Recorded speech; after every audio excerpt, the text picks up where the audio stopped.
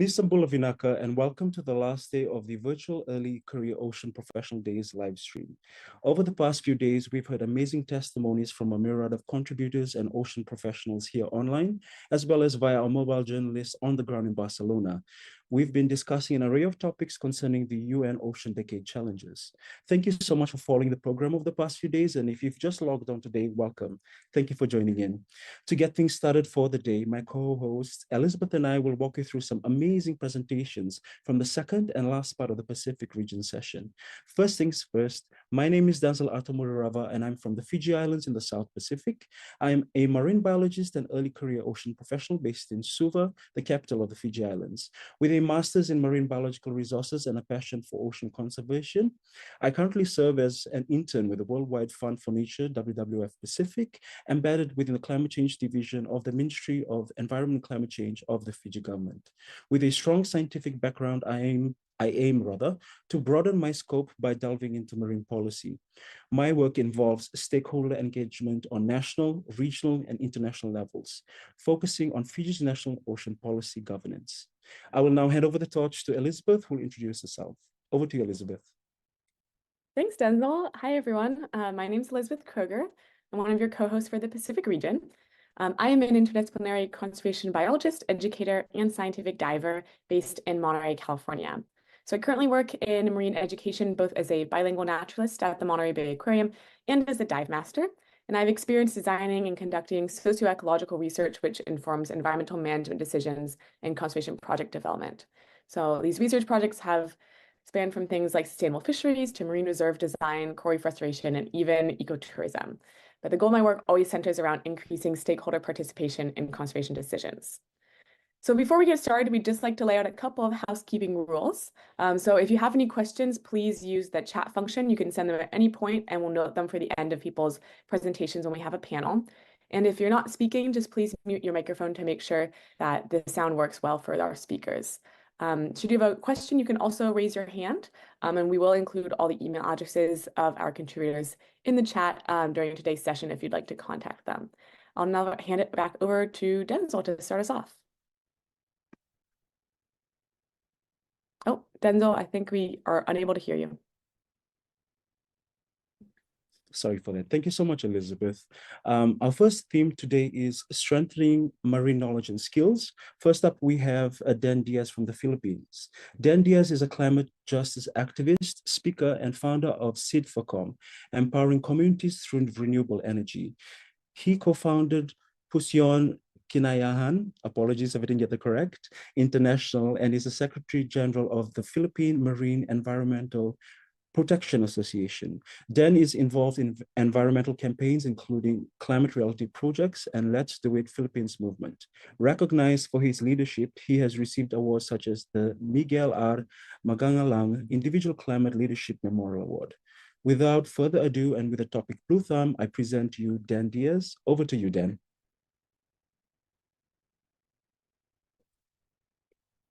Decade of protection and conservation. So I just arrived from our Hilutungan channel.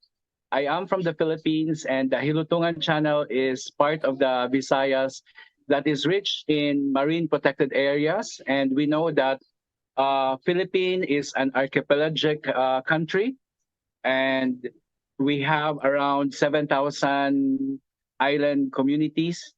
And we are rich in natural resources as well as biodiversity.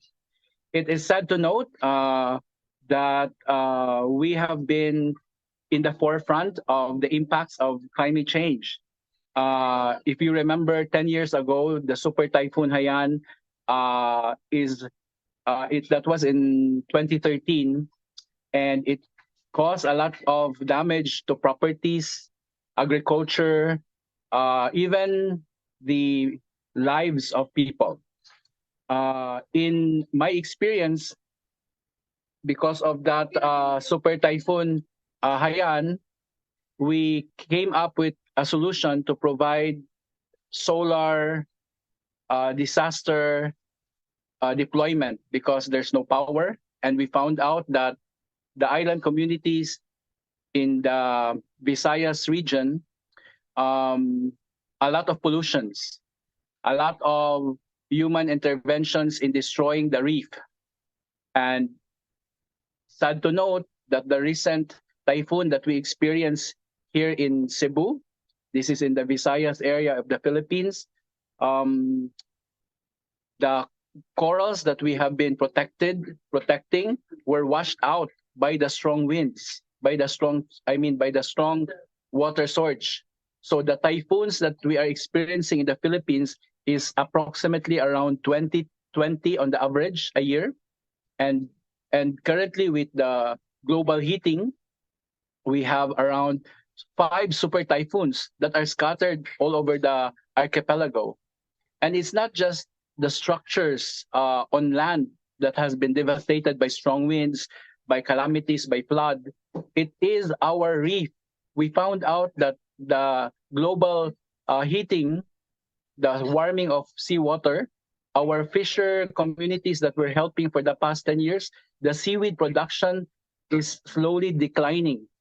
The fish catch is lessening each day. And the coral reef has been attacked by ocean acidification as well as crown of thorns. So there is really an effort to really do the proper retrieval of crown of thorns. Good thing is there are social media that people are aware, but if they don't have the marine biologists in their team, they don't know the science of doing it, they just copy from the social media or video, then that becomes a problem. So there are instances like, for example, in retrieval of our ghost nets as a team of divers, we call ourselves like the blue thumb. If you're a green thumb, you plant and reforest on land. But now our ocean, which is 70% of our planet, our oceans, our people, we really need a healthier reef. And our coral system, our coral reef have been affected by, if there's urbanization, there's reclamation, right? Then there is development. Then there's the lessening of our food source, but not just the food source that we were looking at, but in the long run, the entire biodiversity, the marine biodiversity is being affected. That's why our project here in Cebu started with volunteer divers, but with marine biologists, with different academies, as well as civic organizations, and partnering with the local government. We come up with an idea of, since there is a need to do artificial reef, we come up with the idea of doing a modular wherein you can also plant fragments that are available nearby. For example, if you want to get to know the photos and on the videos, I suggest you go to our Facebook page, Blue Thumb. I don't want to share it right now, but it's all there. The structures, the videos. What we have been doing is designing a modular pyramid of this structure, wherein if you don't have a big ship, you don't have a big loader, you can assemble them underwater, and the local community can form this mold and make a pyramid. So once we have these artificial pyramids, then we have fragments we can plant. So it's not just that we are waiting for the corals to grow 50 years, right?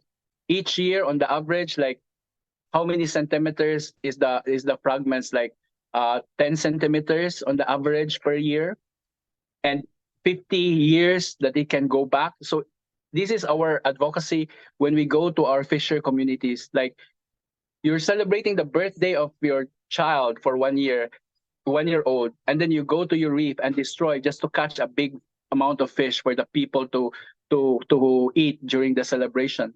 So it will take another 50 years to bring back that reef. So that's very alarming. aside from the dynamite fishing, aside from the illegal trawling by this commercial shipping in this country, and since so wide is the Philippines, there's no monitoring. Sad to say, we need Internet of Things, artificial intelligence in really protecting our oceans. So going back to our initiatives, is we're happy that we are always doing the right thing in terms of diving, getting debris, getting this crown of thorns, and training local government and communities how to do the retrieval. And then luckily we have a partner in Oslo, that is a town in the southern part of Cebu. Well, a lot of whale sharks are there, but usually normally the fishing communities there rely on the coral reefs. But sad to say, with the illegal practices, there's no more corals. But with our intervention like 3 years ago with the Blue Thumb project, this has been supported by, for example, civic groups like Lions International, USJR is the local academe, who are now documenting the progress, taking pictures, documenting the works of the volunteer divers.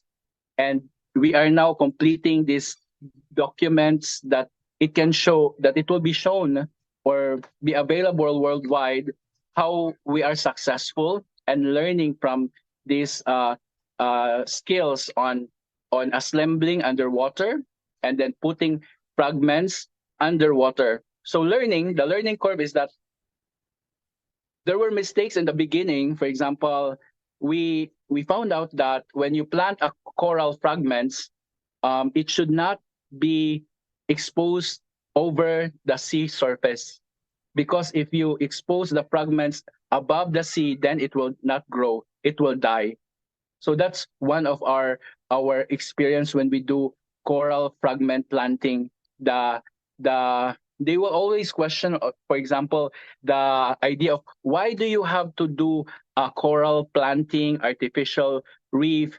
You know, in the Philippines, we have been the reefs are destroyed with this surge of water, right? The strong surge of the water and a lot of illegal practices. Can we just sit and then let nature do itself? And it will take 50 years, right?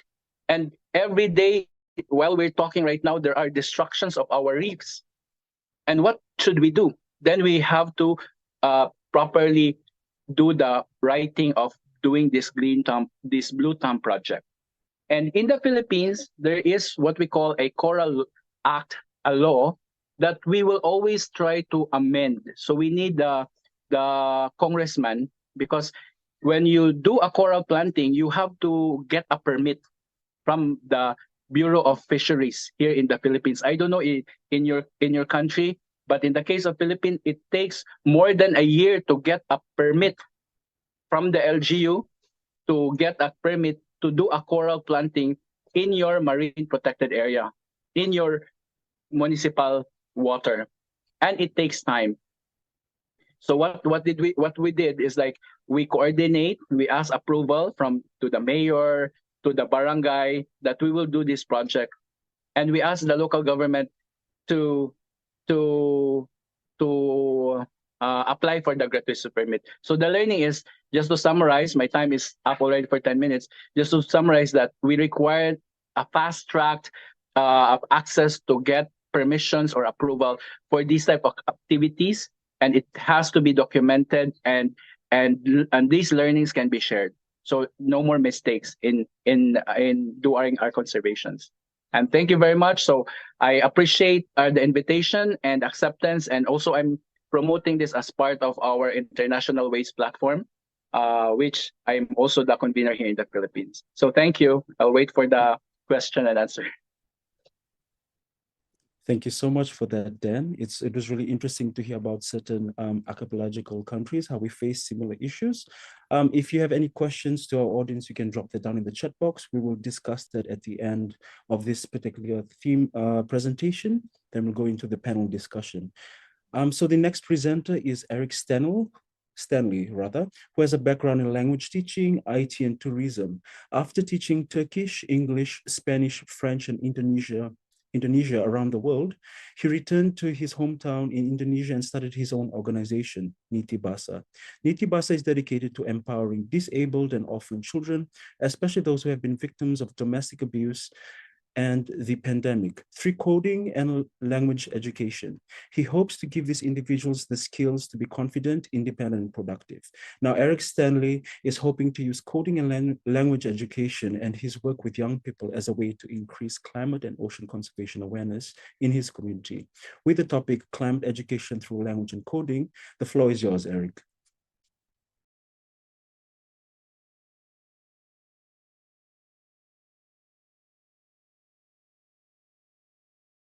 Hi, Eric. Could you switch on your camera for us, if you don't mind?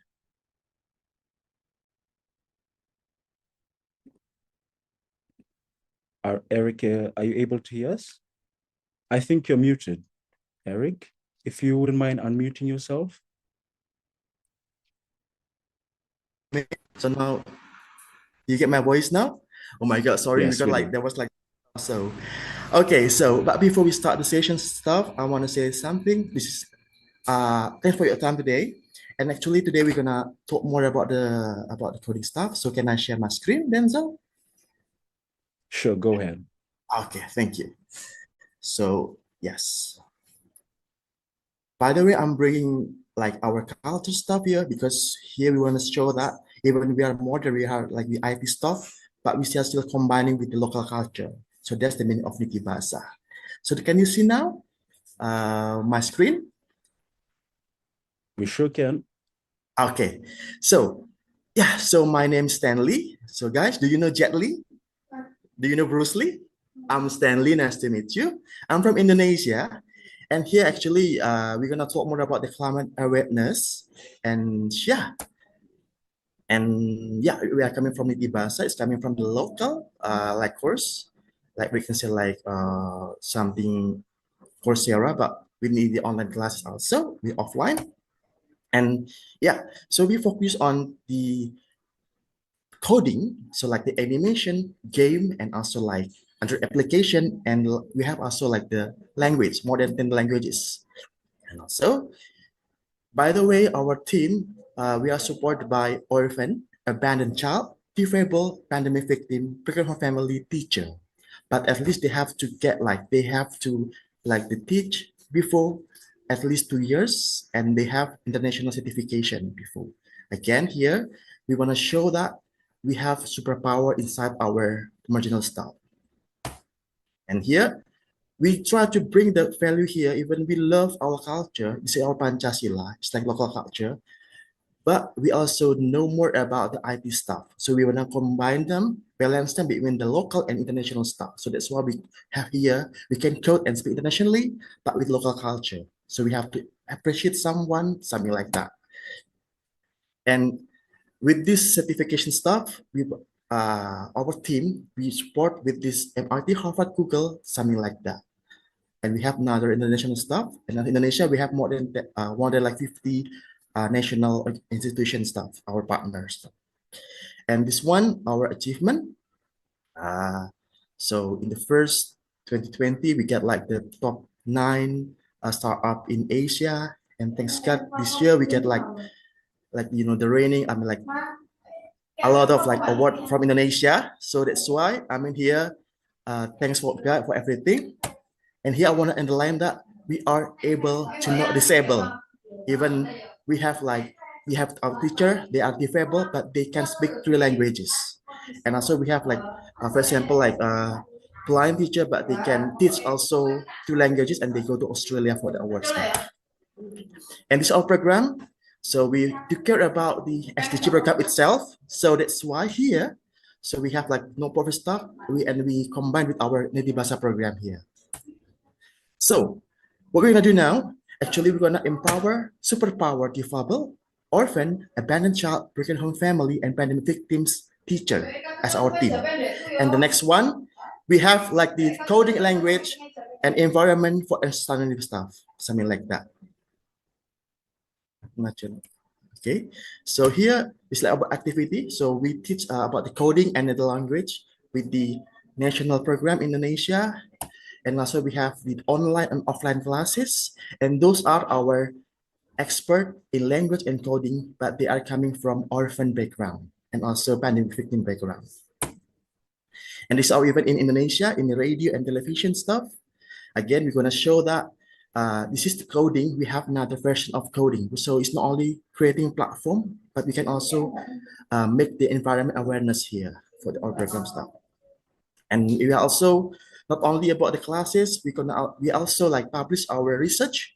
These are our theme and our research about environmental awareness through coding and language, but we can see from the AD concept.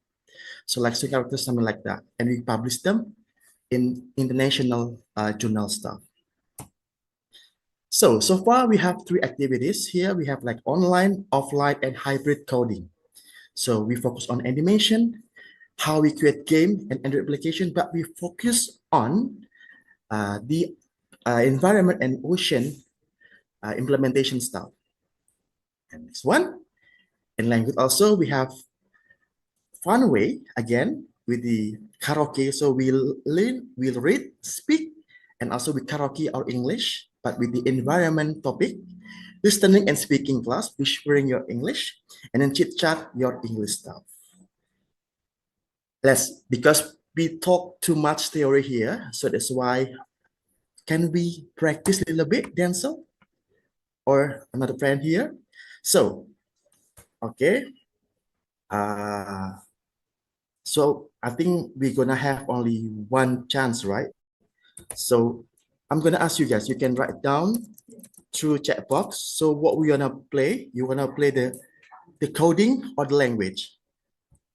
You can write down to your chat box. So you wanna write for the coding or for the language? You can write down which one you wanna do.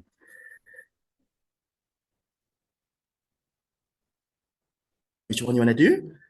Yes? Okay, so then let's try the first with coding stuff. I'm gonna show you that really how it's gonna work. Okay, so now this one we can see, yes. So I'm gonna play the wheels and I'm gonna show you how it works. Okay, guys. Okay, language. After this, yeah, Mr. Alfikri. Now I'm gonna play the one. I'm gonna show you how it's gonna work. Tara game. Okay, so how it's gonna work? So here we're gonna teach all the students about environment, again, environment and ocean knowledge, but with coding version. So we can create game with our own way. So this is one of our game creation, but we focus on the environment awareness. I think still loading because I have opened before, so not a little close. So I think it's gonna open a little bit here. So with coding and language, we can support all life section, guys. Here, it's not only about social life, but also coding, but also like environment stuff.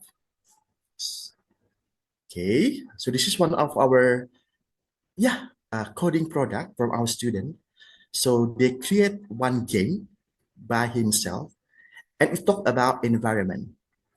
And also, in here, I'm gonna show you about the coding itself. So from this part, we have 2 sessions. The first, we have design for the right brain, and also about the coding itself, the left side brain. And again, the most important thing for the game animation application, we can monetize them. So they can empower themselves by creating marketplace here. So again, this is like, this is about the coding itself. This is like the draft of the coding stuff. So this is how we're gonna play the coding. I mean, like the game. Wait, I think a little bit laggy here. Sorry. So we're gonna play this game. Yes. This is about like the ping pong stuff, but with the environment stuff. And this is about the design for the right side with the design and the left side with coding about logical stuff. And then next, I think we have like 3 minutes more or something. And this is, I'm gonna show you like a little bit like the slide information stuff about the animation stuff. And also this is when tankable. I think we also create an application. How we gonna create an application? For example, we can select thermometer with the online stuff. Again, about environment. And Stanley, what about the language? The language. Okay, here, actually for the language, we have like the 3 session different. Okay, I think here, actually we have, I think I'm gonna, okay. So if, of course, if you wanna know more about the project or you wanna know more about collaboration, please you just scan this. Okay, we are super open with the all chance here because I know 10 minutes not enough to cover all the coding and language stuff here. So if you want to know more about collaboration, about something like that, you can scan this barcode and we can communicate more in the future. So guys, are you ready for the organization and collaboration, guys? Thank you so Okay, much, Stanley. thank you, What a guys. wonderful. Most welcome, dear. Thank you. Yeah. Thank you so much, Stanley. That was such a wonderful presentation, very interactive. And I know that you have so much more to show us than just what you have showed in the 10 minutes. We will have a panel discussion and we'll also link all your information below so that the audience members can reach out to you accordingly. Thank you so much. Our next presenter is Radha Pandeva. Thank you so much, Eric. Our next presenter is Radha Pandeva, a European contributor. Radha is a Bachelor of Science, Marine Science student at the University of Exeter with a passion for ocean bioacoustics and marine literacy. She is a young ocean advocate for the Youth for Ocean Forum and part of the Youth Ocean Network of the Marine Conservation Society. Radha is also involved in the Falmouth Marine Conservation Outreach and Education Team and was the first World Ocean Day Youth Advisory Council member from Bulgaria. She founded the Thalassophil Project, an EU-funded initiative to make marine science and ocean literacy accessible to everyone, including those who are deaf or visually impaired. Radha will be presenting on the Thalassophil Project. All yours, Radha. Fantastic. Thank you so much, Denzel. First off, can you hear me? Because I'm wearing headphones. Yes, we can hear you Oh, clearly. good, great. And apologies for any sounds you might hear during my presentation. I will try to speak up, but you just interrupt me if you have to. Hi, everyone. My name is Radha Pandeva, just like Denzel said, but I wanted to introduce myself in British Sign Language as well. And now I will share my screen. There we go. Let's move it.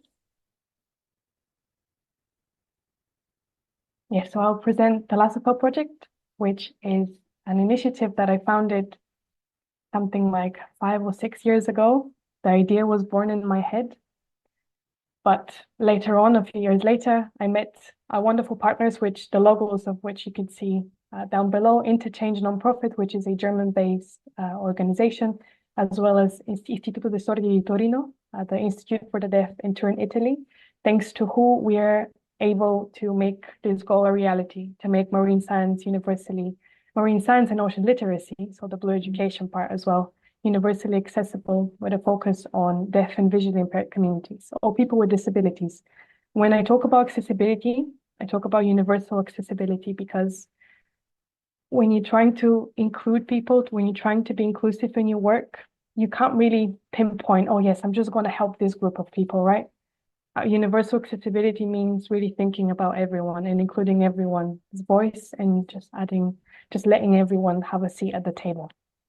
So now actually, I will leave my presentation and share a video, which I want to start with. So be open to everything that happens. And can you see the video? Can somebody say yes? Yes. Yes, okay, Yes, so I'm gonna play it. And no worries if you can't hear anything. Hi there. Oh, My you name can is- hear this. This is not supposed to be, you're not supposed to be able to hear this. Okay. I'm going to try and actually describe this video instead, because this is not the right format. Apologies for that. I'm going to share my other screen again. It's always a little bit more difficult to present online than it is in person. Can you see my presentation again? Yes, we can, Rada. Great. The video that I was trying to show you, it was supposed to play without sound. And unfortunately, I can't recreate that. I will have to tell it to you, but it's okay. It was supposed to be this video of this scientist. His name is Dr. Otto Purser. He is a marine ecologist, a deep sea ecologist from the Alfred Wegener Institute for Polar and Marine Research in Germany as well, based in Bremerhaven. The video was supposed to play without sound, and you're probably going to think, where's the sound? What's going on? Is that a technical difficulty? It was not supposed to be a technical difficulty. It was supposed to just show what the reality is for deaf people, particularly in this case, or in this example. What it's like for them to get access to the Blue Education material that we are able to get. Just for example, this presentation as well. This presentation, if not for the live captions, is probably not accessible for deaf participants, I wouldn't say. And our aim through the Thalassophile project is to change that narrative. We are here to lay the groundwork and inspire other organizations to apply and really think with accessibility in mind when it comes to putting out Blue Education and ocean literacy and marine science material out there. Because we strongly believe that, I personally strongly believe that the ocean doesn't discriminate, and everybody should and must have access to all the knowledge, resources. And my next slide, if it changes, there it is. And that's what thalassophile means. Thalassophile is a Greek-derived word, which means a lover of the seas and ocean. I identify as a thalassophile, and I always have, and I'm sure all of you here on the meeting as well identify as thalassophiles. And loving the ocean has no boundaries. And there shouldn't be any boundaries to who can and is allowed to and who should have access to the ocean and be able to really manifest that love, you know? And this is really, again, what is in the heart of Thalassophile and what we're trying to do. So very quickly, if my slide changes again, would be fantastic. There it is, going back. This went slightly ahead. There it is. I'm just going to quickly run through the activities that we are creating with our partners, Interchange and the Turin Institute for the Deaf, but I would rather show you what we are doing instead of just telling you. I think it has more of an impact. The picture you see on the screen is from the front page of our Common Accessibility Framework, which you can find by scanning this QR code or also typing the link below, thalassophileproject.org/the-framework. The Common Accessibility Framework is this 18-page digital document, which essentially has these very practical tips and tricks and guidelines for people who are trying to provide this education, this ocean science and ocean literacy education, just practical tips which they can apply so that the content becomes a little bit more accessible. If it isn't already, it's fantastic that, it's fantastic the initiatives we have heard about already, and I'm really inspired by, thank you for the previous speakers as well. But this is just a nice and practical guideline for other people who maybe have not thought about it as much, to really help them build that accessibility within their work.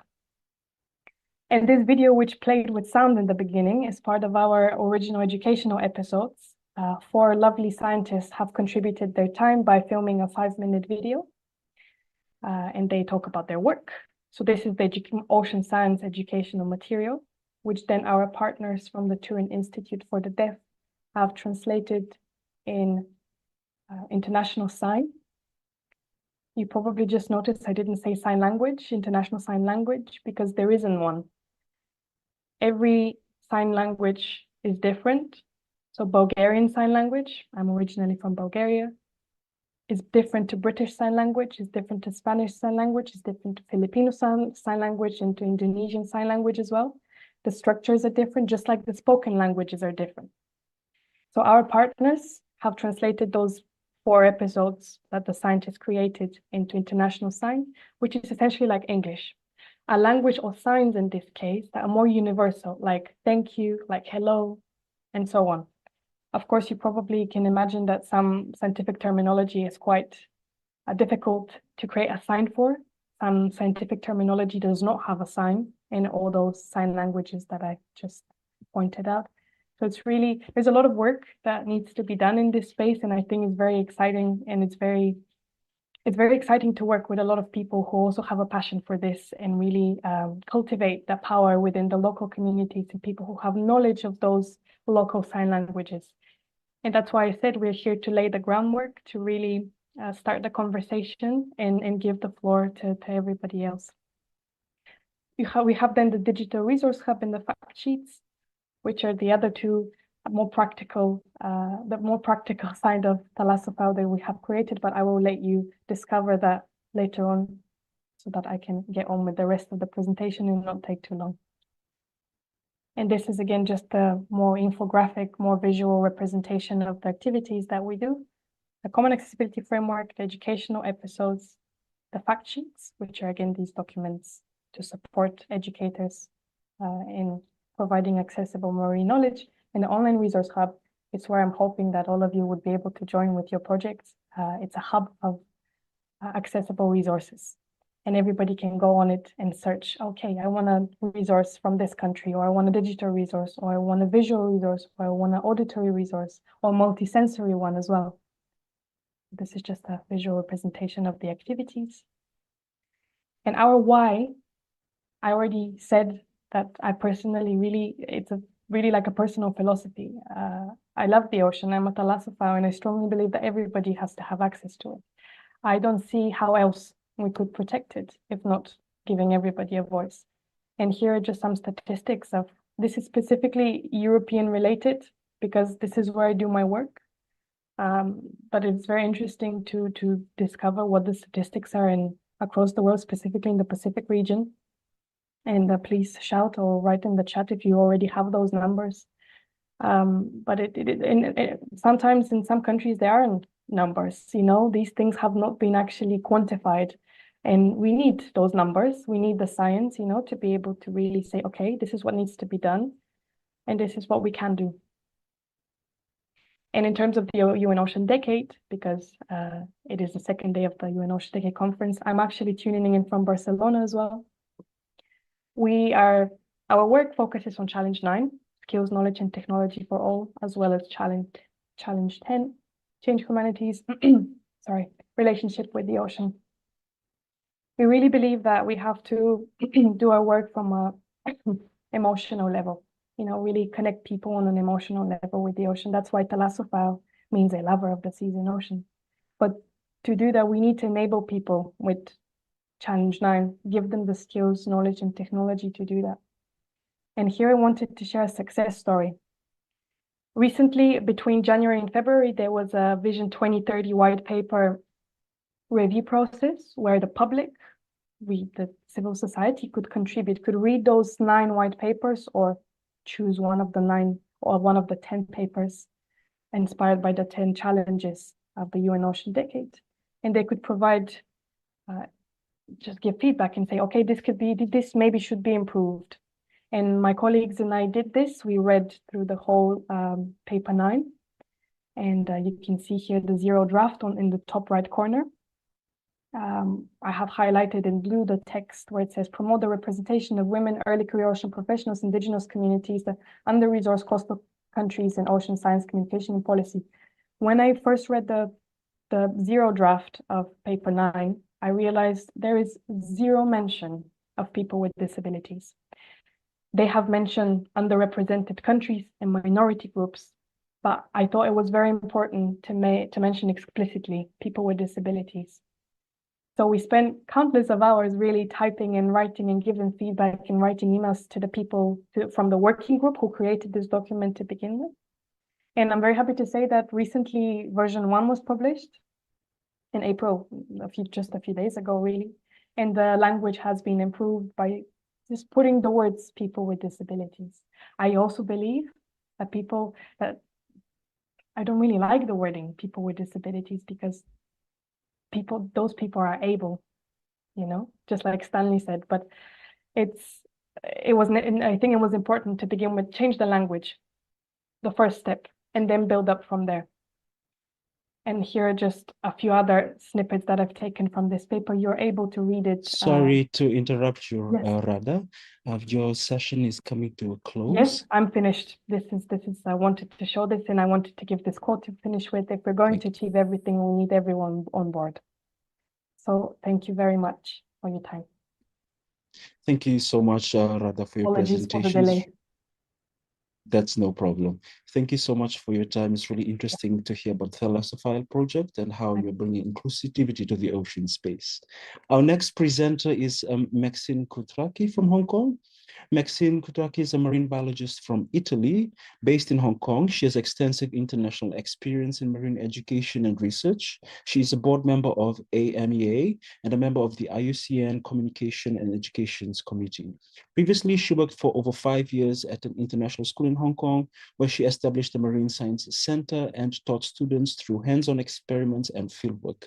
Maxine is currently pursuing a PhD in marine ecology with a focus on fostering ocean literacy in Asia and Italy. Maxine will be presenting on marine science curriculum. Over to you, Maxine. Hi, everyone. Can you hear me? Loud and clear. Yeah. Okay. Great. So, hi, everyone. I'm very happy to be part of this conference.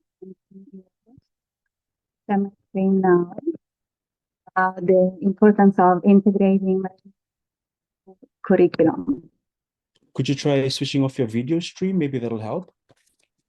I think I did. Okay, yes, we can hear you much better now. Okay, so now you can hear me. Yes, perfectly. Go ahead. Thank you. Okay. So very close, basically a city on the beach called Pescara. I went to a high school, which was a scientific high school, but we never learned anything about the ocean. So even if we basically lived on the ocean, we never studied any subject related to it. Now I'm in Hong Kong. I've been here for 7 years. Hong Kong also has a very long coastline. It's composed of over 200 islands.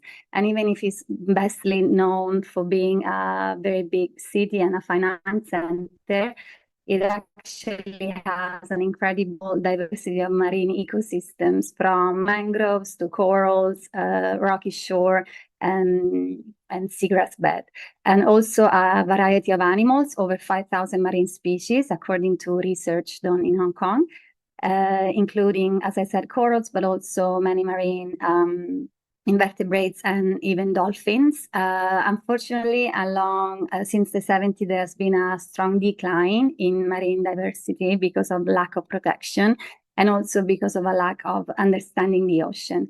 So, quoting David Attenborough, I say, no one will protect what they don't care about, and no one will care about what they have never experienced.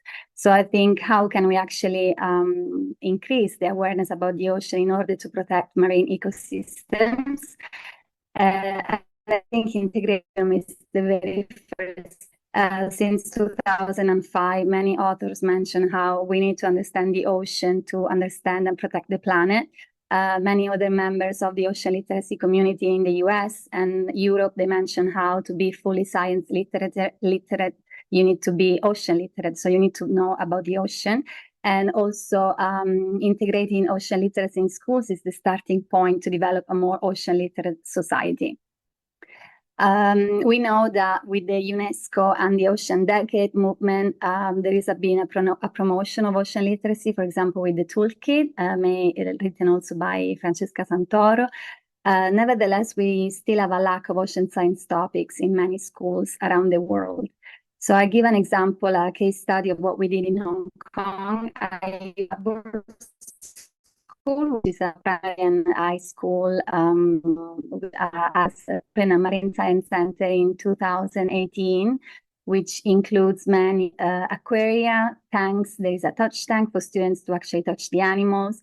We had tanks representing different ecosystems in Hong Kong, from corals to seagrass and mangroves. And we also had research tanks. We still have. I'm not working at the school anymore, but the school is still there. And students were able to do research, and they're able to use the tank to do their own research. For example, I was supervising this student, a high school student who did a research on corals, and she won an award at the Hong Kong Youth Science and Technology competition. She was the only one studying a marine organism. So what we did at the school is trying to integrate marine science into every science unit and inviting all the students to the Marine Science Center to do lessons that relate, for example, to weather and climate. So learning about the water cycle and the ocean. Here I give a few examples, for example, to study the living organisms and how they, the food web, how energy passes through organisms. So every actually science unit can be connected to marine science. And we covered the 7 principles of ocean literacy throughout primary and also high school. Students were able to do, as I said, research, go out on field trips. I was working as the science coordinator, and I redeveloped the marine science and the science curriculum following the next generation science standards of the US, but integrating marine science into each unit. We collaborated with many NGOs and even with the university. We took students out on field trips to, for example, build buoys and collect water parameters. Here is a photo collaboration with the university on this ARMS project. So students were able to identify different species, and they really loved it. These are middle school students. We also invited students to do surveys on the beach, even from a boat, to collect plankton. We did lots of activities, even dissections, and collect water parameters. And we had many outcomes. So an increase of the students' interest for nature. Students became more ocean literate, so they understood the importance of the ocean, how we depend on it, respect for all animals and plants, and a willingness to work in teams and help each other. The point of this is that we obviously were very lucky because we had a marine science center, but when I was working as a coordinator, I realized that teachers, it was very difficult for them to actually teach marine science because they don't have a background in science. So what I think is important for the Ocean Decade is to actually give workshops, collaborate with teachers. So people like us who have a marine science background can give workshops to teachers, for example, to help them integrate marine science into the lesson. They can take them out on a field trip to show what to do. For example, how to teach about the ocean and how it's connected to the earth. And not only if you live close to the sea, but wherever you are. So you can take the teachers, you can take them, for example, to a lake, to a river, to a fish market to see, for example, what kind of fish species are collected, speak about endangered species. We can share online materials with them, share contacts of NGOs and universities, and connect more the teachers of schools with ocean professionals. Not only for primary, also for high school, we can start changing the curriculum of schools. For example, when we teach biology in high school, we should also teach about marine biology, about marine organisms. When we teach physics, we can introduce oceanography. When we speak about the space and planets, we can also speak about the moon and how it affects tides. When we teach about economy, we can also share information about fishery and how humans are they need fishery, but also how to make it more sustainable, and so on. So my suggestions are for teachers. I know there are not many teachers maybe in this talk, but for the future, they can organize outdoor activities with the students and take them wherever to increase the interest in nature and to increase their understanding of how the ocean is important. Learn about the water cycle. You don't need to be close to the sea again. You can, for example, build a little weather station or collect water with a rain gauge or observe clouds. Use microscopes to analyze life. Some microscopes are very cheap on Amazon. They don't require a lot of money, and they're very easy to use for primary students, or even have a very small freshwater tank in the classroom so that students understand how to take care of animals and what animals need to survive, and learn about abiotic and biotic factors. They also can do fieldwork. As I said, it doesn't need to be complicated. We can take students out wherever. We can calculate, for example, biodiversity and species richness using very simple equation. We can use apps such as iNaturalist, which is very useful to assist in identifying species. And we can buy local field guides from everywhere to teach students about animals and plants. So here is a list of resources such as iNaturalist, a stream table, which can be used to teach about rivers and about the, for example, the impact of pollution on river and how everything goes back into the ocean. Different NGOs that work wherever around the world, digital microscopes, instruments to measure water parameters that can be easily bought in different shops. And then obviously the Ocean Literacy Toolkit. So the takeaways for my presentations are the hands-on activities that allow deeper learning and increase students' interest in the ocean. We don't need to live close to the sea to teach about the ocean. Actually, it's even more important if you're far away, because students maybe don't realize there are some students who have never even been to the sea. So for them, it's very difficult to understand how we depend on it. And then teachers, through small workshops, they can also acquire useful tools to be able to teach ocean literacy. Yeah, so I think, I don't know if I actually finished earlier, but this is my contact in case anyone wants to email me and my LinkedIn, and thank you for your attention. Thank you so much for your presentation, Maxine. It was really interesting to know how we can always involve ocean components or blue ocean components into the marine curriculum. So that's really interesting. So we are a bit pressed for time at the moment. However, we'll go to a quick question and answer session to kick things started. Elizabeth will go ahead. Thank you. Yeah, thank you all so much. I really enjoyed all of your presentations. And I was kind of curious, you all have experience in various ways teaching marine science to students that might not have access to that education otherwise. And I'm wondering what other gaps you all might see in terms of access to marine education for specific groups of people, and the ways in which we can all fill those gaps in our various professions, which might not necessarily be as educators, but as scientists or policymakers and that sort of thing.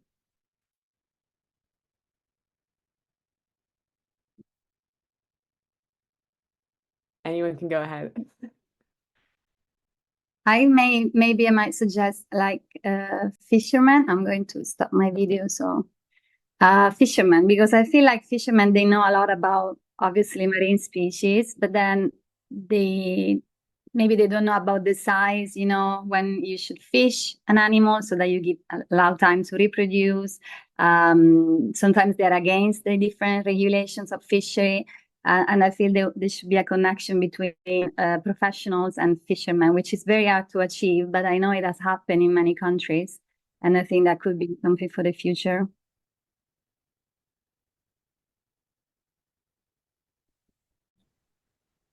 That's a great point. Thank you so much.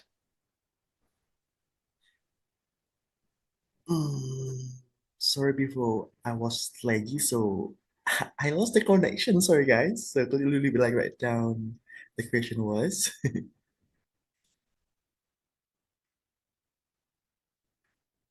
Were you asking what the run? And you can type the question in the meantime, Elizabeth, if that would work. Yeah. Because sorry, I lost like connection before, so sleep it again if you don't mind. What I would say in terms of gaps, and I'll be super quick. Of course, my focus is people with disabilities. So there is a lot of work to be done in that space for sure. And I would say I would encourage companies and people in organizations to just be curious and really learn about the different target groups, and really try and be as inclusive and accessible as possible. Yes, we all in this together. So that's what I would say very quick. Okay. Thank you, Rita, for your answer. Actually, I'm going to ask a little bit about, answer about the gaps during like educating with the marine stuff. To be honest, age and background are the biggest gaps, guys, because you know, when you teach kids, you have to be like clown, like, hello, who are you? Yoo-hoo, like that. But if you teach like the young people, you have to change again. Background is important. So of course, if you teach, first of all, Indonesia, we have more than 100 kind of culture. So sometimes if we teach European people, we have different style also. Again, the biggest one was about our background and of course language. So that's why here before we have classes, we have to know first their segmentation, what they want, what they pro and contra. Of course, we have something like so a little bit like so fragile topic, so we cannot teach about that stuff also. So the biggest cast for us, like segmentation and about the age and the background. So that's like the first we have to face first before we do something. I hope it's gonna answer your question. Yes. Thank you. Thank you so much. Does anyone have any other points to add to that discussion? Dan, would you like to add to the question Elizabeth posed? Some educational gaps that you may have noticed.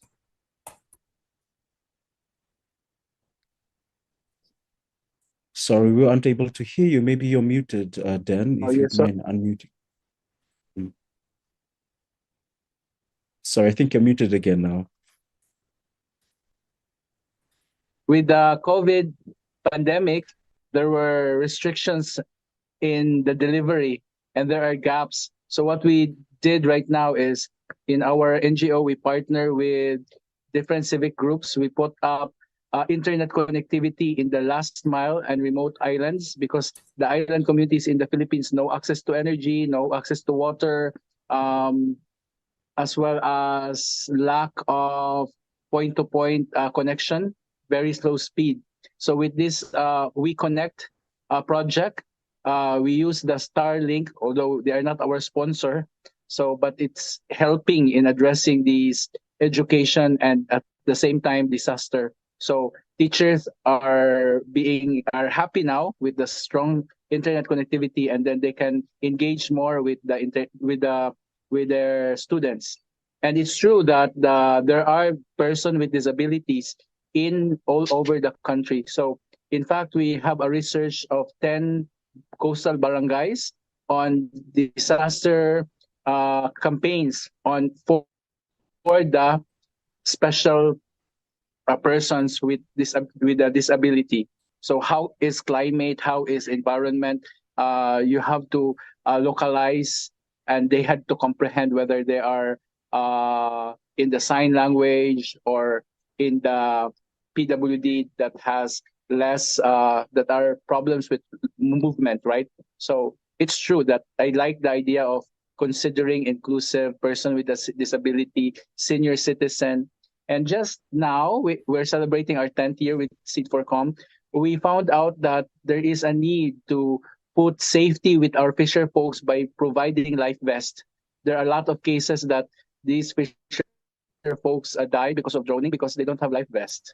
So we have to help them as well. As my point here is that we are not just considering that protecting the environment, our oceans, but we have to take care also of providing help to the people living in these communities. Thank you so much for your response. I'd like to also thank you, Dan, Eric, Rada, and Maxine. You've brought up some very interesting points, such as the initiative, the age differences, the education levels, as well as access to internet being in an archipelagic country, as you mentioned. And unfortunately, we're pressed for time, so we don't have headspace for any more questions. However, we've put all of your contact information down in the chat. Should the audience need any wish to contact you, rather, they can do so directly. Thank you so much once again for your time. I will hand off the spotlight to Elizabeth, who will be introducing us to our next theme. Thank you. Thank you all, and thank you, Denzel. Yes, we're going to be moving on to our next theme, threats and solutions to a healthy ocean. We're going to be talking about topics like plastic and chemical waste in the sea, and we're going to learn from some ECOPs who are working on some amazing solutions to these problems. So our first speaker is going to be Antoine Fructuoso. Antoine, originally from Bordeaux, France, obtained his bachelor's degree in biology from the University of Bordeaux in 2022. He is currently pursuing a master's degree in ecotoxicology and environmental chemistry at the same university and is in the final stages of completing his program. Antoine is currently undertaking his second internship at SimTef Norway, where he is investigating the effects of human pollution on the Arctic coastal ecosystem, with a particular focus on the Svalbard archipelago. Thank you so much for joining us, Antoine, and over to you. Thank you. Can everyone hear me? Is it okay? Yes, we can. I would like to share my screen if it's possible. Yes, of course, go ahead.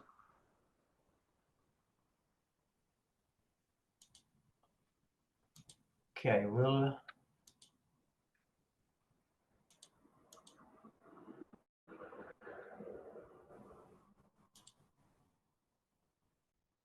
Can everyone see? It's a little bit of problem. Sorry. Antoine, you can try switching off Okay, your can feed. everyone see my presentation on the screen? Yes. Yeah, it's kind of.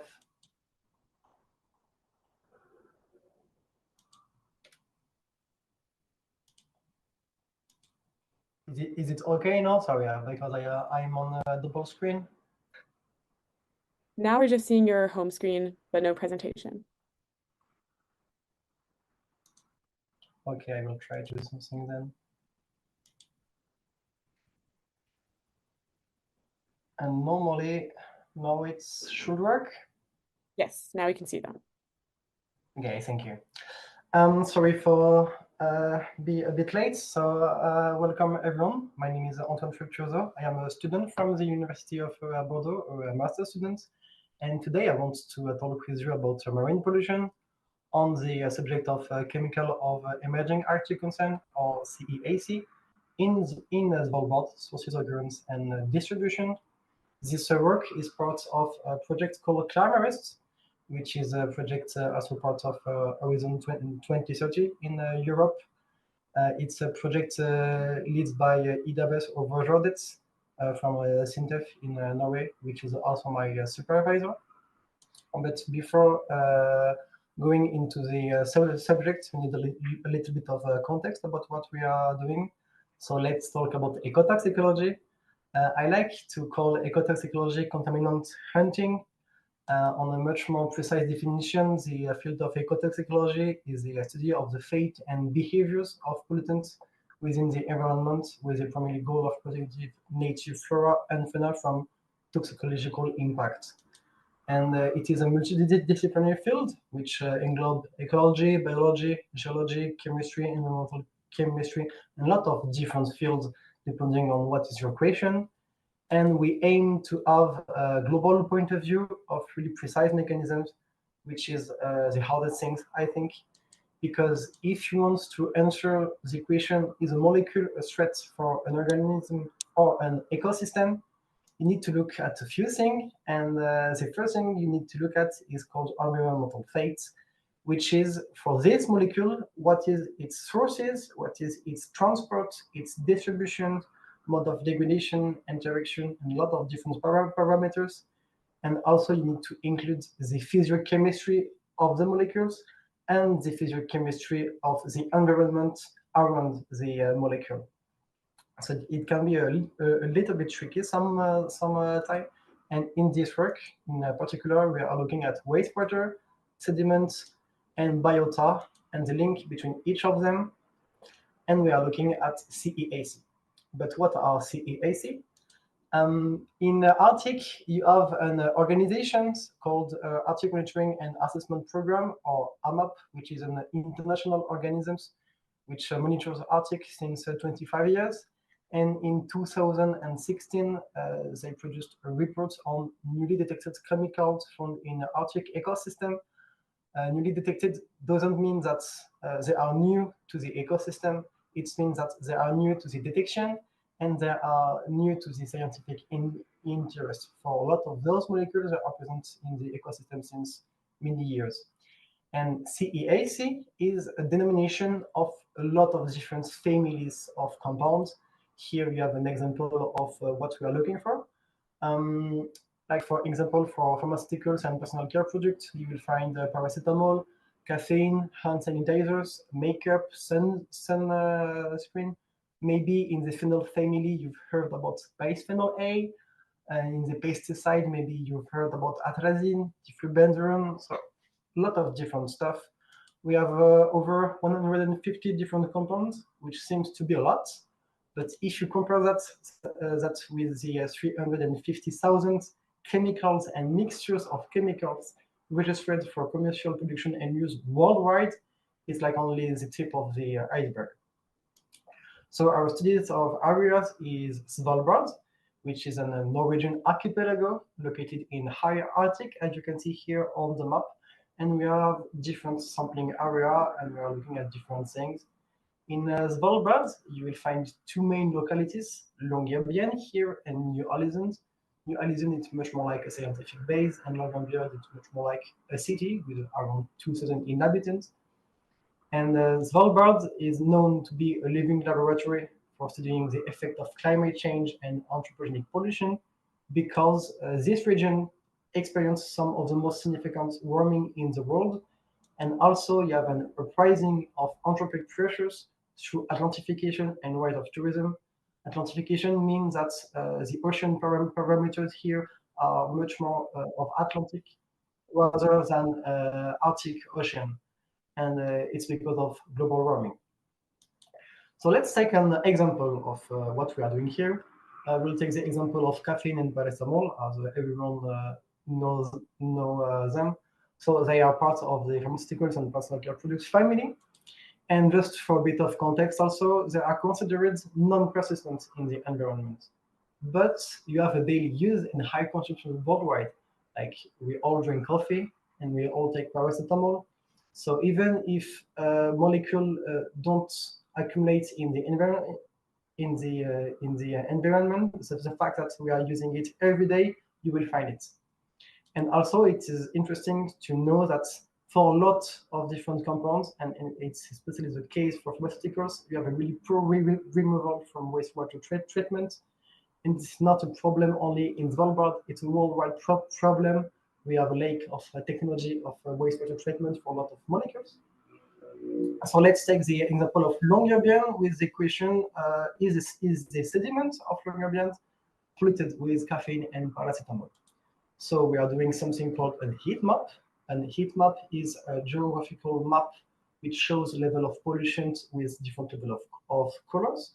On the left, you will see a heat map of paracetamol, and on the right, you will see a heat map of caffeine. As you can see with the black arrows, it represents the sewage outlets, and different colors represent different level of concentration. And if you look at the level of concentration, paracetamol is between 1 and 10 nanograms per grams, and caffeine is between 10 and 90 nanograms per grams, and they are located around the outlet. So we can say two things with that. You have a much more caffeine than paracetamol in the sediment, and the sources is the wastewaters. But is it the same with the biota? So let's take the same example, and let's look at caffeine and paracetamol in benthic animals. So we are commenting exactly the same. On the left is paracetamol concentration. On the right is caffeine concentration. Here on the y-axis, you have concentration level of the compound, and on the x-axis, you have different name of species. And the first thing that you need to look at is the scale of the concentration. Here we have much more paracetamol than caffeine. So in the sediment, we have much more caffeine than paracetamol, but in the living organism, you have much more paracetamol than caffeine. So it can be really tricky. Also, you have something called a species effect. Here you will find photos of pictures of different species. And as you can see, different species mean different level of concentration, and even for the same species, you have different level of concentration of different compounds. So, for me, the perfect example that show my point is for Philodocea groenlandica, which is a worm that lives in the sediments. So you have an organism that lives in the polluted sediments, and we don't detect anything from it. And that's exactly why we want to have a global point of view of an ecosystem, but really precise mechanisms because reality is really different and you can't say generality, especially about pollution. So why all of that is important? It's important because if you want to beat marine pollution, you absolutely need to understand it. And Svalbard is kind of mirror of Europe. What's happening here, it's happening in Europe and everywhere in the world. And also in environmental chemistry, you will only find what you are searching for. So if you don't have research for some compounds, you will never detect it. So you can miss it. And there is a huge gap of knowledge in this area, especially in Arctic. And it can help to have some new legislation, I hope so. And this new legislation can help to protect and restore the ecosystem. That's also a point that is really important, because you can grow a forest on polluted soil. And the same principle applies for marine restoration. If you have pollution from human activity, you can't have good corals. And understanding the exposition and the impact of human activities can help species protection by a lot. And I think that all of that is really important. Thank you for listening to me. Thank you so much. That was an amazing presentation. We're now going to move on to our next presentation, which will be from Ebube Egbe.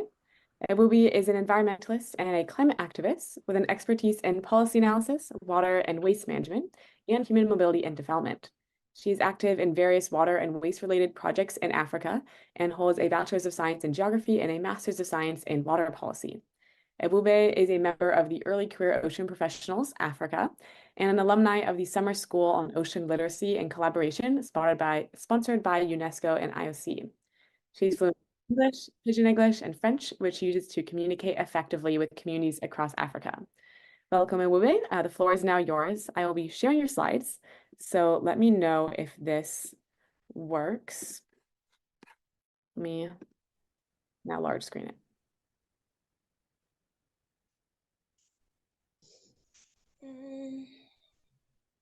Are you able to see that okay? You're good, Elizabeth. Hello.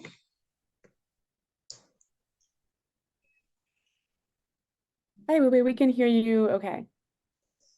Okay. I've been granted access to open my video, but it seems the connection is a little hectic. Permit me start with the audio so that we can manage the time. So, good morning, everyone. Thank you, Elizabeth, for the opportunity to tell my story. It is just a story, and I will use less than no time. So again, my name is Ebube Kelilor Egbe. I'm from Cameroon, and I'm currently speaking from Barcelona in Spain, where we are commemorating the UN Ocean Decade Conference. So I'm very delighted to be with you guys this morning. And my project is on ocean waste technologies for refugee and ocean communities empowerment. So this project is an inspiration that came to me, should I say, 4 years ago, 2020, 2021, when the crisis of Cameroon, there is a crisis in Cameroon known as the Anglophone crisis that is plaguing the people, and there were a lot of displacements. And looking at the way things were, there were so many women moving from the rural areas to the urban areas with nothing to do. And with little or nothing for them to do, I now saw that there was a way I could help them, because I work in the humanitarian sector, where we actually gather IDPs, we gather women, we gather children in order to enlighten them on skills. So I thought of this particular skill because I'm a water manager. And if I look at one of the reasons we face pollution in the ocean is as a result of waste. So why not create something with waste that can be helpful to my community? So it is the idea And good a thing, looking in line with the UN Ocean Decay Challenges, it's in line with Ocean Decay Challenge 1. It also cuts across Challenge 2, Challenge 9, which is the core. And so I started working with these women. I first of all started alone, hitting the streets and the sides of the oceans, because I belong to a community that is around the Atlantic Ocean. It's known as Limbe. So I started gathering waste, and I came across a few women who were fisher women, and they are like, what are you always doing here, picking waste? Some even saw me like a mad person. And the way I will interact with them will clear the doubt that I'm not actually mad. I know what I'm doing. So they became curious, and I had to explain the industry to them. I had to explain what I'm doing with this waste. And some of them picked interest, and they were very interested to join me. And that's how I started. In 2021, I started giving invitations to delegations like Women Empowerment and the Family. And we began our little meetups for workshops. And the skill became better. And as you can see on the screen, it's a few of the things that we create. We actually use all sorts of waste. Okay, you can see we have plastic bags that we've made from containers. We have kitchen and household utensils. You can see it's still made from containers. These ones are sorted from salons where women do their hair. So we have plastic containers. Obviously, most of these things are trashed on the waterways or on the landfills, which at the end, they go enter the ocean.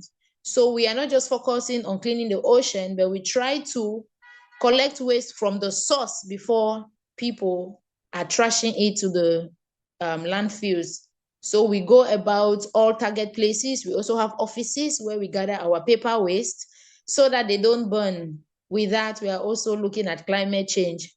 So over time, we have been able to work with up to 65 women who are very active in our small industry. And these women, they come to work every morning. We have a third house where we are doing our activity, because this industry is practically craft. We are just doing crafting because already we know that technology and machinery is a little difficult from the part of the world, from Africa and from Cameroon. So we are using our hands. So I train these women how to use their local tools like candles and match, because some of them belong to communities that there is no electricity. So they ask me, Madam, how do I do? What do I do without electricity? So I now show them how to use candles and match to come up with the same things. And we look for markets for them. I use my influence, and with a community like yours, we'll get more markets for these women. I move to offices, advertise. There are days that we just say it is for marketing. So I select about 5 women, we move from offices to offices, we explain what we are doing, and we actually have people who encourage us. So we sell these things, and then I put the money, the resources together, my team, we share among the women.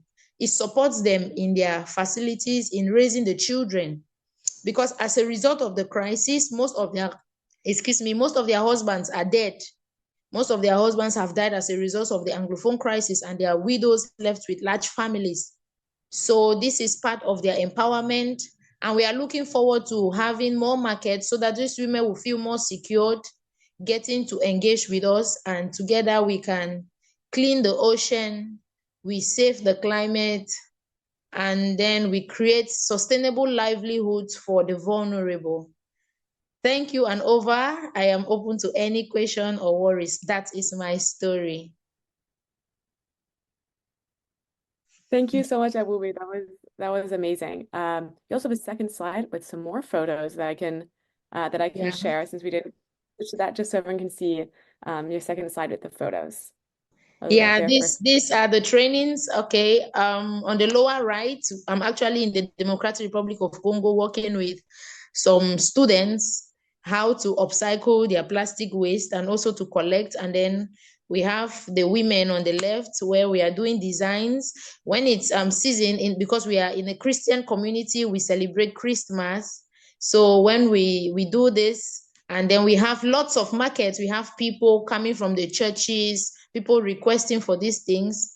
And then we sell. Also, we are doing the plastic bottle greenhouse farming where we do tomatoes, and these women, they collect in baskets and it supports them in feeding their homes, and then we sell some of it. So we do it as a community, and then we look for a better future. We're also hoping for a bigger market where maybe some of these our things can be displayed in airport shop and others online, so that these women can really feel more sustainable engaging with us, because some of them have fears. They are like, what is the future of what we are doing? Because they really want to belong, but they are scared of they are having today, what are they going to have tomorrow? What will be in the next 2 years for the children? And so I throw it to us. I believe we can connect and make it better. Thank you. Thank you. That was an incredible presentation. I will now stop sharing my screen, and we will be moving on to our next presenter, which is going to be Ranitya Nurlita. Ranitya has extensive experience in environmental conservation and leadership since 2011. She focuses on sustainability, supporting startups and SMEs in waste management, marine conservation, and ecotourism. Ranitya serves as the local smart city consultant for the UN ECOP and is the founder of Waste Hub. She is also the community manager for Indonesia Ocean Cycle, practitioner lecturer for the Ministry of Education in Indonesia, CMO of PT, Earth Nusa Jelajah Dunia, a regenerative ecotourism startup, and ecotourism Bali ambassador. We are so excited to hear your presentation, Nurlita. You can now take it away. Thank you for being here. Okay, thank you, Elizabeth. Good morning, everyone. Good afternoon also from my friends across the globe. So let me present my presentation. So I have time around 10 minutes. So I hope that my time is short. So yeah, I will tell a little bit our foundations. The name is Waste Hub Alam Lestari, or Waste Hub. And thank you also for introductions, Elizabeth. So this little bit about me. So I have 10 years experience about waste management and also ocean conservation and also scuba divers. So I'm happy to you, all of you, if you come to Indonesia, you can dive behind me. So this in Labuan Bajo, and we did some of the ocean conservation's agenda and also activities. So this little bit about Waste Hub, or Yayasan Waste Hub Alam Lestari, this nonprofit organizations. We were focused for circular economy that really in urban and tourism area. We have 4 programs. The first is Ocean Ability. So Ocean Ability is community-based program. So we focus for island areas because Indonesia, we have 15,000 islands, and mostly the problem is about waste. And also we try help the community for green educations with our curriculum that we developed. And then we also have sustainability board games. So we educate kids to be more environmental friendly. Also, we have climate change adaptation approaches and also our circular economic empowerment. And others program is about waste speakers empowerment. We work with the waste speakers in area South Tangerang around Jakarta. Also, we have waste management event service. So we handle exhibitions. We also handle some of the events into zero waste event in Greater Jakarta. And also we have green job networks. So we started this network since 2021. So this our journey. We started 2019. So Waste Hub initiated. We still have 5 projects. And then 2020 COVID happened. We never stopped to making impact. So we distribute mostly waste speakers meals, the package around 4,000 package, and then our brand, Waste Hub legalized by the ministry, and then we focus for our program Ocean Ability, and last year's Waste Hub legalized as NGO in Indonesia. And this our achievement so far since 2019. Mostly we are focused and develop. We do piloting. We also do change the idea and everything. So we try our best, especially for the program and also the project for ocean conservation and also for the environment. And this so far our impact in numbers. So the waste pickers that we work for right now is around 138, and then the waste pickers that we give impact to them is around 1,200. And then the visitors that we educate because we handled waste management event in Jakarta is around 54,000. And then the volunteers that already engaged around 800. And then the green job members in our platform in WhatsApp is around 1,000. And then the waste that we handled, so we separated into 3, organic, unorganic, and also residual waste is around 10 tons. And also the trees that also mangrove that we plant around 120 trees. And then the fundraising that we manage around $171,000. And mostly that's, we are at a 60 project handled during 2019 until now. And so far our project that we have right now is Sukla project. So we based in Bali, and also Sahabat Alam board game for environmental education for the kids. And this how we engage, we use our helix strategies. So far around 68 partners, including governments, media, private sector, NGO, and universities. Mostly work with NGO and then private sectors, because the CSR program and everything. And right now we try to explain more about our Ocean Ability programs. So this we hope that contribute for Ocean Decade 2024. So we start this program 2022. So we make a waste management curriculum in Labuan Bajo, Flores. We involving 25 students, 6 months program with them. And then we did underwater cleanup. We also did beach cleanup. We work with mostly professional scuba divers. Also, last year also we did beach cleanup mostly in East Indonesia, Labuan Bajo and Bali. We work also with Ministry of Tourism and Ministry of Maritime and Investment to do the education for the people and then for the community. Program. So we did also mangrove planting that I mentioned before. We work also with other private sector. And right now our existing program is ocean cleanup and waste audit for sustainable ocean in Bali with Arica vessel. So we use the vessel Arica in the ocean in the Benoa area around South Kuta. So we grab all the trash from the ocean and then we collect and then we manage with our partner recycling centers around that area. And then this our Ocean Ability Theory of Change. So we have goal during 1 year that we can reduce ocean waste pollution in Benoa, Bali. And then we have 2 objectives. The first, educate and raise awareness, the community there, and also the tourists, because mostly there are many tourists in Bali, of course. And also because we are NGO, we trying to fundraising 1 year program to pay the people who work there, try to how to maintain the vessel also, because we ran the vessel from Japanese company. And then we have 3 main activities. The first, underwater cleanup and waste audit in Benoa. We did monthly, and then beach cleanup and waste audit also at Benoa, involving many participants in Bali.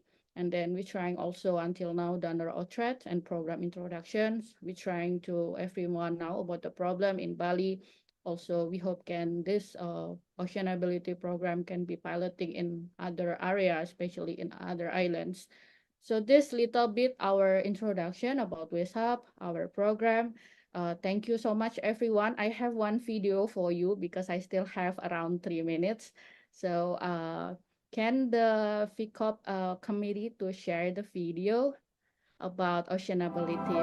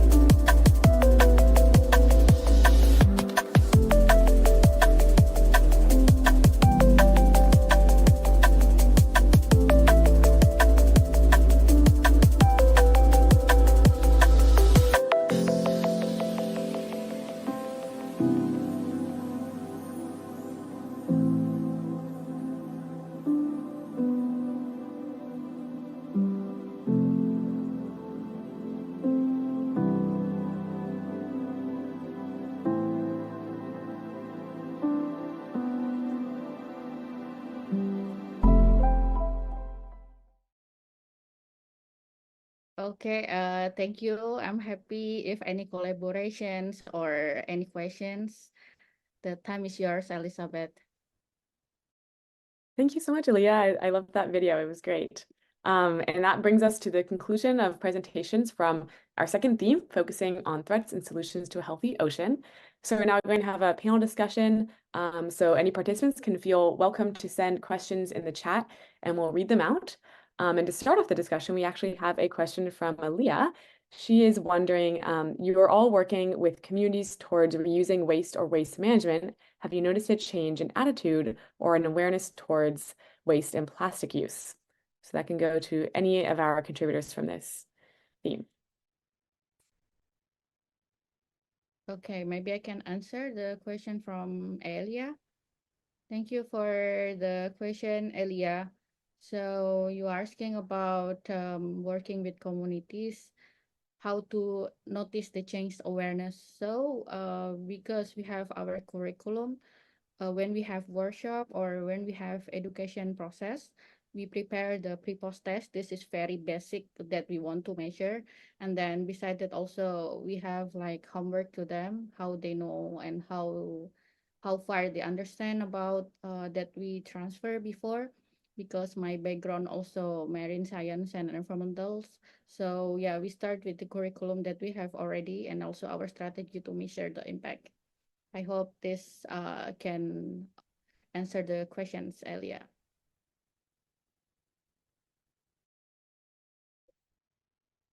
That's a great answer. Does any other contributors have something to add to that question? If not, I will pose another one. Oh yeah, go ahead.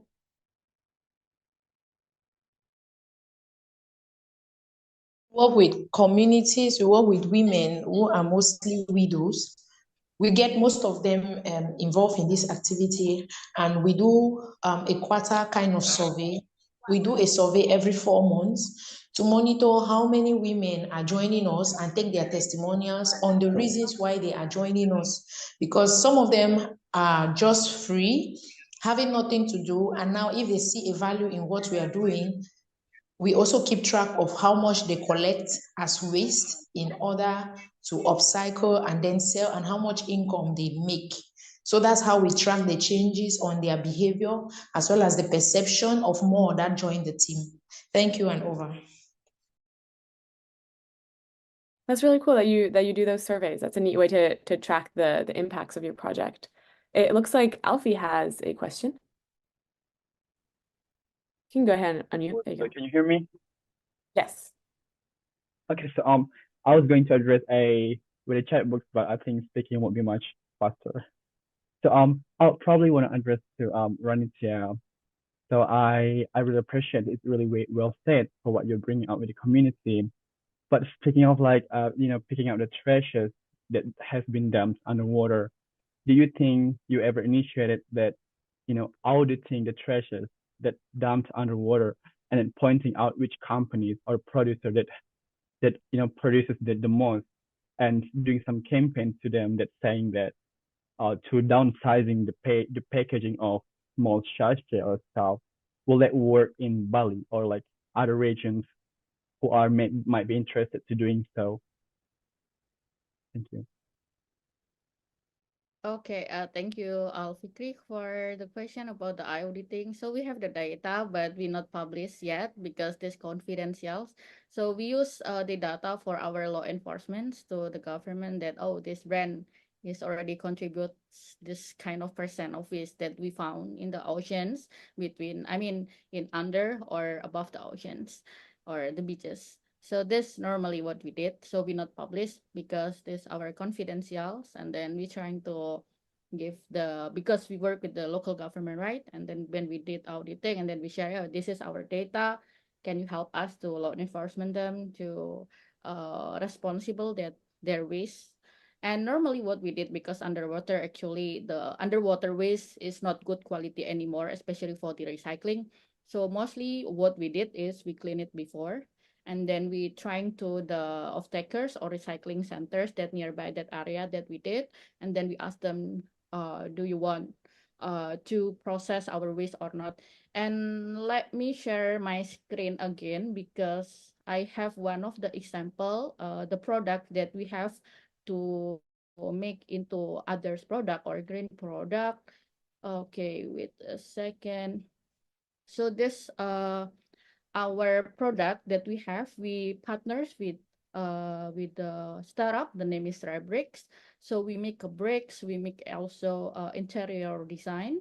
So this made from residual waste. So they chop all the how to say, like multi-layers plastic or low value plastic. They chop into smalls and then they mix with some of the materials and then they make into this and then they put out the wall as furnitures and then for the other screen products.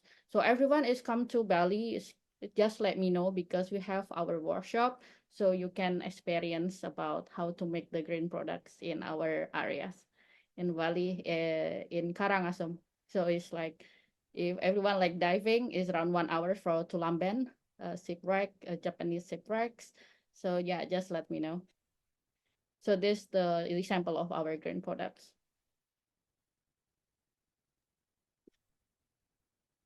Very cool. Thank you so much, Aranita. Does anyone have any other questions in the chat? Feel free to send them. In the meantime, I'll ask one more question for all of the panelists just to conclude us out here.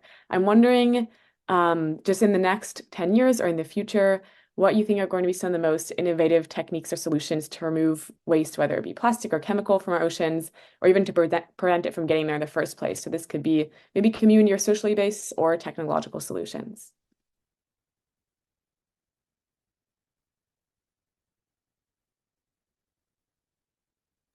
Don't all jump at once. If I can start? Yes, go ahead. For me, we need to look at the pollution as a global thing. And for me, it's not just about remediation and restoration. It's also about the sources of pollution, and it's mainly from the cities. So it's pollution from the mainland that goes into the ocean. So I think that we really need to do a lot of work on this to educate people to not throw out trash into the environment, and also to have a better wastewater management, better filters, because everything that we are going to make as a human is going into the ocean. So for me, it's like the thing that can have most impact. Hello. Thank you. Can I quickly chip something? So for us, we are looking forward to a next 5 to 10 years where the aspect of waste will be something that people really drag over, because we are not just cleaning, but we are creating awareness. Because waste is something that you and I must generate on a daily basis. But if it becomes something that is being sorted for, because by training these women, we give them the opportunity to go out and pick the waste, gather the waste before it even litters to the ocean, those gathering from the ocean. So if a mass of these women or even more people are in this industry, it means that the plastic bottles will be something that will be haunted and none of it will be found in the environment, because everyone has found a value in it. Everyone wants to use it to make money. So in as much as we generate the waste, it will be something that they will be dragging over to make money from it, and so we'll not find it in the ocean. We will have it sustainable. Thank you, and over. Thank you, everyone. Thank you. Yeah, so for my side is I hope that during 5-10 years, so we hope there is a transitioning, right? The behaviors and also the technology, especially for waste processing in the islands, because mostly the islands, the transportation and on the operation is really expensive, like from Labuan Bajo to the processing, the factory, or other processing area. So during, we hope that every island, they have their own technology, they can process it, and most all this process will be circular economy. That is a great concluding statement, right? Yeah. We're going to tie up here with this panel discussion and this theme section. Thank you all so much for engaging in such an interesting discussion. We've sent the contact information of all of these contributors into the chat, and Des and I will actually share our contact information as well in case you have any other questions about this program. We're now going to be shifting to some videos that we have of some testimonies of change from ECOPs all over the world that our tech team will be playing. So you can go ahead and start those videos.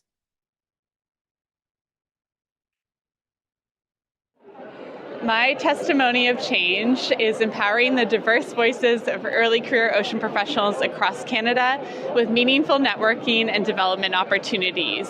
Because Canada has the longest coastline in the world, we collectively need to bring together early career ocean professionals to truly create change and take on new leadership opportunities. Without these voices, we won't be able to make an impact for the ocean and a healthy ocean for future generations.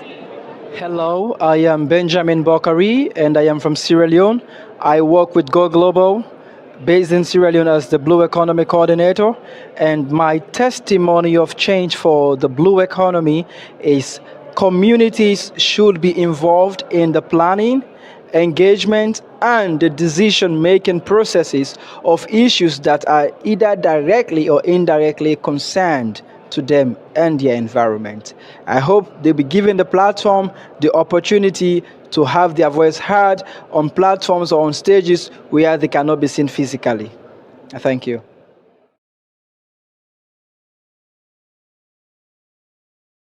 All right, and I think Denzel will be introducing our next set of videos. Thank you so much, Elizabeth. So those two previous videos were testimonies of change from the ECOP Days in Barcelona. And the first video was from Ashley Bose, which is the national coordinator for the ECOP Canada, and Benjamin Bokari, representing the NGO Sierra Leone. Next, we will have a video from Sigi Gruber. Sigi Gruber is a retired European Commission official and current active senior advisor. From 2014 to 2021, she led the Healthy Ocean and Seas Unit, overseeing research and innovation strategies supporting EU marine and maritime policies. She coordinated initiatives like the Blue Med Initiative and All Atlantic Ocean Research Alliance, contributing to Horizon Europe. Sigi has a background in education, training, and international science, cooperating, promoting sustainable marine resource management. Over to you, tech team, with the Sigi Gruber video. Thank you. Hello, everybody. It's me again, Fiona. We're just outside of the convention center in Barcelona where the UN Ocean Decade Conference is happening right now. And I'm very happy and very excited to see you again and have Sigi Gruber with me right here. And Sigi, would you like to introduce yourself a little bit and tell our audience what you're doing and what you are here for? Hello to everyone and hello to Fiona. What a pleasure to see you again after so long, after a year and a half, yeah. I think. Mm-hmm. So I am Sigi Gruber. I'm a dinosaur for ocean, probably. I'm a dinosaur of the ocean. No, I'm a friend of the ocean. I am a retired European Commission official, and in my capacity, I have been working very hard to put the ocean on the policy stage and the importance, actually, of research to drive and to illuminate the different challenges that the ocean holds for us. And within that, one particular interest was always how to bring along young people. And I try to avoid the sentence, the future generation, because it is the current generation. I mean, you, following us, hopefully here now, are the actual leader, yes, in the future, but you're building your career up now, and you are putting your efforts into now and not in future. So let's maybe reverse as well the narrative and not talk about the future generation, but the generation of the young people who will be the big change maker for the future. And I do have hope, and I am really happy to work with young people. And for that reason, I also have created with 2 ECOPs, with 2 fantastic young women, Audrey Hassan and Delphine Lobel, a network which is called Ocean Bridges, which is a knowledge broker between young people, young ocean professionals, and experienced ocean professionals. And the leitmotif is diversity. Diversity of generations, diversity of backgrounds, diversity of nationalities, diversity also of underrepresented groups, which is very important. And I include women as well. Very often they are totally and completely underrepresented. So all my plea to women now, get your act together and become really an active supporter to fight for a healthy ocean in whatever activity you do. And it's not that we only need young ocean career professionals. We need young professionals from all really sectors, from all disciplines, and with all kinds, as I said before, backgrounds, because it's not the converted ones we have to talk to. We have to talk to the finance people. We have to talk to the agriculture people. We have to talk to the communities, decision makers. And decision maker, that echoes in me something, because I have been working in policy making for more than 30 years. And this is something that early career professional need to think about. How can you really convince and bring your work, your experience up to the political ladder, to the policy ladder, and convince those people who take the big policy decisions and steer and implement and develop the strategies to really for those policies in different domains, socioeconomic, in a whole socioeconomic ecosystem. How can you convince them? You need to learn that. And so that is something that Ocean Bridges also does. We want really to put a lot of now effort. I personally want to put a lot of effort into showing and discussing with the younger generation and with the young people and young professionals, how can they become more familiar with policymaking? Because this bridging, this exchange, this flow of information, and the convincing element, that can really make fantastic change. Mm-hmm. Thank you very much. I think that is a very great point that you point out here for sure. I'm thinking about our ECOPs watching and listening right now, and maybe getting inspired by you and what you were saying about getting in connection with the policymakers and learning how to communicate with them. Is there maybe an advice that you could give them as of like a next step, what they could do? Let's say they are educators or maybe someone who's doing research in a country where it's hard for them maybe to reach out to politicians, or they don't know where to start. Would you recommend them to get involved in the ECOP program or with Ocean Bridges? What would be their next step if they want to follow your words? Thank you, Fiona. Definitively the ECOP program, and Ocean Bridges is a task team of the ECOP program, so it's interconnected. And through the ECOP program, you will probably be equipped with information on how to reach out in your local contexts, and how really to develop contacts. Networking is important. Trust building is important. So And then, of course, funding is important as well. But these are now really action points that are included in the ECOPs program. And for example, whenever I find big grants for early career researchers, I put them at the disposal of Evgenia, who circulates them to the ECOP programs. And this needs to be probably developed in a much more systemic way now. On a website, there are some websites which offer career opportunities. It's not enough. We need to diversify them. We need to bring them to the different countries, connect them, and populate them. So even an invitation to all of you, if you have such information, share it. You are all fantastic in social media, much better than people like me. So this is something that I would like to see much more, the structuring effect for your own careers. How can you exchange where there are short-term opportunities or postdocs offered? Maybe not always you just have the information. So if also put forward suggestions for me, for my network of experienced ocean professionals. There are so many people out there who would really love to mentor, to help, to exchange expertise with you.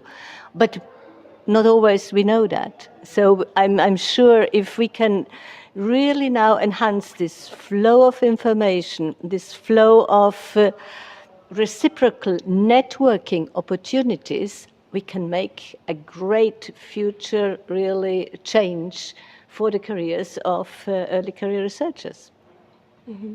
Thank you very much. I think that is a very strong point to put out there, and I think that's a really important message that we kind of wrap up that conversation right now as well. Is there is obviously, we still need to improve this intergenerational communication, as you say, because a lot of young people are out there just trying to understand what they should do as a next step to start basically entering that environment. And like you say, there's so many people that are so willing to mentor young people as well. So just as an information, Evgenia is the global coordinator of the ECOP program. You will find her under the website for the ECOP program.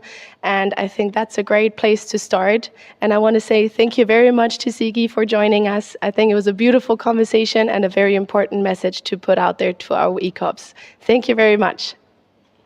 Hello, everybody. It's me again, Fiona, here from the Conventional Center in Barcelona. And I have Niall with me right now, and he's going to tell us a little bit about himself and why he's here today. Hi, Fiona. I'm Niall McDonough. I'm from the Marine Institute in Ireland. So there I work in the policy research and innovation space, and we manage a national funding program. I'm here today both representing the Institute, but also as coordinator of a new EU-funded project called Oceano. And Oceano is the EU's next project to support the All-Atlantic Ocean Research and Innovation Alliance. Great, cool. And I understand I've heard about the All-Atlantic Alliance that's coming up, Oceano specifically. And I heard there is like an ECOP Alliance planned to be incorporated into this. Could you tell us a little bit more about it? For sure. So the ECOPs has always been a really important program under the All-Atlantic Ocean Research and Innovation Alliance.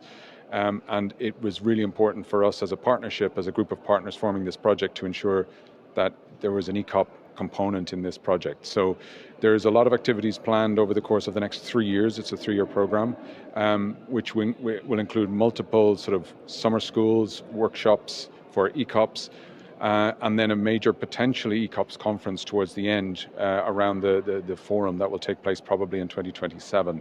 And I think one of the guiding principles for us as a partnership is to continue the work that's been done by many people, the ECOPs themselves and the people working on this program, to integrate the ECOPs into the conversation, not have this separation between ECOPs talking to other people who are maybe more advanced in their careers. It needs to be all one conversation. Yeah, I think that's a very beautiful message also to our ECOPs out there, saying that we want to have these intergenerational conversations, obviously. I mean, we are kind of like uniting here over the ECOP program and like connecting each other from all over the world.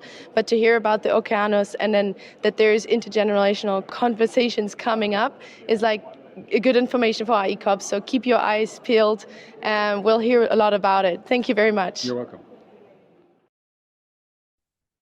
What insightful interviews done by our mobile journalist, Fiona in Barcelona.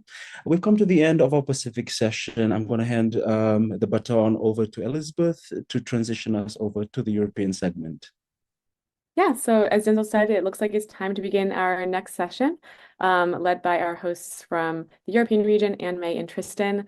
Thank you to all of you for joining us for this Pacific region session, as well as for the ECOP program and the sponsors who are making this conference possible.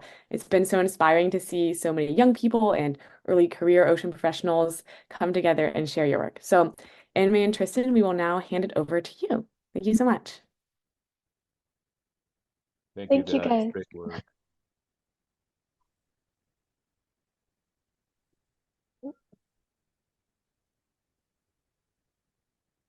All right, so I guess just to start things off, we should introduce ourselves again for those who weren't here yesterday for our last session. So we're the hosts for the European session. I'm Anne-May. I am a third-year natural scientist student at the University of Exeter, but I'm originally from the island of Bermuda. So I have a strong connection to the ocean from that, and I've done some work with our Bermuda Institute of Ocean Sciences over the summer there, as well as studying marine biology here at Exeter. Yeah, thanks, Anne-May. As well for me, again, so my name is Tristan. I'm a PhD student at the University of Aveiro in Portugal, focusing on biodiversity, ecology, trophic ecology in general as well, and conservation in Cabo Verde, Pacific, sorry, messed up the sessions already. No, in the Atlantic, in front of the coast of Africa. Furthermore, I'm part of the coordination unit of ECOP Germany. And yeah, welcome all of you. I see we have all our talks except one already here, but let's see if she will join in a bit. Yeah, that's it from my side. I mean, maybe you can go on with the introduction. Yes. So just wanted to share again that we are nearly now at the end of our online V.ECOP Days, and we've heard from lots of really incredible contributors showcasing their ocean-related work. We just heard from, of course, the Pacific contributions this morning, and now we have our session followed by our final session of V.ECOP Days, which is really exciting. Yeah, thank you, Anne-May. I will go real quick over the agenda for today. We have some really amazing talks. So we will start off with a 5-minute research spotlight on sustainable ocean economy with our two speakers. Afterwards, we will go over to a live panel discussion at our studio regarding citizen science initiatives, where Susanna will be hosting this session. Otherwise, what I'm really looking forward to today is our VIP talk, where we have Dr. Bryce Stewart from the Marine Biological Association from the UK. And as well, then towards the end, we will rely the focus on coastal development. So yeah, stay tuned. So I think I can start with introducing our first speaker today, which is Dr. Dahai Liu. He was an associate professor at the First Institute of China for over 18 years. And today he's going to talk about the Global MSP 2060 within Global One's program. So a little bit of background from Dahai. He has been engaged in marine spatial planning and analysis and resource assessment within policies, and as well has driven forward the carbon sink assessment in China. As well, he's been involved in coastal and island planning And well, he compiled China's first comprehensive marine carbon sink accounting to industry standard, which was named Accounting Methods for Ocean Carbon Sink. Yeah, he is involved in integrated management, which has become the leading laboratory of coastal science in China. And in addition, he serves as coordinating author for Section 5A in Chapter 9, Coastal Development, World Ocean Assessment, at the United Nations currently, where he's been engaged since the past 9 months, I believe. Dahai, are you with us?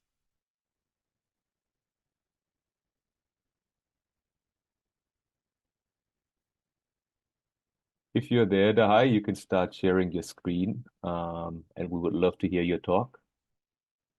There you are.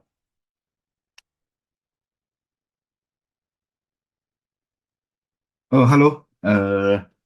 Many thanks to the host. Good afternoon. My name is Dahai Liu from the First Institute of Oceanography, Ministry of Natural Resource, China. It's my great honor to make a short speech about actions of Global Marine Spatial Planning 2060 within Global One's program.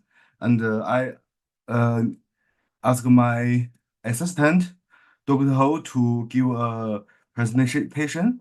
And okay, Dr. Ho, now is okay? Okay, continue.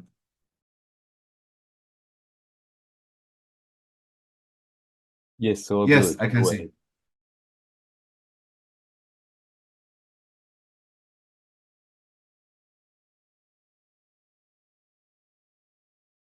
Numerous MSP projects at the various level in China, including provincial pilot, municipal pilot, island city pilot, and county level pilot, and also detailed plan project. And based on those experiences, our team could be seen as one of the strongest marine and coastal zone planning team in China. And Global Ones is a program aimed to contribute to carbon neutrality through increasing ocean carbon sinks, or as we usually call it, blue carbon sinks, and build upon a series of coordinated international research activities and expert working groups. The ONCE program has evolved into an international network consisting of projects and experts to coordinate research efforts in different aspects of ocean-based solutions for climate mitigation. And very fortunately, our team has been deeply involved in the program recently. And over the years, we have done a lot of basic knowledge research on blue carbon sinks and have made a lot of efforts to respond to the national dual carbon strategies to address global climate change. For instance, we took the lead in the preparing and obtaining approval for the first comprehensive blue carbon sink accounting standard in China, and there will also be a series of blue carbon standards on the way in the future. And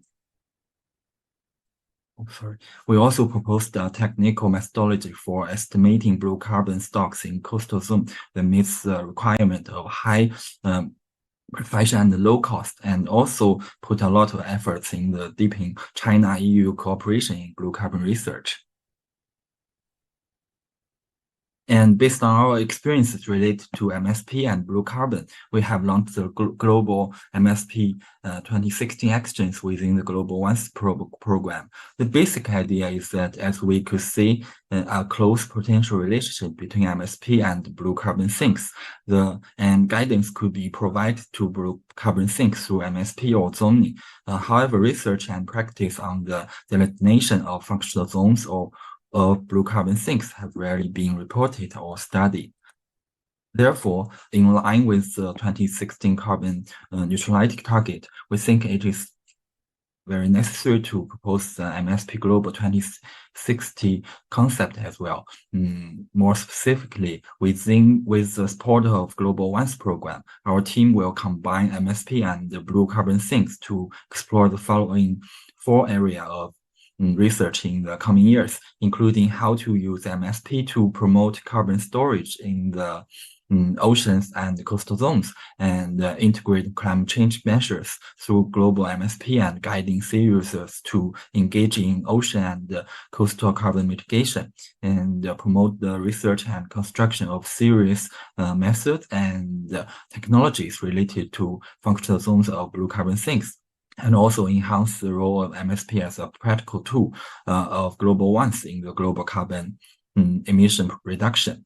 And at the moment, our team is also serving as authors for the chapter of the United Nations World Ocean Assessment, which is called Coastal Development. And in the following related work, we will also attempt to incorporate the initiative and research finding the chapter. And our team has already conducted a series of studies on the functional zones of blue carbon sinks and achieved certain results, which we hope to have more opportunities to share with you in the future.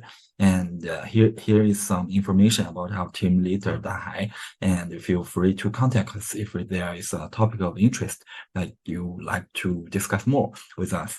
And last is contact information. That's all. Thank you so much. Yeah, thank you so much, you guys. What a terrific kickoff for our session today. Really interesting insights on how to connect marine spatial planning with the blue carbon sink. If there are any questions from the audience, I would appreciate if you could put them in the chat.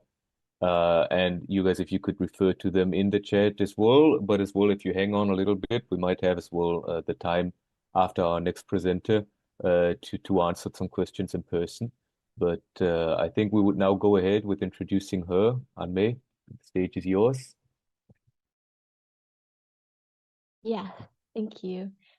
So our next speaker is Fatima Gianella, who will be talking about Spora and using that to empower coastal communities.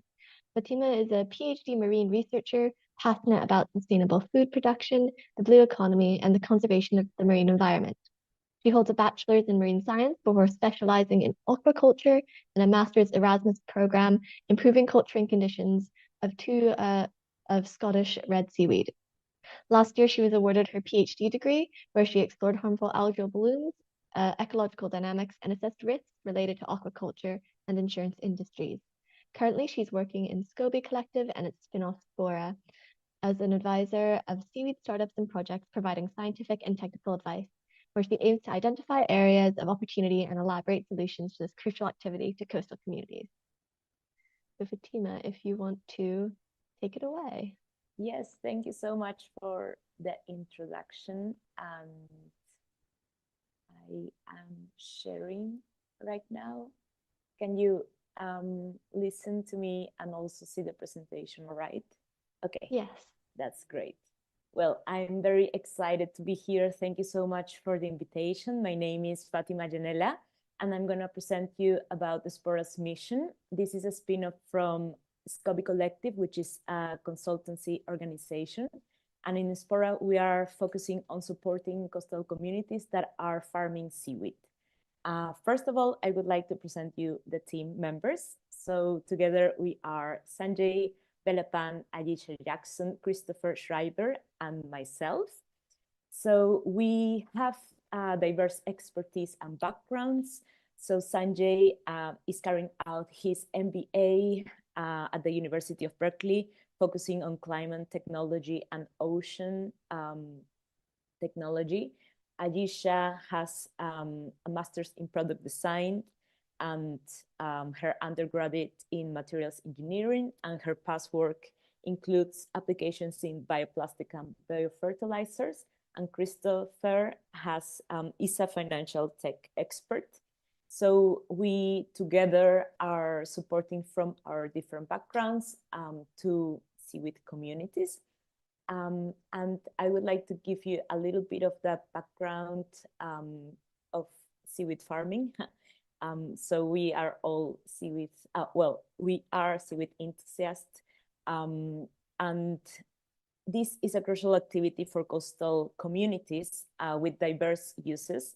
So the seaweed can be transformed into biofertilizers, bioplastics, be exported dried abroad or be included in animal feed. So this is a great opportunity for coastal communities, especially women that want to be involved and also young demographics. This also supports food security.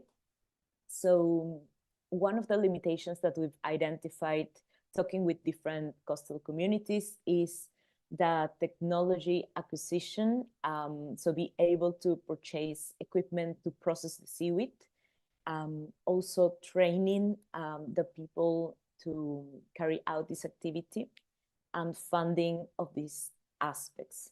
Another main limitation is licenses that are in place, that are depending on governmental bodies and also, well, policies that are in place in the countries. So in Spora, we are aiming to support and empower seaweed coastal communities. One of our main objectives is to support the purchasing of processing technology to transform the seaweed from a primary resource to an added value resource. So this is related to our second objective, which is to produce high quality seaweed-based biofertilizers. This is an alternative from chemical fertilizers that are often imported to, well, the next example that I'm gonna present on the next slide. And by doing this, we're also aiming to diversify and create seaweed products with an added value. So our first collaboration project is with Ole Blue, which is a startup that is located in the Kibuyuni village in the south of Kenya. The founder is Anga Beya, and so far this activity has brought benefits to the community. This is composed by 70% of women, and this has enhanced that the construction of roads and also the access to electricity. However, the value of the seaweed is still relatively low, and despite their producing two types of products, which is dried seaweed and toiletry products like soaps, lotions, shampoo. But Ole Blue is aiming to produce biostimulants for agriculture purposes, and this is gonna also collaborate with the local agricultures who are interested in using an organic and sustainable product. So this is the contact information from Anga and Ole Blue, and please feel free to contact me as well for any questions. And I'm looking forward to connecting with you guys. Thank you. Thank you very much for that very interesting presentation. Again, we've put your contact details in the chat, so if anyone has any questions for either of our presenters on this topic, feel free to put them in the chat and maybe you guys can answer them there, or of course, please do reach out to them. If there are no immediate questions, we might move right along to keep on schedule though, as I believe we have a video from our technical team who has an interview with Eric Markowitz, who has some information on interview skills. So if our technical team is ready, they can take that away.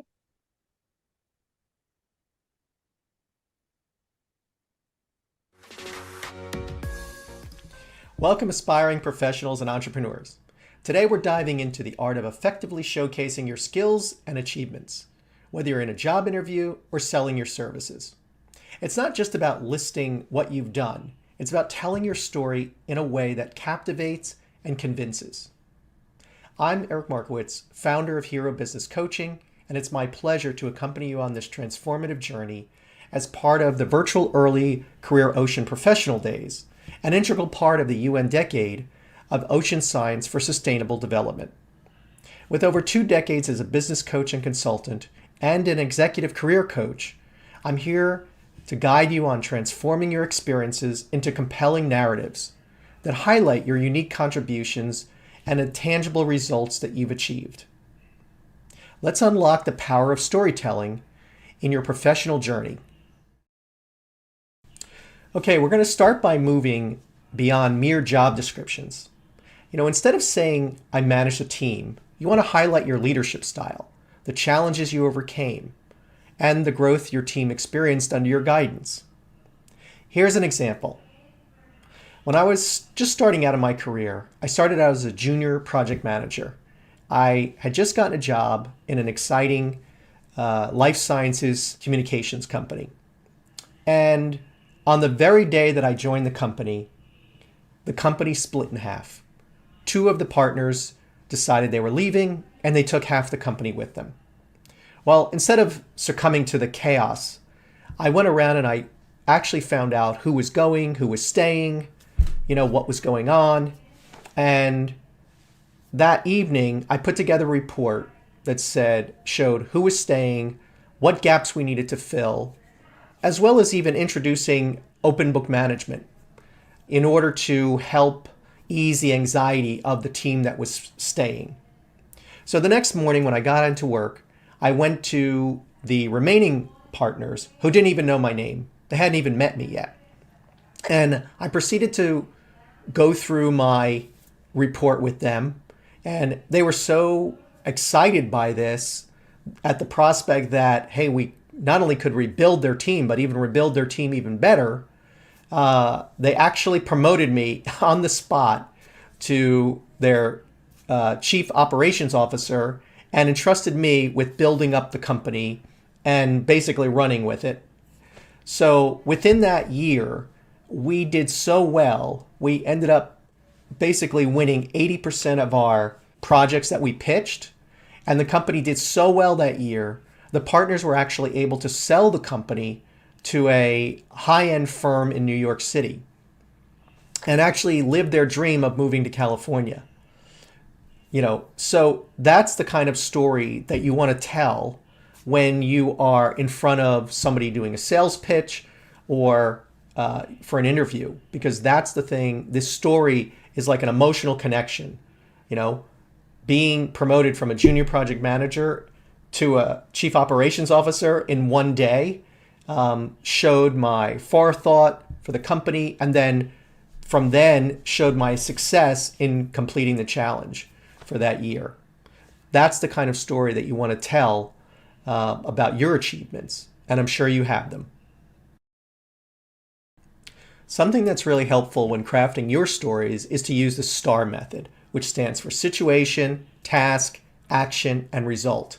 This framework is going to help you build a narrative that's both engaging and informative, and allows your listener to really visualize what your contributions were and how you impacted the particular situation, the company, the client, whatever it happens to be.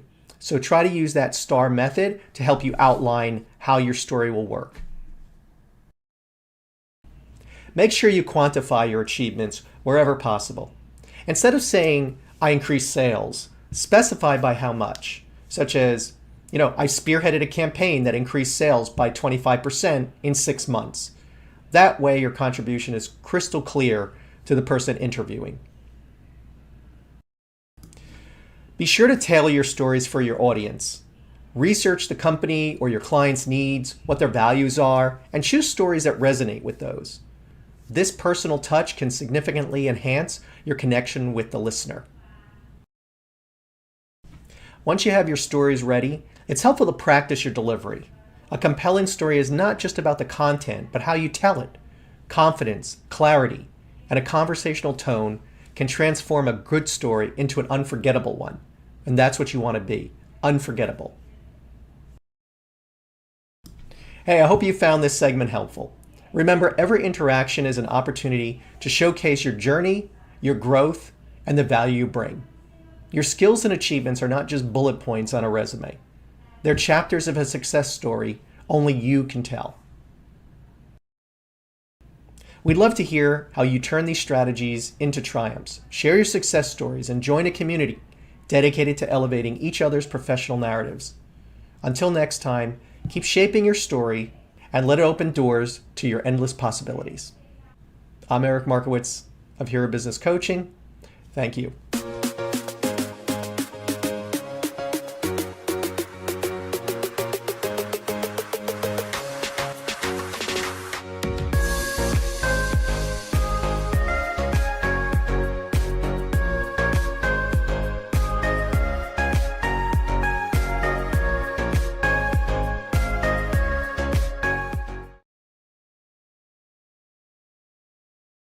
Eric, for the insights on storytelling and communicating as well, how to behave somehow in interviews.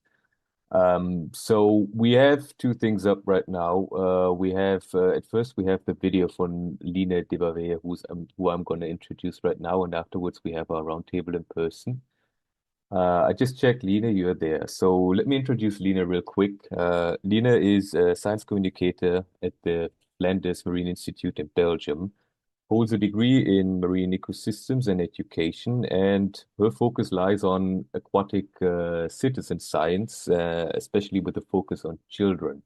Lina, are you there with us? Yes, we can hear you very well. Please go ahead.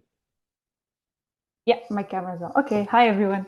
I'll share my presentation first. I think you'll be able to see it now, right? Looks perfect. Yeah, okay, great. So I'll be telling, so I'm Line Debave from the Flanders Marine Institute, and I'll be showing you how we bring the ocean closer through citizen science. But maybe first of all, I can start out with what is citizen science, because some people might not be familiar with it. It's just that citizens are really actively involved in research together with the scientist that is cooperating with them, where there's a partnership between the citizen and the scientist. And on the other hand, we have that there's genuine scientific output that can be used in further research. So at VLIS, we have various projects that use citizen science, but I will discuss 3 today. The first one is the Big Seashell Survey. Can you go to presenter mode? Ah, is it not in presenter mode? Because for me it is. Not yet. If you just put it right down there. Is it now? Okay, fair enough. Then it's all good. Thank you. Okay, great. So we have 3 that I will introduce to you today. The first one is the Big Seashell Survey. That is where citizens go collect a lot of shells on the Belgian beaches, and they actually categorize them with us to see what they have found. Then there's Sea-Watch B. That's a team of citizens that is monitoring the Belgian beaches on changing parameters. And then the last one is actually a project, Plastic Pirates Belgium, where school children are monitoring plastic pollutions in the river of their choice. So the first project, Sea-Watch B, is the one that I'll introduce first. So what they actually do, it's like a small group of citizens. I think they're with around 20, and they monitor various parameters of the Belgian beaches. So they each have their own little patch of beach, and they monitor, for example, the kinds of shells that are there, some fishes that are there. Also, they monitor the jellyfish, for example, or plastic pollution that they can find. And they note everything down. They do this seasonally. And then they come with us with the data, and then we discuss what they found, what their experiences were. In this project, we really try to investigate in community building, because with the connection and the security, with knowing each other and belonging inside a group, in that group of citizens that is participating in this project, there is starting to be a connection with the sea. It also brings people together because they're able to do it together and have a shared goal or a shared passion. And they also get like a sense of purpose because they feel like they're not scientists themselves, but in this way they can feel that they can contribute to making the environment better or helping the planet. So they have this environmental stewardship about the situation as well. And we try to do this, create this little community through having various trainings and discuss with them the methodology that they use, and they can tell us if something is wrong with it or something needs to be changed. We also do like activities. We have a research vessel at our institute, and they can sometimes come along with us and do like a little survey of their own, which they can invent, and we can help them with them. We also do network events for them, so they get to know each other better and on a personal level. We also have like a shared WhatsApp group where we can discuss problems or things that they found that were special on the beach. And on these moments, we also take care that there's a space and time for feedback moments where we can give them feedback about the data that we already got from them and how they collected the data or how they took pictures from the things that they found. But this is also a moment to give us actually feedback, and that's very important for us because they are the ones that are in the field. They are the ones that are doing the methodology, so they are the experts in what is happening in the project. so they can give us an insight on how the methodology is working or is not working in the moment. So that's very important to us. Then the next project is the Big Seashell Survey. This is like a project on a bit of a bigger scale. So a lot of people come to the Belgian coast. We have 10 different sorting stations, so to say. This is the one in Ostend. And then people go out on the beach, and there's like a standardized way on how they can collect a shell sample. They collect 100 shells, and then they come to the categorization station. And then with the experts that you saw in the Sea-Watch B project, actually, because they're so familiar with the methodology, they help out the people that are not so familiar with shells. And then there's like a connection between the public that doesn't know a lot about shells and then another part of the public that does know a lot about shells, and we determine which kind of shells they found. We also count them with the public so they know how to take like a scientific sample, and they know how the research is done.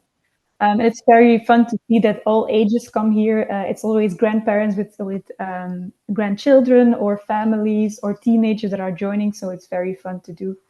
And I think shells is a very good topic to do this about, because everyone has memories on walking on the beach, collecting shells, or making something with shells. It's a very fun object for people to interact with. And then the last project that I'd like to discuss is Plastic Pirates Belgium. Here actually school children are the center of the project, and they pick a river in their neighborhood actually. And there they go and do several experiments on the river to really see what kind of plastic litter and what kind of plastic pollution can be found there. So here you see, for example, a group of children that are investigating microplastics in the river. So they take a net with them, put it in the river, and in this way they can see if there are microplastics or not. So these experiments actually also show them how science works, but they can also investigate something that is close to them, a river in their neighborhood. So if it's polluted, it's something that they would wish to know or wish to change. And we had a pilot in 2022. And this year we have the goal to create actually a long-term local partnership with the schools that are already participating in it, so that they can really be like officers of their rivers, and they can monitor the river plastic pollution and see if there are changes, if policy is changing, if we also see these changes in the field, for example. And in the project, there are various aspects where we help them with. We have teacher training, so we show them how the methodology is done, and if there are problems with it, how they can overcome these. So we really support the teachers in trying to become experts in the methodology itself. And then we also help to manage data validation of the submission of the data on our platform online, so that all runs smoothly. And we also help to coordinate some science communication, because sometimes schools want to make a video about participating in the project, and then we help out with it. So they also have like a science communication experience in this project as well. So these are 3 projects that I just wanted to showcase to you. And I also wanted to mention something that we made recently. It's an online database that has around 1,000 aquatic citizen science projects all across Europe. So we did an online research just to know what was out there and which kind of projects that are still lacking, or which kind of topics that are not represented. So if you want to check this out, it's called the Wavelength database, and it's online. You can also submit projects to it and check the database. And from this, we also made a report and a step-by-step guide on how to start your own aquatic citizen science project if you would be interested in this. It's called Beneath the Surface, and you can find it on the website of the Prep for Blue project, where this wasn't done. Lina, just as a quick reminder, you have 2 minutes left, okay? Thank you. This is my last slide, so it's fine. So just wanted to say that this is a step-by-step guide with very practical tips on how to like motivate people to join your project, how to motivate them on the long term, or how to engage with kids or with minorities, or it runs through all the different steps of setting up a citizen science project. So if you want to check it out, I also have the QR code here, or if you have questions or further suggestions, you can always email me. So thank you for listening. Yeah, Lina, thank you very much on your insightful experience as well with multiple projects, and how you kind of get the youth engaged and as well the public. Are there Thank any you for having questions? me.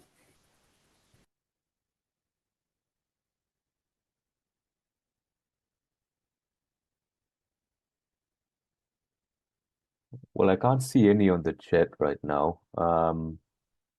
So I think we have like 1 more minute until we move to our roundtable. Yeah, we heard a bit about plastic pollution yesterday as well, and as well Plastic Pirates Germany from one of our contributors yesterday. So really nice to see that these organizations are spreading across Europe. Do you think as well plastic pirates could be something that would be taken above the borders of Europe, like somewhere around else on the world? Well, I hope so, because I think then we can really have like one place that has a lot of data about the pollution in rivers, and we could really like have a global strategy, maybe even to mitigate the plastic problems that are there. Because if we want to have like a clean ocean and all the clean seas, then we also have to work with the inland waters. It's very important to work on inland waters and the ocean together to have really, to reach that mission ocean. And have both sides that are clean and working together as an ecosystem. So I think it could be very beneficial. Thank you very much as well, including the inland. I agree. It's super important. It's not just the ocean, but as well our waters inside the countries. So yeah, thank you. If there are any upcoming questions, please put them in the chat. I bet Lina is more than happy to answer them there. And yeah, thank you very much once again, Lina. So we will go over now to our big roundtable in person, which we were all looking forward to very much. We have some really interesting speakers with us, who all are citizen scientists and who are all really active right now. But I would just like to introduce Susanna, our mojo. I mean, she's been on some of her interviews already, but still. And then she goes ahead with the introduction of our panelists. So yeah, as she has said before, she is a representative of WIOMSA, is finishing, well, she's in her last year of her master's right now at the University of Stellenbosch. And I think her testimony of change refers to ocean awareness and as well how to integrate the public and as well science with each other. So Susanna, if you can start up with the panel, we're giving you the stage. Thank you. Thank you, Tristan. I hope you can hear me well. Is it audible? Yes, it is audible. Thank you very much. Okay, wonderful. Thank you, Tristan and Anne for the wonderful session you just hosted and to the previous speakers. Today, I am joined by amazing panelists, and I will go right in and introduce them. So I'll introduce Laura first. She is the French-Lebanese co-founder of the NGO Guardians of the Blue, based in Byblos, Lebanon. And she's also a freelance consultant with a master in development economics and an advanced master's in sustainable blue economy. She established the NGO in 2020 with her partner Samir Lakis as a scuba diving instructor after witnessing the absence of marine protection initiatives at the local level and the lack thereof at the national level. Since then, she's been leading underwater cleanups with local divers, working on mitigating the impacts of lionfish invasion through sustainable fish consumption and handmade jewelry. And she's developing local ocean literacy through social media campaigns and educating the local community. Laura is also passionate about reconnecting local communities to their blue spaces, especially in the Levantine region. She's also a member of the ECOP Programme's mentoring sub-team and Ocean Literacy in Asia group, MC's advisory group, and she's also an ECOP ambassador for IOC-UNESCO's OBPS program and a UNESCO Green Citizen. Welcome, Laura. Thank you. And to my far right, I have Natalie Fox. Natalie is a surfer of 20 years. She hails from a landlocked part of the UK, Stratford-upon-Avon. She began her surfing journey in Cornwall before surf coaching in Morocco, and consequently surfing and traveling all over the world to find long point-break waves. Wow. Whilst on her travels, she began noticing the impacts of human society on the surf breaks she was so fond of, and she became determined to learn more and take action. In 2019, she sailed with a crew of expedition from Plymouth to Azores to contribute to microplastic research in the North Atlantic, which was her first encounter with citizen science. This called her to embark on an MSc in sustainability with Anglia Ruskin University and the Eden Project, and to tailor her project work towards surfers and their ocean connection. This is how Citizens of Surf was born, and her master's dissertation was published in 2021. Natalie is now in phase 4 of Citizens of Surf, which is a decade of ocean science project endorsed under the ECOP program, and she's looking to develop and research participatory marine science with surf communities using a transdisciplinary approach. Welcome, Natalie. And then to my side, we have Diego Sancho Gallegos. Diego is a conservation programs manager at Save the Waves Coalition, which is an international nonprofit dedicated to protecting surf ecosystems around the world. His work focuses on empowering coastal communities to protect the surf breaks and surrounding ecosystems that they rely on for their livelihoods, recreation, and well-being. To achieve this, Diego helps implement a combination of outreach, tools, and stewardship projects that aim at reducing local issues or vulnerabilities identified by local stakeholders. Diego is inspired by collaborating with passionate individuals from all over the world to find solutions to some of the most common challenges in the coastal zone. Welcome, Diego. So that's my really amazing panel that we have today. So welcome, everybody, and we will dive into learning more about the work that you do. So I'll start with Laura.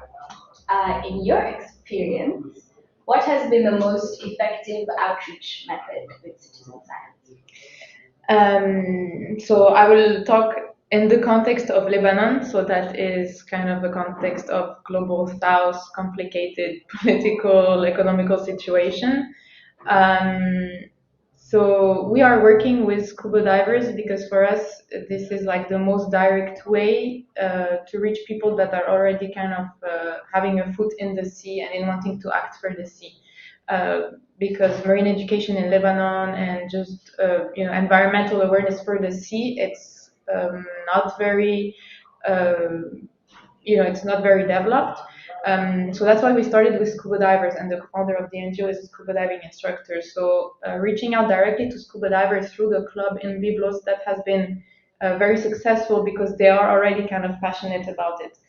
So they help us in the underwater cleanups that you mentioned, and they also help us every day when they dive. They have their GoPro and they taking pictures and videos, and so through these we can get some data, we can get some information. So yeah, that's the most successful for us at the moment. Oh, wonderful. And over to Natalie. What have you been doing to engage surfers in your Decade of Ocean Science project? So we did a workshop last year now in September, which was using eDNA sampling. So this is environmental DNA analysis, where you take a sample of the water, and we were working with a really great company called Nature Metrics. So they supported us by sending a kit, and the kit, it just turns up in the mail. We took it to the beach, and some of the local surfers were super keen, and luckily that day there were really small waves, so we went for a group surf. We took our sampling bag, we collected the water, we paddled back in, and then we did the sample of the water, which is very simple. You put it through a syringe, and then we posted it to Nature Metrics. So this was really the first pilot to see if surfers could collect environmental DNA whilst surfing, making it a little bit more unique. And yeah, it was super successful. And then we received a report, an analysis of what species are found in that water. So we had 10 species of fish, but you can run a much larger analysis. So this was really the starting point. So we'd love to kind of roll that out on a wider scale, but at least now we have some photos and we can show that it's happened. And definitely within that group, people were really like, wow, I want to learn more and I want to do this more and I want to bring my kids or I want to bring people that I work with. So I think it's just that knock-on effect, that ripple effect of working with a small group and then letting them take it out to their wider networks. Wow, wonderful. And Diego, over to you. April is Citizen Science Month, so this conversation is very fitting. And so hypothetically speaking, what would you do if you had 1 million citizen science contributions to your project? And before you tell us that, maybe you can share with the audience more about the project that you do. Right. Yeah, thanks for that great question. It's definitely a pipe dream. But yeah, to give the audience a little bit of context, I'd say the Wave is one of the tools we use to engage surfers. Similarly to Natalie is the Save the Waves app, which is a tool where local communities can identify the issues that they're facing that may affect their coastal ecosystems, and then we work with local partners on the ground to solve those issues. So we create data flows and real-time alerts where the partners are alerted on the ground. And now we're building that towards actually providing capacity building on resources on the ground for these partners to be able to actually respond to more of these threats. So, thinking about in the scope of 1 million contributions, that essentially would mean that we would have partnerships in a lot of places to get to 1 million contributions, which then would mean that the impact of our work is at a level where it's scaled globally to actually, many different projects around the world having tangible impact on a lot of different parts of the coastline, all from the community, from the bottom up, kind of having an entire crew of coastal stewards around the world, which would be really cool. So yeah, hopefully we'll get there one day. Yeah, nice, lovely. And on that tangent of partnerships, I'll hand this over to Laura. Do you think partnerships benefit your work? And if so, what are the most impactful partnerships? Yeah, I mean, definitely coming from a country where, as I was saying, marine education is so limited and even scientific research is extremely, limited as well. We have to stick together because we have no choice. So, we work also sometimes with local fishermen and the local communities and just really anyone who is, passionate about the sea and has, time to give us. But also working with a marine biologist in Lebanon, Dr. Ali Badreddin. He's the director of the Marine Protected Area in Tyre in the south of the country. And so we're working a lot with him because we are not, we don't have a background in marine science, even though we are citizen scientists and we can identify species, etc. We also work with him, for more technical issues. And so last year, for example, we took a picture of a species underwater that we never saw before and we couldn't identify it. And so we talked to him and then he talked to other colleagues in the Mediterranean. And then we realized that it was a species of coral, soft coral, that came from the Red Sea. And it didn't exist in the Mediterranean before. And so then after a few months of work, we made a publication about it. And so we were the first in Lebanon to see this species and to discover it, and the second in the Mediterranean, and now it's everywhere, by the way. So this partnership is really helping, and I think even from the scientific community, even though it's small, I think it helps them a lot because we are in the water every day. So, and maybe they don't have the funding or the opportunities to do that. So our presence is helping, to develop a little bit the marine science in Lebanon. Wow. And I think that's a really good insight of capturing that trend right before at the very start. So that's a testament to the power of citizen science. Nice. So on the tangent of partnerships, still, Natalie, who have you partnered with, and what did you learn about making partnerships or co-designing as a key part of your project? So Citizens and Surf is really quite a broad project for over 10 years, and so I've had to really break it down. And in 2022, I went off a little bit and partnered with 4 organizations in Portugal to come up with a proposal for a World Surf League grant. And we kind of all brought together our expertise. One was in freediving and ocean literacy, one at doing novel kelp restoration techniques using green gravel. Another of the partners are doing rewilding and restoration, but mainly on land. And then the other organization are all about zero waste systems. So even though we're all sort of working in sustainability, bringing together these partners with different expertise was challenging, but also an amazing opportunity. So we had to kind of come together and have a lot of meetings and really take that time to build a shared vision together. And we managed to be successful in obtaining the grant. And then we were able to deliver some initiatives that were really quite kind of inter and transdisciplinary. So we took kids, well, teenagers from the local surf club to a freediving spot so we could teach them underwater skills. And then we also engaged the surfing community by taking some of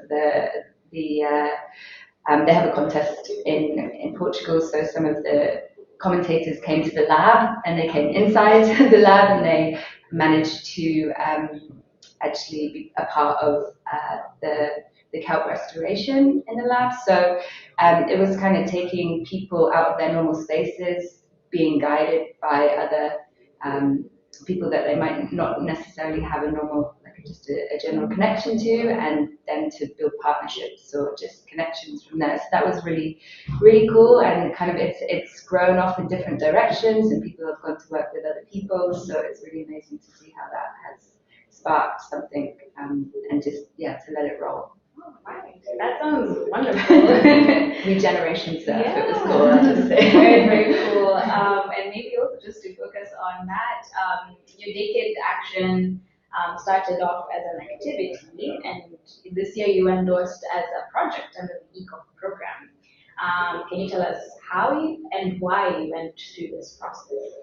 Yeah, so as part of the Ocean Decade framework, I was really interested in this as I was studying, so I graduated in my master's in 2021, so it's just as the decade was starting, so I did a lot of research about it, so I was like, wow, this is amazing, it's just starting, I'm going to get involved, and I have this project, this idea, I've just done a paper, and I'm going to see if I can get it endorsed, and I originally applied to be a program, and so programs are like multi-country for 10 years, need to have a lot of funding, be very well established. And they were like, we don't think you're quite program status just yet, but maybe you should be in activity. So that was great. So that was also a really good learning curve, like how to apply for things and to make sure you match your project with the application. So I was endorsed as an activity, but the program, my project has continued to kind of develop,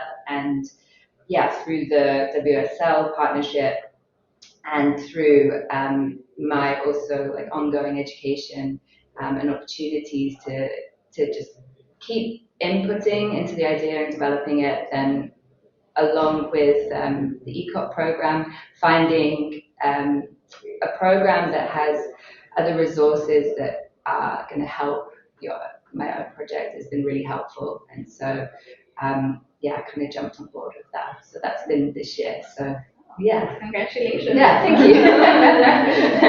That's wonderful. And now jumping over to Diego, what are some of your, from your experience, what are some of the best practices or success stories that you've seen for fostering these collaborations for co-creating citizen science? Well, I think from the work we've done, the most impactful or at least most successful partnerships are when we've worked with the local communities to understand their needs. So for the example of the app or project, we work with them to identify what is the value that the app can bring in their context.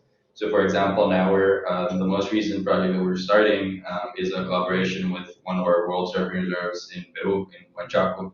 And they recently did a Totora reed restoration project, which the Totora reeds are like a traditional, well, they're this reed that grows in the shoreline, and they use it to build these traditional fishing vessels that have their millennial, like ancestral, 2,000, 3,000 years old. They're considered to be the first surf craft in the world. So there's a lot of like heritage of wave riding in that community. And so the Totora was being destroyed by coastal erosion, by just lack of resources to take care of it. And so what the project did was restore basically these ponds where the Totora grows.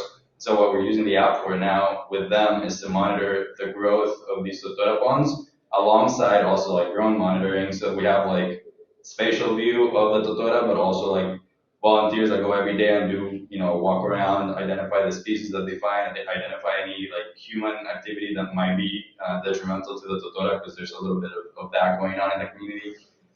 So that's like an example of how we partnered and like co-created this whole project with the locals and the multiple stakeholders on the ground. And we're in the process of implementing it, but it's been really good so far, and all the partners are super excited. So I think the big story that I've gathered yesterday and just from my experiences, like if you listen to the people who are actually going to be a part of the project and you work together to design what the project is going to be like, it's much more likely to be successful. So I think that's kind of the guiding light for us in the Save the West Africa project. Wow, that's a really important reflection, just to include the people, the citizens in the science, right? So, and just jumping on that, how do you ensure engagement? Or just tell us your experience so far on ensuring that, Yeah, I think engagement, I'm sure all citizen science projects go through this. It's really challenging because you have to sort of acknowledge the fact that the citizen scientists generally are donating the time, right? It's like a volunteer basis work. So unless you're able to provide resources to, compensate for their time, you're at the whim of like kind of different circumstances.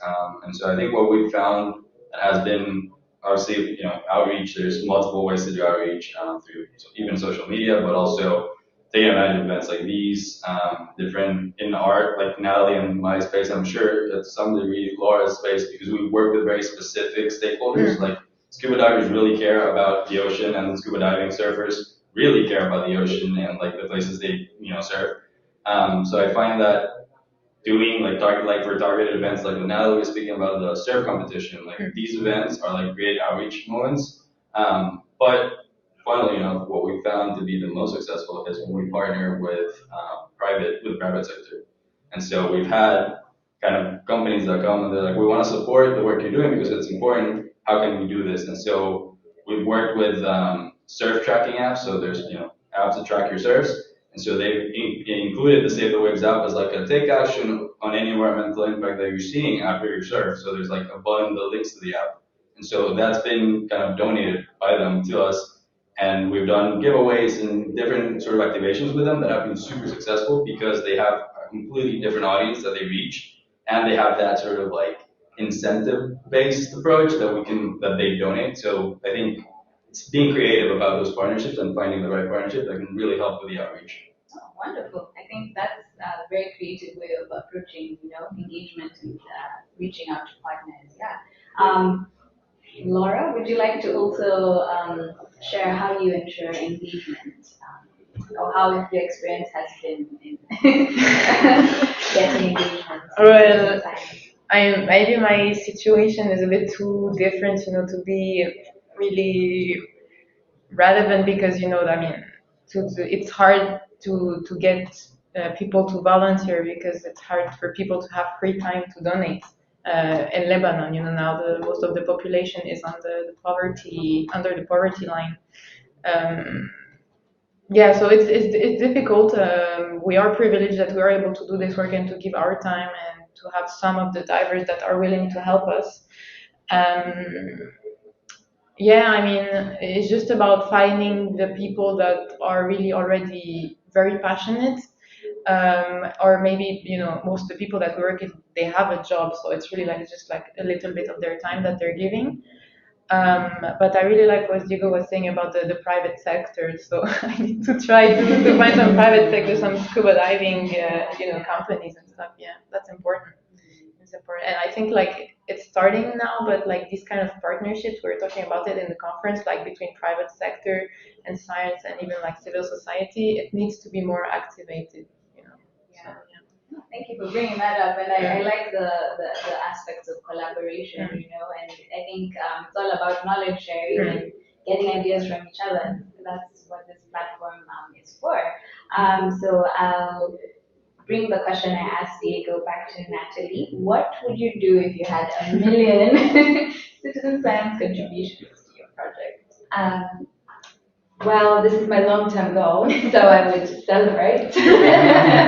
And yeah, I think it's hard to think about how that might necessarily be possible, and I'm more interested in how to make it possible, you know, and how to scale up. So I think, yeah, I honestly I'm still trying to figure it out, but maybe I can come back to the other question a little bit about engagement and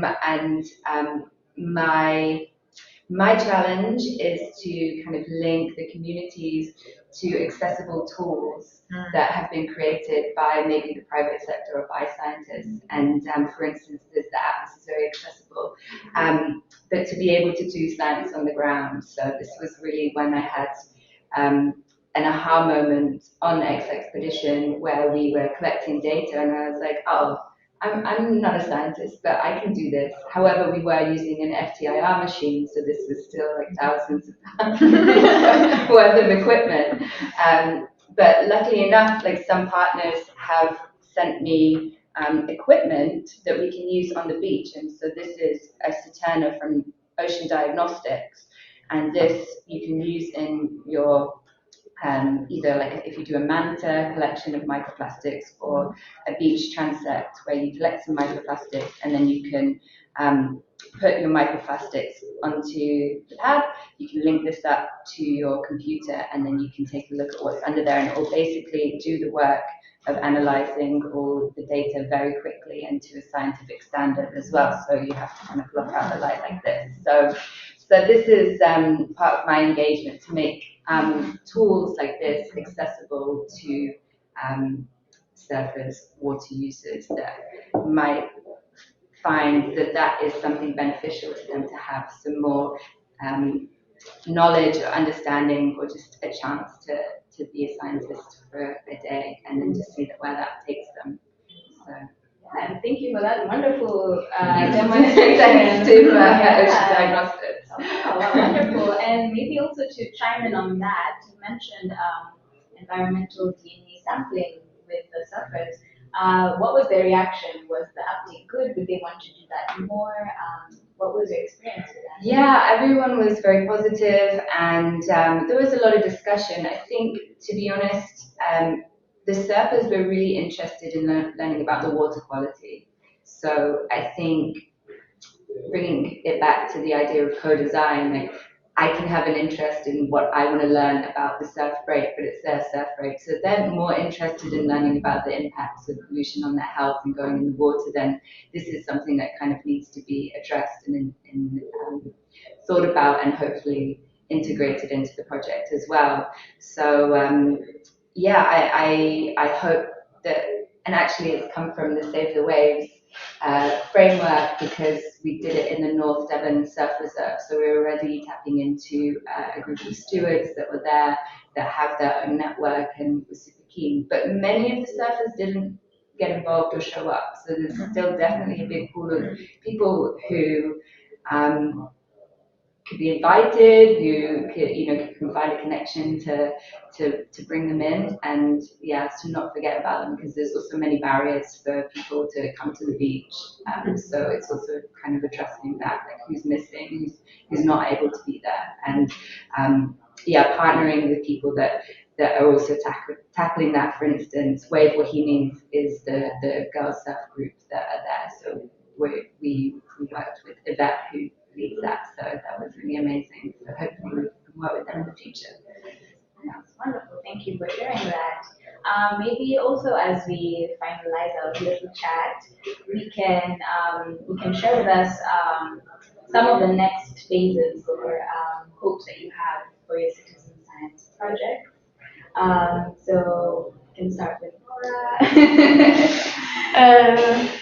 Yeah, I mean, one of my big dreams is to make a kind of a marine documentary series about the sea in Lebanon. So obviously, with the help of scuba divers and everyone, to be in the water, to film all of this beauty that is never shown.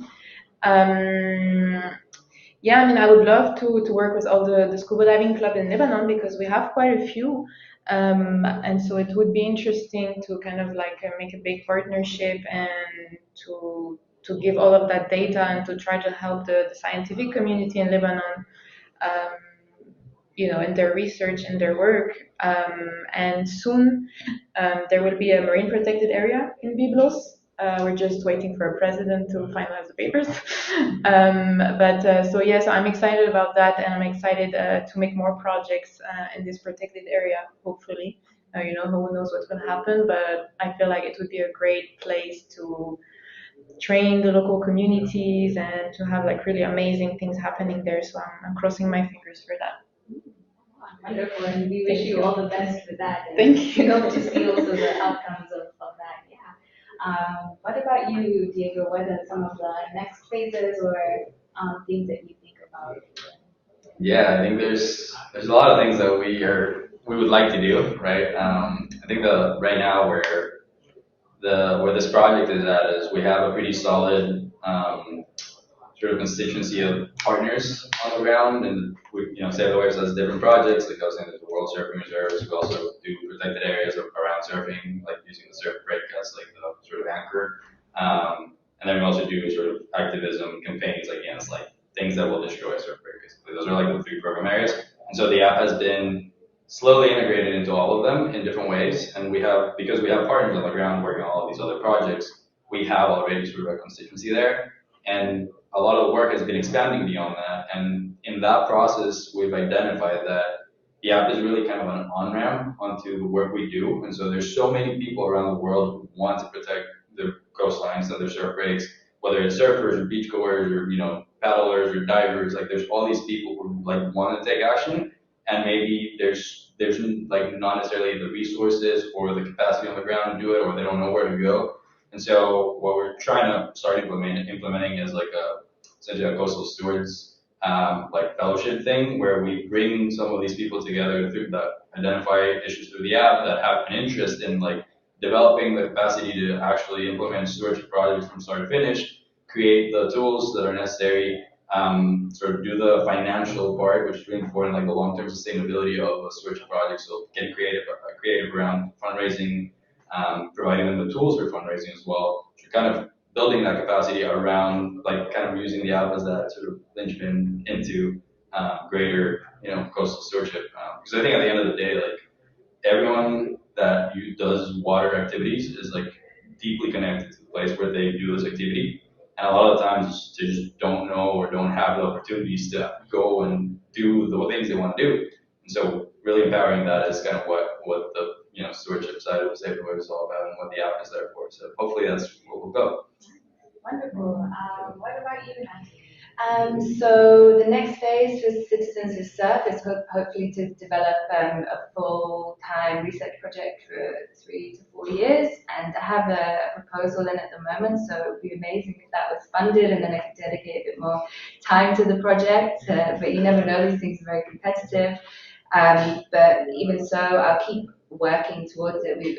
I've just met someone here actually who is running a local surf competition where I live in Portugal, so we're going to get to use the Saturno with some people that are going to be at the surf comp. So it's just about making those partnerships and doing it like step by step and just keeping the momentum going. So and just learning. It's hard to be a grassroots organization because you never know. You have to deal with like the day-to-day life, just keeping the organization going, and kind of so you just gotta adapt and hopefully build on what is already there. Wonderful, and we wish you all the best with that, and looking forward to seeing the outcomes of it. Also, as we wrap up, maybe I won't direct this to anyone. Anyone can chime in. How do you leverage social media to promote engagement? Because we're in the era of information and sharing. has any strategy worked for you, and how do you approach that? I can start. I mean, because we started 3.5 years ago, and I feel like social media is changing so fast, and it was different 3.5 years ago, and now it's different. But in the beginning, we were mainly on Instagram because in Lebanon, that's where the kind of like 20 to 40-year-olds are, and that's kind of like our main, audience that we're trying to reach out to. So yeah, in the beginning it was just like the normal post on the Scuba Diving Club social media and on our social media. But now I think it changed a little bit. So all this with the reels and TikTok, etc. So I'm not sure. We're trying to adapt, but it takes so much more time now, I feel like. So yeah, the collaboration and like with different groups, with different accounts, maybe that works well. Yeah. And as we slowly come to a close of our lovely square table, not round table discussion, maybe you can each give 30 seconds, a really quick take-home message for the ECOPs watching, or anyone watching who would love to start a citizen science project wherever they are. What would be like a key message that you would want to leave them with? So we can start with V.ECOP. Yeah. I think I'd go back to what I was saying earlier of identify the needs of the people locally. Like, if it's your community where you want to have a citizen science project, talk to the people in your community, find out, what are the issues that they want to work on, or how does your knowledge and skills integrate into the local context. And if it's not your community, then also do the same process, right? Like a lot of trust building, a lot of sort of understanding the local context before really implementing anything, because if there's no local buy-in, like if the people, the citizen scientists are not buying into it, then it's going to be really challenging. So I think that's the first thing I would suggest. Okay, wonderful. Natalie? Yeah, I think I would definitely agree with all of that, and I was hoping I could say it, but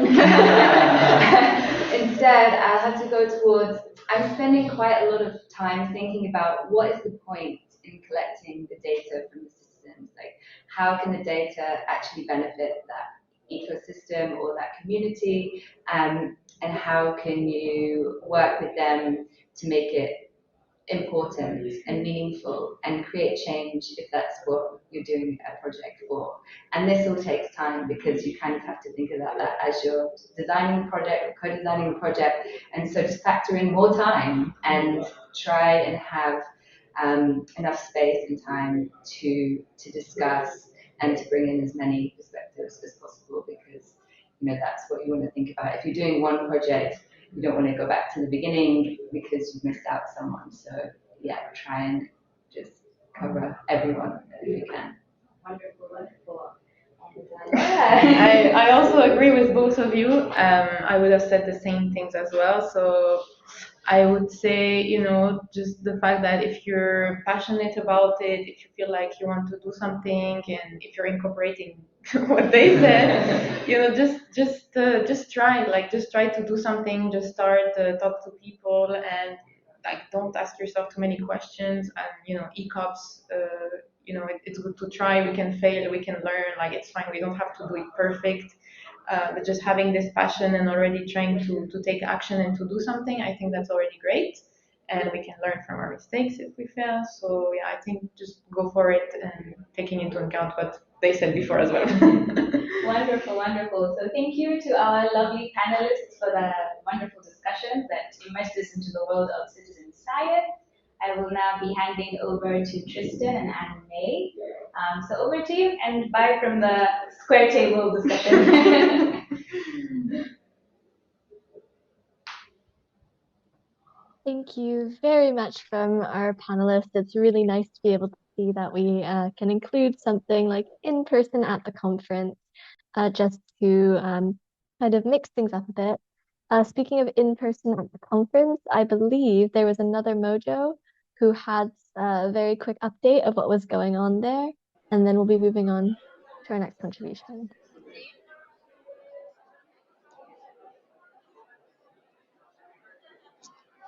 Hi everyone, it's Fiona again. I'm here at the very busy convention center in Barcelona. So it's a lot happening right now because we're in between sessions. We're just going to show you a little bit around. But at the same time, we would like to introduce you to a really cool booth, which is about the International Masters in Marine Biological Resources. And it's an Erasmus Mundus Master. I actually did that master and finished 2 years ago. And we have some people here ready to talk to us and give a little bit of information about it. Let's hear about them. Hi.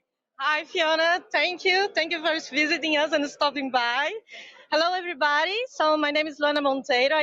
I'm the main coordinator of the Erasmus Mundus Joint Program, IMBRC, which stands for International Master in Marine Biological Resources. As Fiona already told you, she's part of the IMBRC family. She's an alumni. Here at her booth, I'm very lucky to have other ECOPs that are alumni of IMBRC, but you know, you may be ECOPs at a younger level, so if you're interested in learning more of what IMBRC is about and want to apply for the program, please search IMBRC and you're gonna immediately find our website and all our social media links, so follow us for any announcements. If you are a more advanced ECOPs, such as Fiona and my team, don't hesitate also to reach out. You can be part of our associate network, and if you are an alumni, please reach out to us because we are better structuring our alumni network, also to better connect with the ECOPS community. Thank you so much. Yeah, I really recommend everybody to check this out because it was a really cool master's program. Connect all of Europe together. I was studying in 3 different countries, so that was really cool experience. So yeah, thanks for being here and thanks for talking to us. It was really great to have you join us online. So now I'm sending it back to our hosts in the session. Thank you. Yeah, thank you so much for your insights, Fiona. So due to the time, I would like to move to our VIP talk for today. Somebody who I've met personally at my first conference, actually, where I was talking. His name is Dr. Bryce Stewart. He's been affiliated with the University of York for over 16 years, but has recently started a new position as associate professor at the University of Plymouth, where he represents the MBA, the Marine Biological Association. I'll hold it quick with my background information because I think it's so much incredible work he has done, he's still doing, and I'm as well really looking forward to what out of his knowledge box he will share us today. So yeah, Bryce is a marine ecologist and fisheries biologist. He has worked in multiple ranges of tropical coral reefs and the deep sea, but as well in estuaries. And his recent work, which I remember, is that he was involved a lot in the Brexit and how UK fisheries are affected by it and the marine environment in general, and as well how to engage with the government and the stakeholders. So just to keep it short, I could continue probably for another 5 more minutes. I would like to introduce our VIP talk and a warm welcome, Bryce. Tristan, great to be here. Yeah, thanks so much for the invitation. Right, I'll just get my talk up on screen.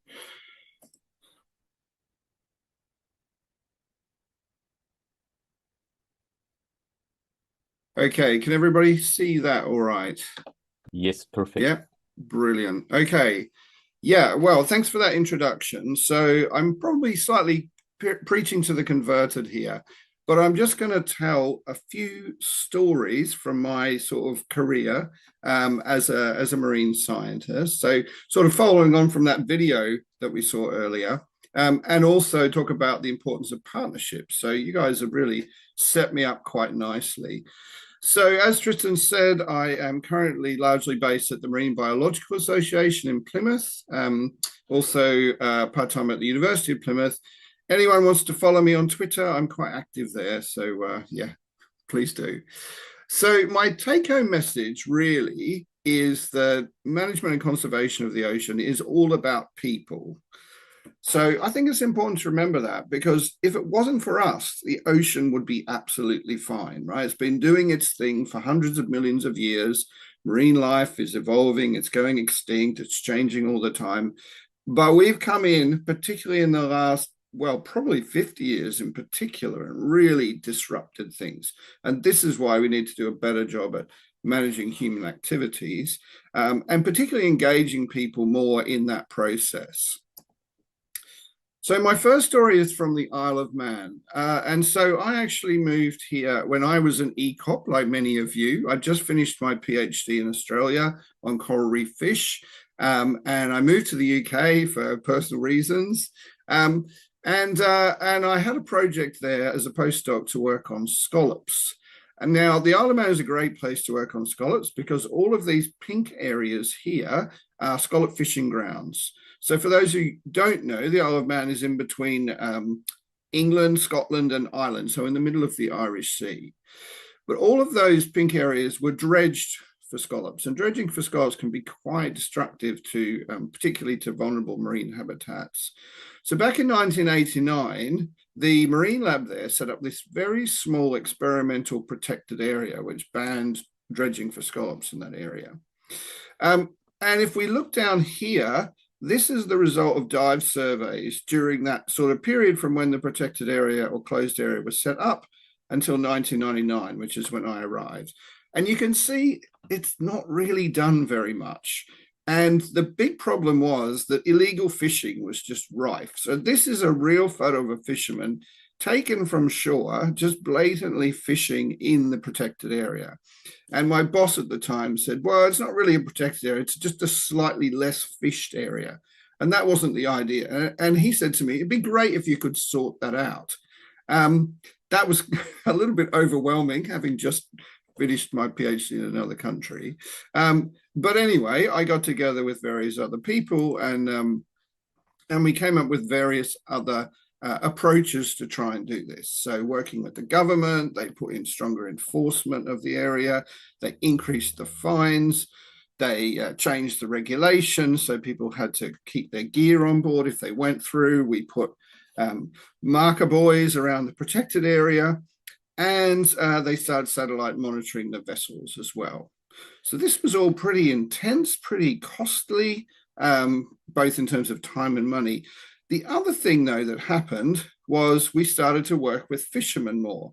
Now, this was a little bit unexpected. It wasn't planned, but the university that I worked for decided our research vessel was too expensive, and so they sold it. And we were quite upset at the time, and we said, what are we supposed to do? You know, we run a marine research program.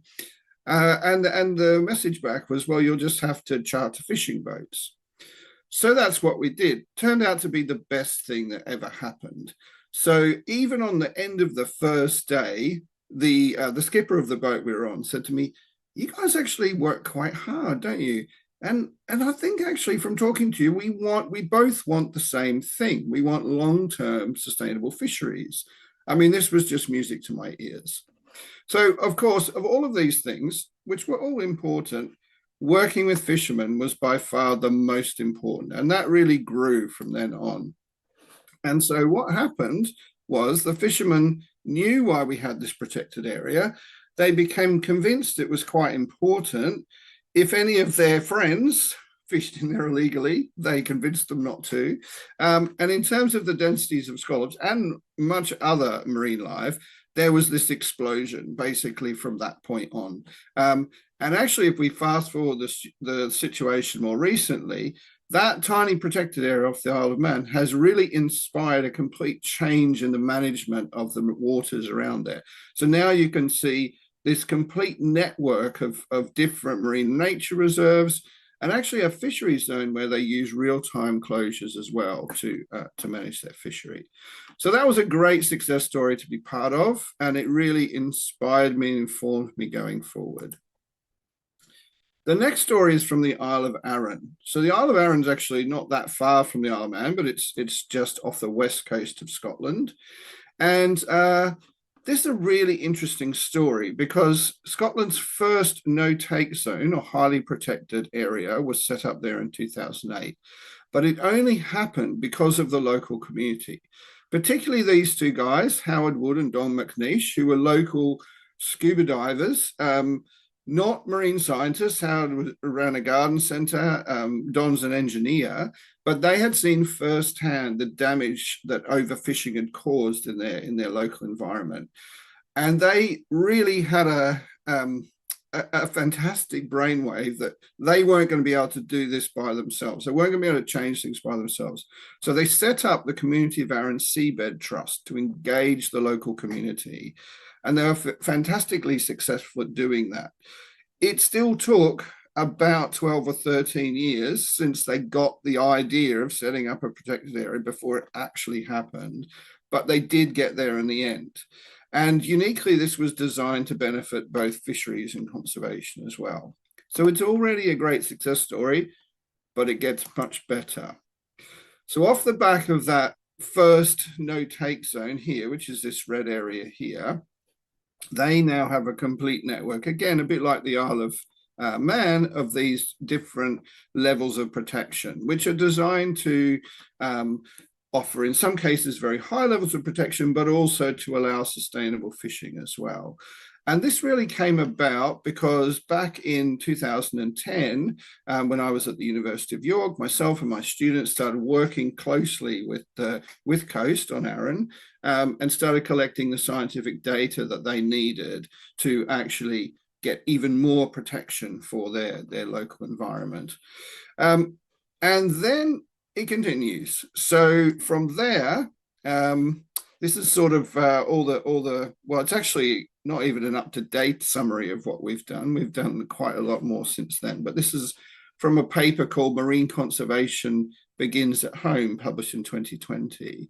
The sort of key things in these protected areas is we saw overall habitat recovery in terms of, things growing on the seabed, merle and sponges and hydroids, but we also saw increases of commercial species like scallops and lobsters, and good evidence as well that the protected areas were reseeding the areas around and actually supporting fisheries in that way. But yeah, perhaps even more important is the inspiration that this story provided. So this has happened in various different ways, and I'll just highlight two of them. One is that one of those founders, Howard Wood, was given an OBE and also won the Goldman Environment Prize, which is a very prestigious grassroots conservation prize in the United States. This allowed them to set up a marine education interpretation center called the Octopus Center for members of the public. Arran gets a lot of tourists and visitors, so this was really key, and they get tens of thousands of people going through the doors of this place every year. Even my kids here are slightly interested in conservation. Any parent knows it's pretty hard to get your kids interested in your work, so I figure they're doing a pretty good job. But also, what they did was they inspired other communities around Scotland in particular, and in fact many others in other parts of the world, but particularly in Scotland, to set up what was called the Coastal Communities Network. So this began with just a few other like-minded coastal communities saying, we want to sort of replicate what happened in Arran. And now it's up to 25 other organizations around the UK. And they're all different. They're all doing their own things appropriate to their local environment, their local community. But, and each one of those you could tell fantastic stories about. So it's a really great example of how, from small things, in this case, the inspiration, motivation of two guys has led to this massive change on a national scale. My final story is a much more recent one, and this is called Project Pollock. And this one's a little bit different. So Pollock is quite an important recreational and commercially fish species that's landed for consumption and for sport as well, all over the Northeast Atlantic. But unfortunately, there's been what appears to be quite a dramatic drop in commercial landings and government surveys in recent years. So this is what this graph here shows, and it looks pretty concerning. However, the data that this pattern was based on is actually quite limited, and the stock surveys weren't done particularly well. They weren't really targeted at this species, even though this was actually quite important. However, all the same, the government at the start of this year said to the fishermen that they were going to set the quota at 0. So they were only allowed to catch a very small amount of this species as bycatch. So we weren't allowed to target it anymore. And this has really caused a lot of upset. This is just one headline of many about the devastation that it's had for local fishing communities. Interestingly, just last night, the government announced a compensation scheme for these fishermen. However, we got together, myself and a bunch of other scientists and angling groups as well, to actually try and change this situation, actually well before the government decision was made. Fishermen, recreational fishermen in particular, come to us and said, there's something going on with this stock. It's declining, the fish are getting smaller. We need to know more about this. The government surveys are not up to scratch. And so actually we teamed up about 18 months ago now with recreational charter fishing boats. So these are boats who take paying customers, sort of 8 or 10 anglers out to sea. And they've been collecting data for us ever since then through what we call Project Pollock, or the Pollock Fisheries Industry Science Partnership. So this project's sort of midway at the moment. It's happening. These numbers are changing every day. But just to sort of give you a flavor of what you can achieve by working with stakeholders in this way. So we've seen different stakeholders. We've seen commercial fishermen, we've seen community groups in Arran, and now we're really working with recreational fishermen. But they're collecting a huge amount of data for us, and sometimes we're going on the boats as well. At this point, over 500 different fishing trips. Now, if I was a scientist wanting to charter my research vessel for 500 days at sea, it would cost millions. This is largely being done for very, very small amount of money. We've also put acoustic tags on 50 pollocks, so we can get really fine scale detail about how they're moving, which can tell us about where the different stocks are and where fish are coming from to breed and all sorts of things like that, which will also help inform management. And we're working closely now with the management authorities to actually see this information used in future management decisions.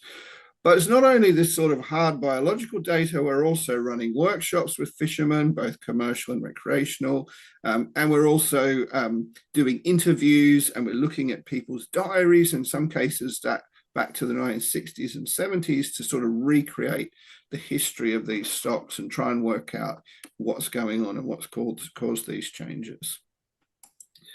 So putting all of that together, I tried to come up with some key lessons learned from these 3 case studies. And I've done quite a few other projects like this as well. And I think the first lesson really, if you're a scientist, a manager, or if you're a conservationist, is when you're talking to stakeholders, before you do anything else, just listen, right? Be open-minded about their opinions, because you may not initially first agree with them. You may be tempted to go, hang on a minute, don't do that. Just sit back, listen, absorb, and be open-minded, and respect other people's opinions and concerns. If you think about it, stakeholders, whether they're, people running wildlife, tourist boats, whether they're commercial or recreational fishermen, or whether they're just local residents, if you change the way that their local area of sea is managed or conserved, they're the ones who are going to be most affected. So you've really got to respect their opinions and concerns. You've also got to value their knowledge, right? A lot of these people are spending nearly every day at sea, certainly whenever the weather allows, which in the UK is maybe not as much as other parts in the world. But one of my colleagues, Simon Thomas, has coined this phrase, experts by experience. And I think this is a really great way to see stakeholders, because they really are, a lot of them, they know far more about the sea than me as a marine scientist ever could, because I unfortunately spend too much of my time tied to my laptop answering emails and not actually being out there and seeing firsthand what's going on.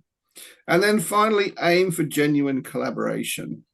And what I mean by this is, if you're designing any sort of conservation initiative or data collection program, don't just listen to what people say and then go, right, I've come up with the way it's going to be done. Actually involve everyone at every step of the journey so that you end up with something that's genuinely co-produced. So other than that, I'll just leave you with my little message that I like to leave people with. This is more of a personal one for you all. The philosophy of a scallop: to keep your eyes open, filter out the crap, grow a hard shell, but keep a soft heart. Be more scallop. Thank you very much. Yeah, Bryce, thank you so much. What an amazing talk, and as well, what kind of a motivation for all the ECOPs out here to get started in conservation, or as well to proceed with the input you have given them. I just wanted to say thank you real quick. Really great job. I highly appreciate it. Please put in your questions in the chat because we are really running short on time. I'm really sorry for that. But yeah, since this is a live hybrid event, we have some new contributions from our mojos, which Anne-May is going to refer to. Bryce, No thank you problem. so much for your time. Thank you so much for your insights. Yeah, and My as well pleasure. for the last quote.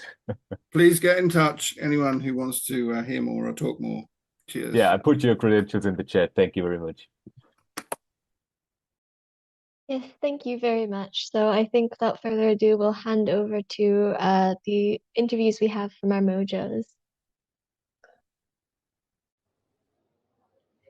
Hello, everybody. The sun is bright in Barcelona, so you might not see me very well here in the studio, but I'm just going to introduce two important voices with messages to the early career ocean professionals. We will start with a message from the WIOMSA Executive Director, Dr. Arthur Tudor, who will be telling us about how WIOMSA is contributing to ECOPs in the Western Indian Ocean region, followed by an interview with Kestutis Kadauskas, who is a representative of the EU mission Restore Our Ocean and Waters. So we invite you to stay tuned to listen to these exciting interviews. And over to you guys in the studio.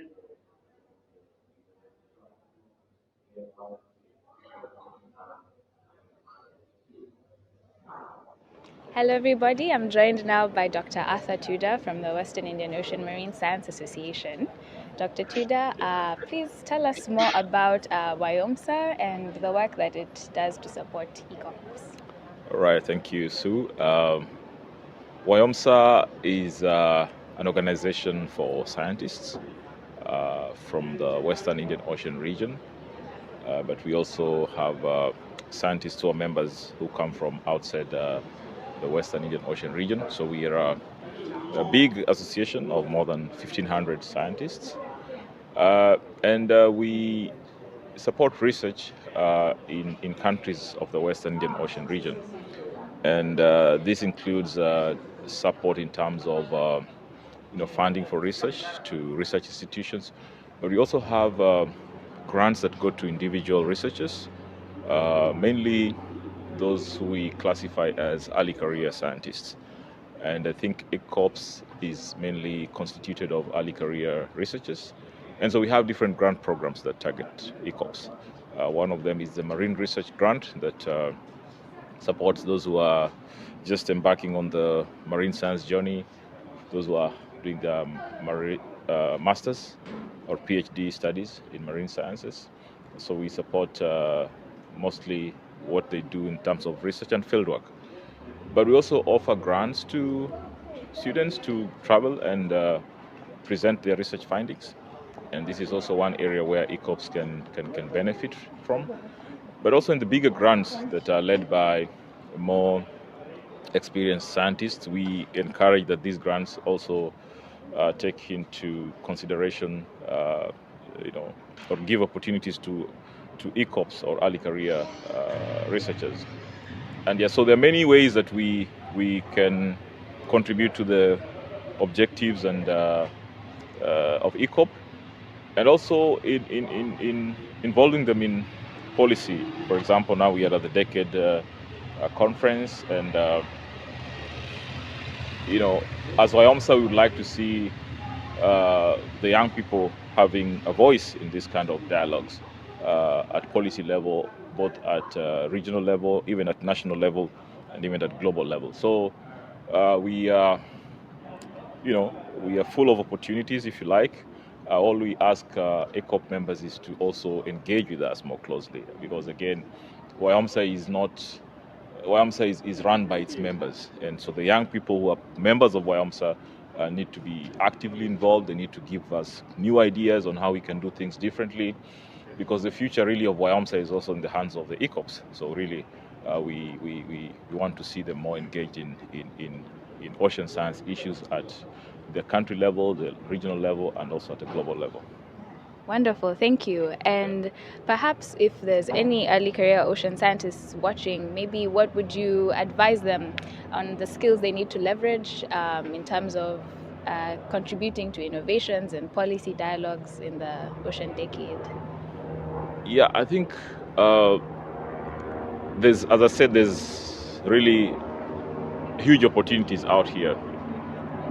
Ocean science is so broad, the field is so wide, and I would say, I don't want to say the sky is the limit. Probably the depths of the ocean are not even the limits. So as ECOPs, there's all these opportunities. You can enter into mainstream science. You can also provide solutions that support science. Like now you're talking about the use of artificial intelligence in marine sciences, in all these aspects. These are the new areas where innovation is required. We also need new approaches to science. So we've had traditional way of doing science, but the technology and challenges are changing every day. So we see a very great opportunity for early career scientists to come up with innovations, creative ways, things that have never been tried before. So I only see a limitless space in terms of opportunity. So let us not, just think of, sticking ourselves to what we know, but let us try to venture out into the unknown and come up with creative ways of dealing with these problems now. I think that is where we need the young people who are with creative minds, with creative ideas, to offer creative solutions. Yeah. And perhaps the last question will be, are there any success stories from the WEO region, from WIOMSA, of young people or programs that integrate young solutions that you would like to share?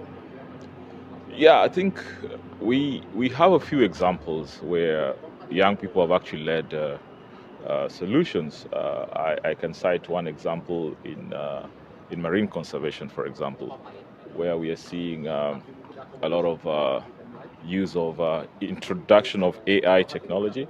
I think even one of the recent papers that has just been published by WCS, I think we saw the involvement of a group of young people in developing AI solutions, to working with other scientists to offer new ways of selecting or identifying areas for conservation using AI technology.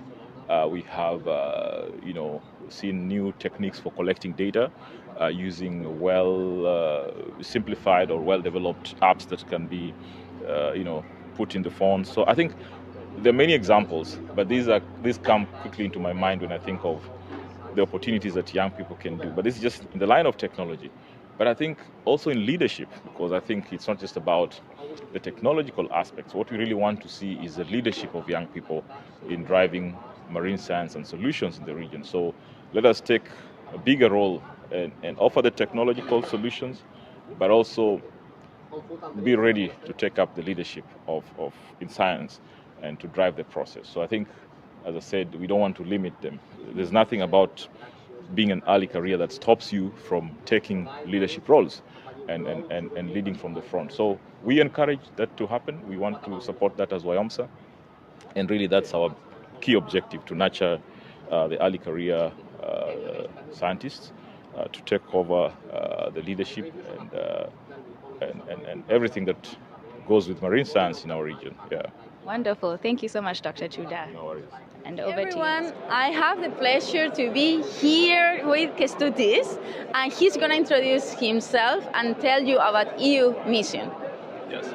Well, I am Deputy Director General for Maritime Affairs in the European Commission. At the same time, I'm manager of a ocean mission, which is a major flagship mega project from our research program, but also beyond, with some really important objectives, how we can make our ocean more sustainable.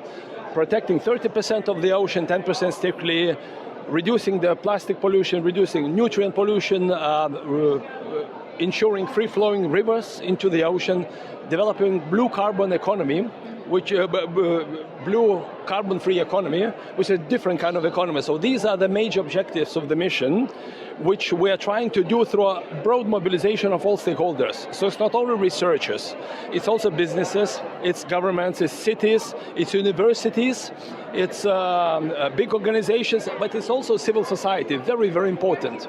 And what is also crucial here is when we look about the ocean, when we talk about the ocean, we have to look into the future. And the future belongs to the young people. And it's the young professionals that can really make the difference, because these are the most passionate people who are discovering some of the solutions that the older generation simply could not find. How to fix the problems of the ocean. And that's why the young ocean professionals seems to be a very, very promising group and initiative that could link up with the ocean mission. That's why I would suggest very strongly that you guys become part of the mission by signing up to the mission charter. It's a very simple document that outlines the key objectives of the mission, but you join right now more than 600 various organizations who are our partners in the mission, who are doing something for the ocean, and who we promote each other and we cooperate with each other. Thank you so much for this invitation and to include the young people as one of the stakeholders, which sometimes are forgotten in other sectors. But how do you see actually the involvement of early career ocean professionals in the EU mission? What are the goals, the keys, the challenges? How do you see the involvement? Well, I can tell you that already some of the solutions that come for the mission, they come from the young people, from the young researchers, young entrepreneurs, people who are very passionate about the ocean, but also very dynamic, because it's the young people who are not afraid to take some bold ideas and to test them to the ground. And that's where we need some disruptive solutions for the ocean. We can't do business as usual. And it's unfortunate to say, the older you get, the more usual things you do. And it's the young people who do unusual things, and that's precisely where we need for the mission. That's why the best involvement would be if you become the part of the charter, become part of the mission, you become part of our partners, and we'll look for the ocean solution best. And we can valorize also on the knowledge of the young ocean professionals that they can bring to the ocean solutions. All right. So that's very interesting. Just get involved with EU Mission, look for it, and thank you so much for this interview. Thank you. All the best. All the best.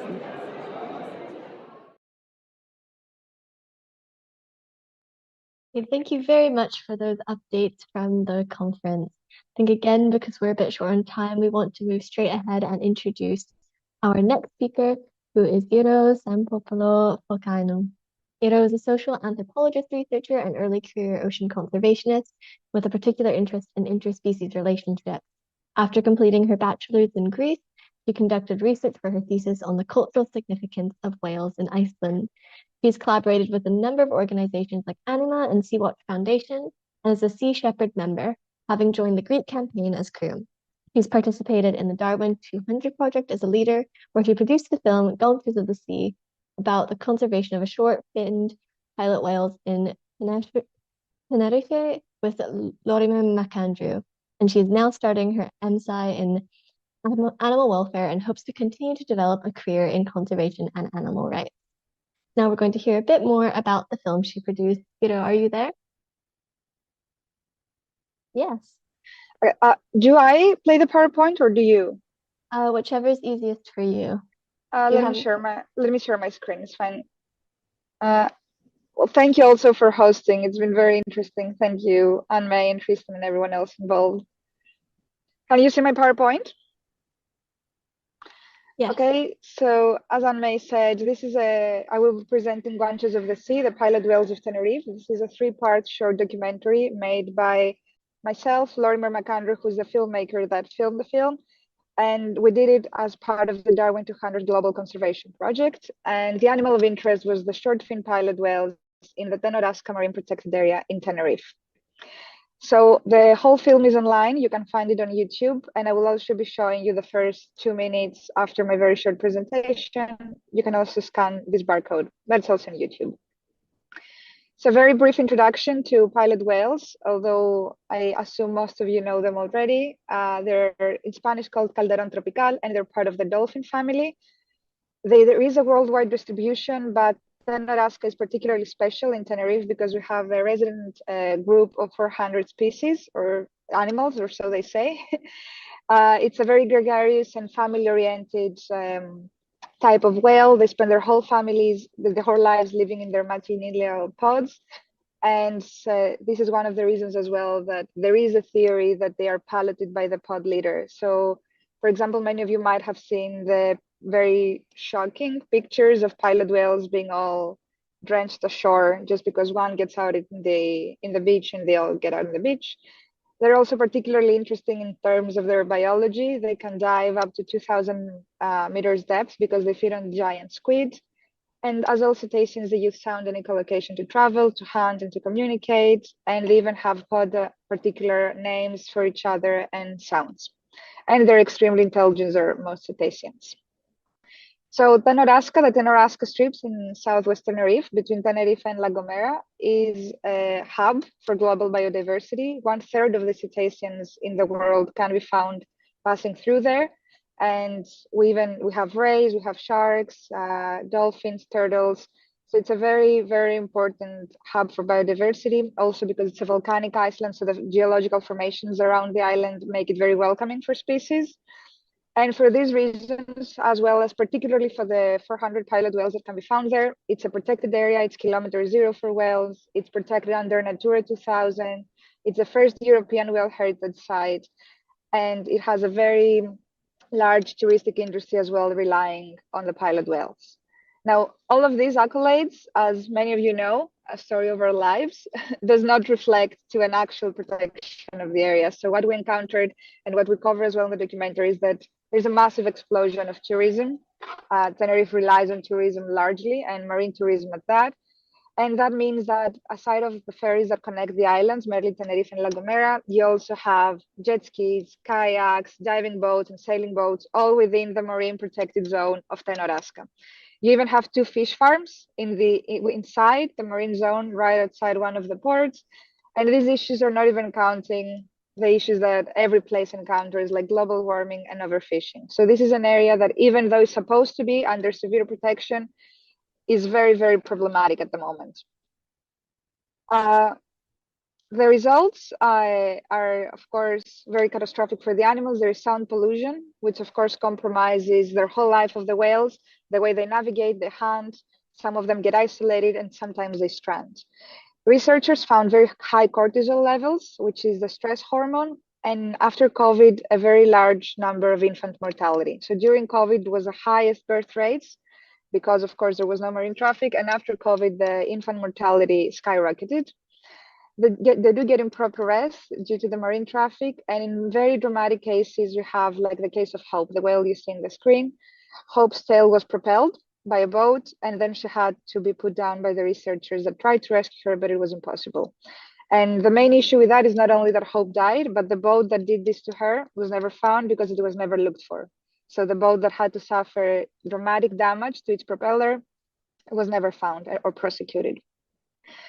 So talking to local experts, which was very important for us, we divided the courses of action in 3 main areas. One has to do with the marine protected zone, and you can see some of the measures we propose here and at the end of the film for anyone that doesn't have time to read now. It's mainly about no-take zones, designated routes, designated time slots, the use of ice to make sure that there is a maximum number of boats out at sea at all times, and equipping the Coast Guard with ice to make sure that all boats are following the code of conduct, that not many touristic boats are out at the same time, and mandatory information and exams to everyone that wants to dock, or get a skipper's license, and mandatory information to any tourist embarking in any way out at sea. We also drafted this informational material that you can also find in the documentary. We think it's something every tourist should get in the form of a barcode when they purchase any ticket to go out at sea. via, even if it is the ferry to go to La Gomera, or even if it is a sailing boat. And so that I don't tire you and I overtake my time, I will also like to show you the first 2 minutes of the documentary. And again, you can find the whole thing on YouTube, but I would like to show you the first 2 minutes of our work. Can you see it? Can you see the video I'm trying to load on Vimeo? No, I think you might have to either stop sharing and then reshare the specific screen. Oh, okay. Sorry. Okay. Sorry. Oh, here it is. Now you can see? Yes, we can see it.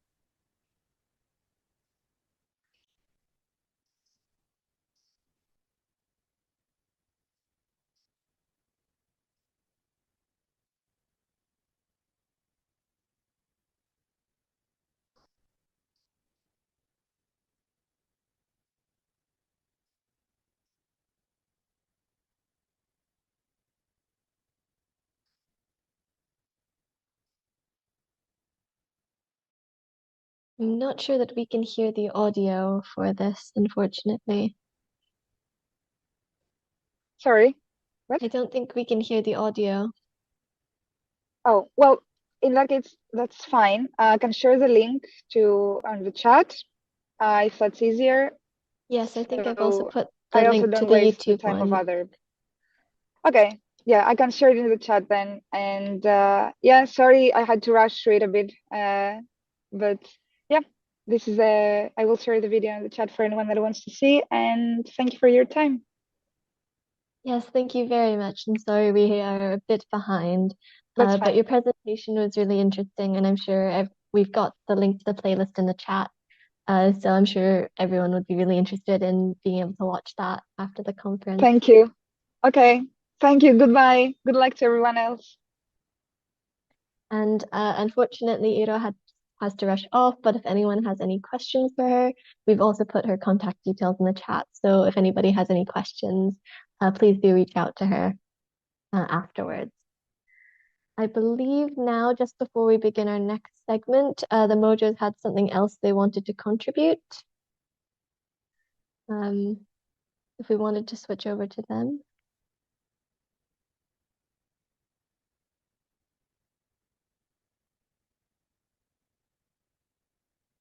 Okay, I guess then we'll move on to our next contribution. Okay, yeah, I might introduce him real quick. I think it's Nicolo. I hope that our technical team can share his presentation because he informed me that he's unable to. But yeah, first of all, thank you as well, Iho, from my side. Sorry that we had to cut you off a bit, but please, everybody from the audience, go watch a video on YouTube. But yeah, who's up next? So it's his name is Nicolo Di Tullio. I hope I pronounced it right. He's actually live at the conference, so thank you for taking the time. As well, he is the president of the consortium Genova Ocean Agora, and he is as well the project developer. And currently doing his PhD in sustainable management at the Superior School of Advanced Studies in Sant'Anna of Pisa. And as well, he is a quite famous person because he is the World and Europe Cup Surf life-saving sport champion. So looking forward to hear from you, Nicolo, and the stage is yours.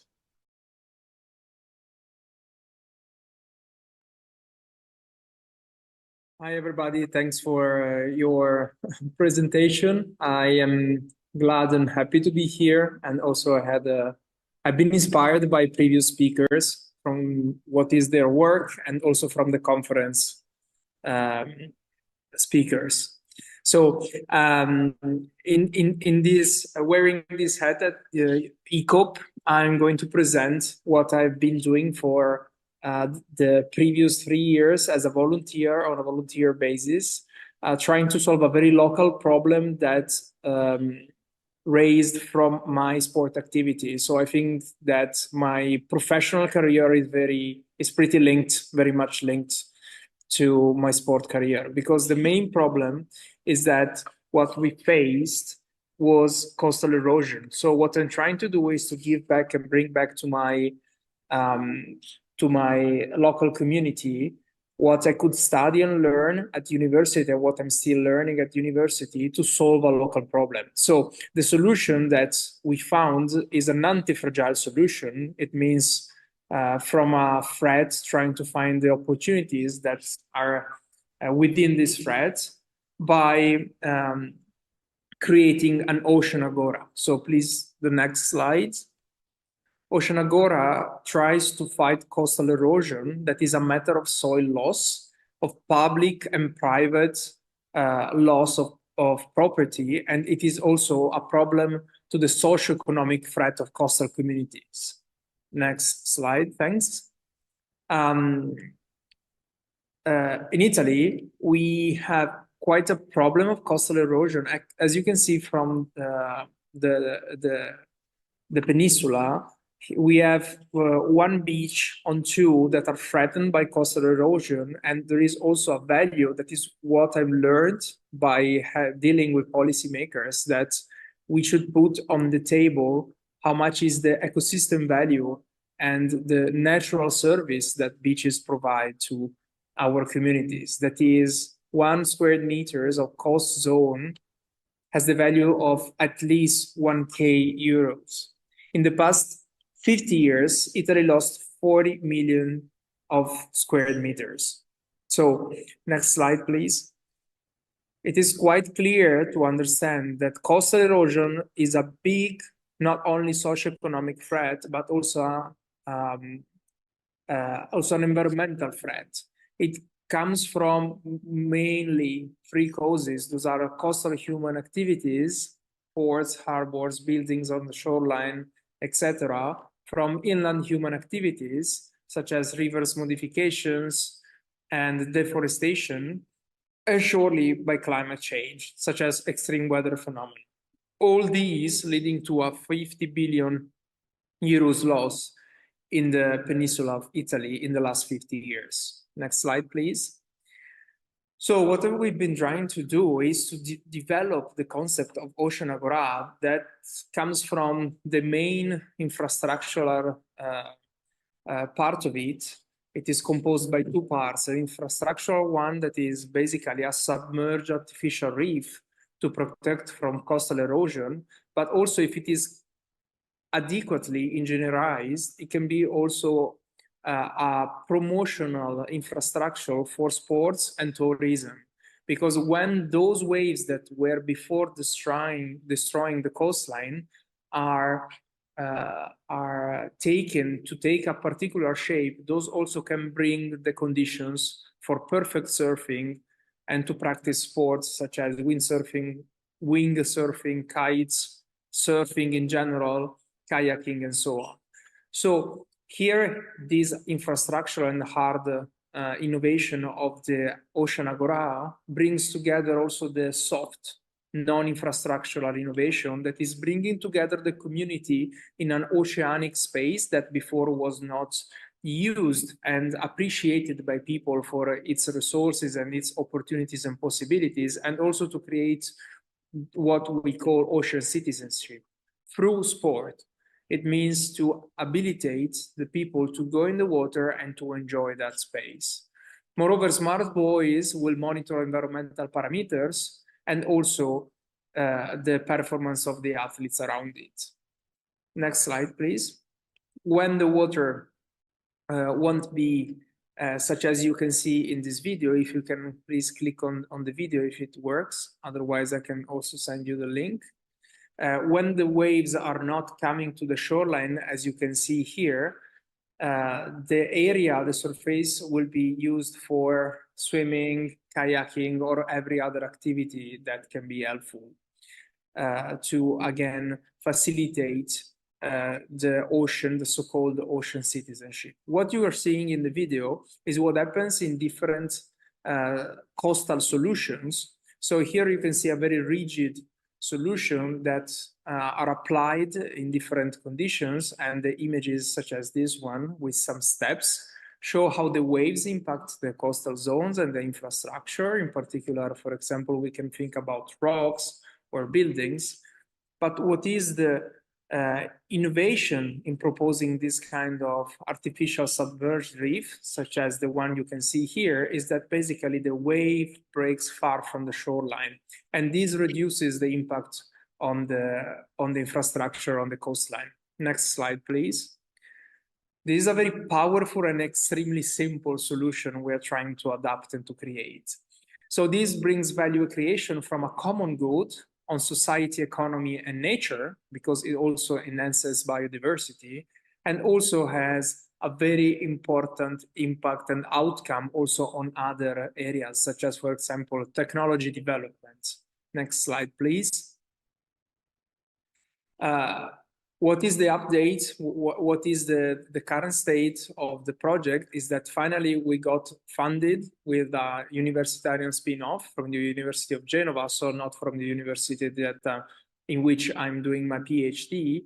And here at the moment for the National Day of the Ocean, today is the National Day, the Italian Day of the Ocean, I am talking with some professors and with some policy and policy makers from the city of Genova, and we got funded the project. So these are great news, and most probably this will be done with European funds. So we're trying to bring together all that we've been doing for 3 years, and I'm very happy to share it today with you in this occasion. Thanks. Thank you so much for your presentation. It was really interesting to hear what your project was on. I think we'll then move on to our next contributor, who's also looking at coastal development. Let me do this quickly. So our next contributor is Phaedra van Kerrebroek. Phaedra is 26 years old and will be celebrating her 1-year anniversary as an ESOP on the 17th of April. And thanks to NDCBE, or the National Decade Committee Belgium, she actually got the chance to be at the Barcelona conference. So thank you so much for being part of our digital ESOP days, as well as being there in person. She's an educator at Horizon Educatie VZW, an educational nonprofit organization based in Austin, Belgium. Their motto is that they want to make everyone crazy about the ocean, and they do this through experience-based activities on ocean-related topics such as crab fishing, seashell identification, cooking with sustainable fish, as well as through projects, national and international. Next to that, Phaedra plays an active role in the ESOP Belgium coordination team, and she's going to talk to us about a project, Expedition Coastline. So Phaedra, are you there?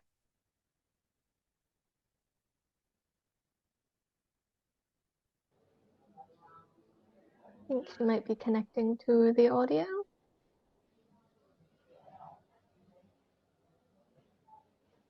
Are you able to hear me? Yes, we can hear you now. Yeah. Do you see me from like the big camera or the small camera down? I think we see you from the camera down. All right. Our technical team is still fixing the lighting and stuff.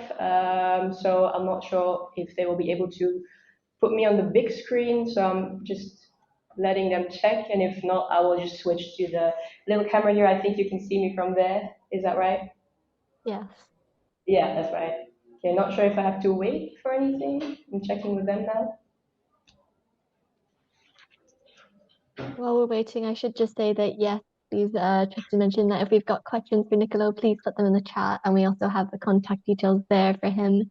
And I think Tristan has also just put Phaedra's contact details. Again, sorry, we're running a bit behind schedule, so we didn't have any time for Q&A. So please do reach out to our contributors in the chat or use their contact details for getting in contact with them after the event. All right, I don't see anything happening now, so if all right with you guys, I will just start doing the presentation like this, then it will work perfectly fine, I'm sure. Is that okay? Yes, that's all fine. right, great. I see Kristen nodding, so thank you. Well, good. I'm going to dive right into it, and I would like all of you to think about this. Isn't it a pity that young kids don't know what's happening out there, that they do not have access to all of these great initiatives done by all of these amazing people? because ocean literacy is not or very limited included in curricula in schools, but luckily there are teachers out there who want to inspire young kids. So I was thinking, let's give them a hand and help build the next generation ocean literacy for all. So just as I was introduced perfectly by Tristan and May, thank you for that. I work for an educational non-profit organization called Horizon Educatief, and next to that, I'm in the ECOP Belgium coordination team. Now, with this project that I'm going to present to you, we want to bring ocean literacy at school. And now, I know it's on the last presentation, it's already getting like probably time for lunch for some people, but just imagine this. Young kids doing local field work at their own stretch of the beach, contributing to citizen science, accepting a self-chosen challenge on a specific topic linked to the Ocean Decade Challenges, being able to present their project to other participating schools and partners involved. Well, this is Expedition Coastline. Expedition Coastline can be explained using 3 keywords. The first one, that is linking. So we do not just want to link schools to one another and partners to partners. We want to link school partners, institutions, just everything in creating this one happy family, like one network in which everyone can contribute and in which everyone can feel and be included. Second, we have learning. Of course, it's about education, but it's not just a passive way of doing it. It's experience-based, it's taking action, taking ownership, and most of all, it's not just the kids learning, it's everyone learning from one another, sharing. So that's what we want to do. And then last but most importantly, we got the locking part. So we do not want to focus on just a temporary thing. We want to create something that is sustainable, that will be repeated. And now you're probably wondering, like, how are you going to do that? Well, that is by implementing a 1-year course in schools. So what you see here is a timeline running from September till June, so that's 1 school year.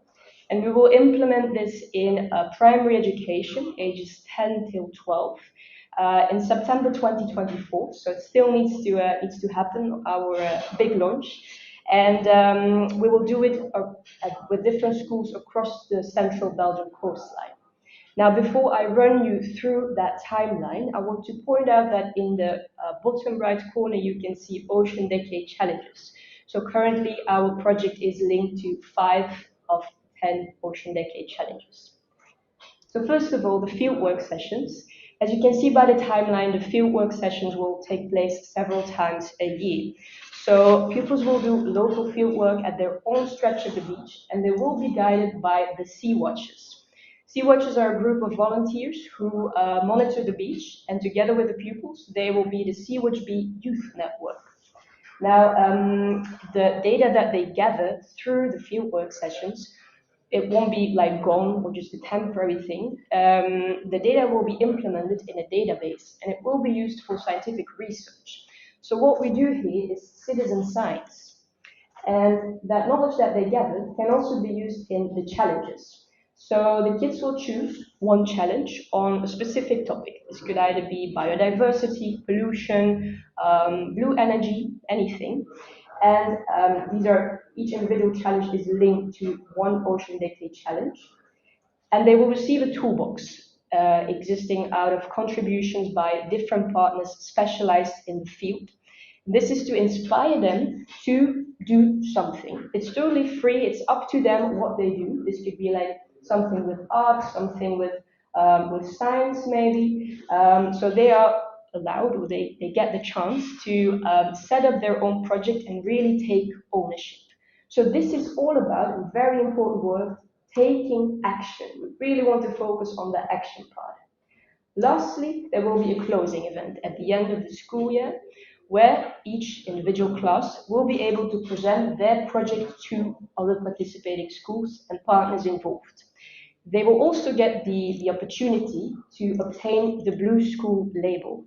And this is all about that locking part, about making ocean literacy a general concept in schools across the coastline and even further inland. It's about inspiring, it's about connecting, it's about taking action. So, of course, inspiring, like I said.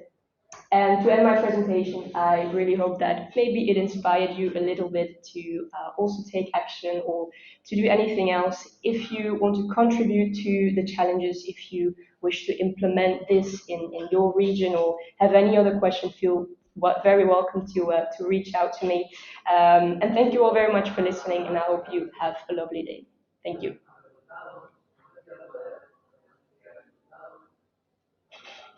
Yeah, thank you so much, Petra, as well, putting some light on the topic of starting really at the bottom by involving kids, already educating them right and giving them as well the opportunity to get involved in ocean sciences and be taught from the beginning on what is important, but as well to encourage them to be creative and to as well select what they are interested in. So very, very nice and inspiring last talk. Yeah, guys, please feel free to contact not just Fedra, but all our speakers. Since we are already almost 15 minutes late for our next session, one thing to our technical team, do we still have a Mojo interview, or shall I wrap it up with Enmei together?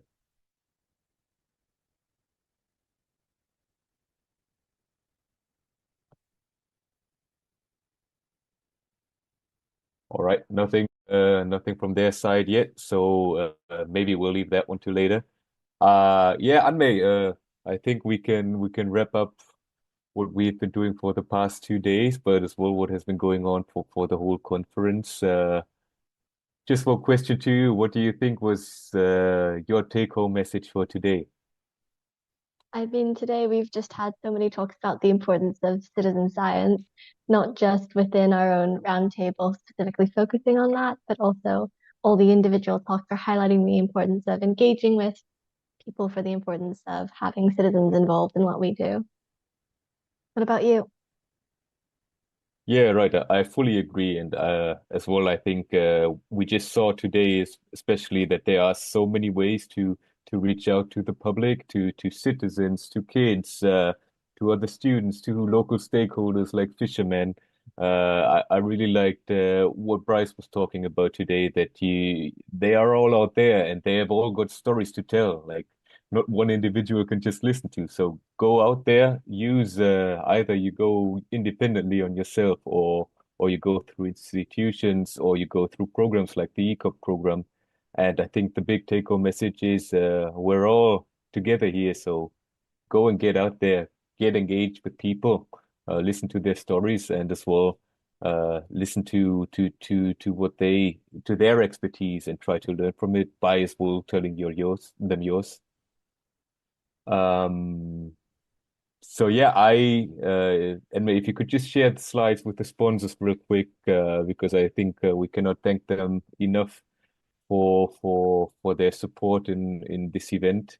I'll shortly be putting it over to the last session we have from our V.ECOP Days, and I think it's been an incredible journey which we've all been through. None of this would have been possible without Fisheries and Oceans Canada, WIOMSA, the University Politécnica de Catalunya, Prep for Blue, the European Union support, the Federal Ministry of Education, the KDM, but as well the ECOP program and the UN Ocean Decade program in general. So yeah, thank you to all participants, to the audience who stood with us. I think we are all so interested in our ocean and protecting them that as well together by networking events like this, we can connect and together as well we can achieve the best result possible for our oceans and as well for our people, because it's not just about the ocean, it's especially about the people who are connected to the ocean and as well all of us who depend on the ocean, whether it be a food source or just a place to live. So yeah, thank you all. I hand over to the Americas, to Tamara, Carsten, and Manon. Sorry for being so late, but as well, I hope you can go on with your presentation the way you wanted to.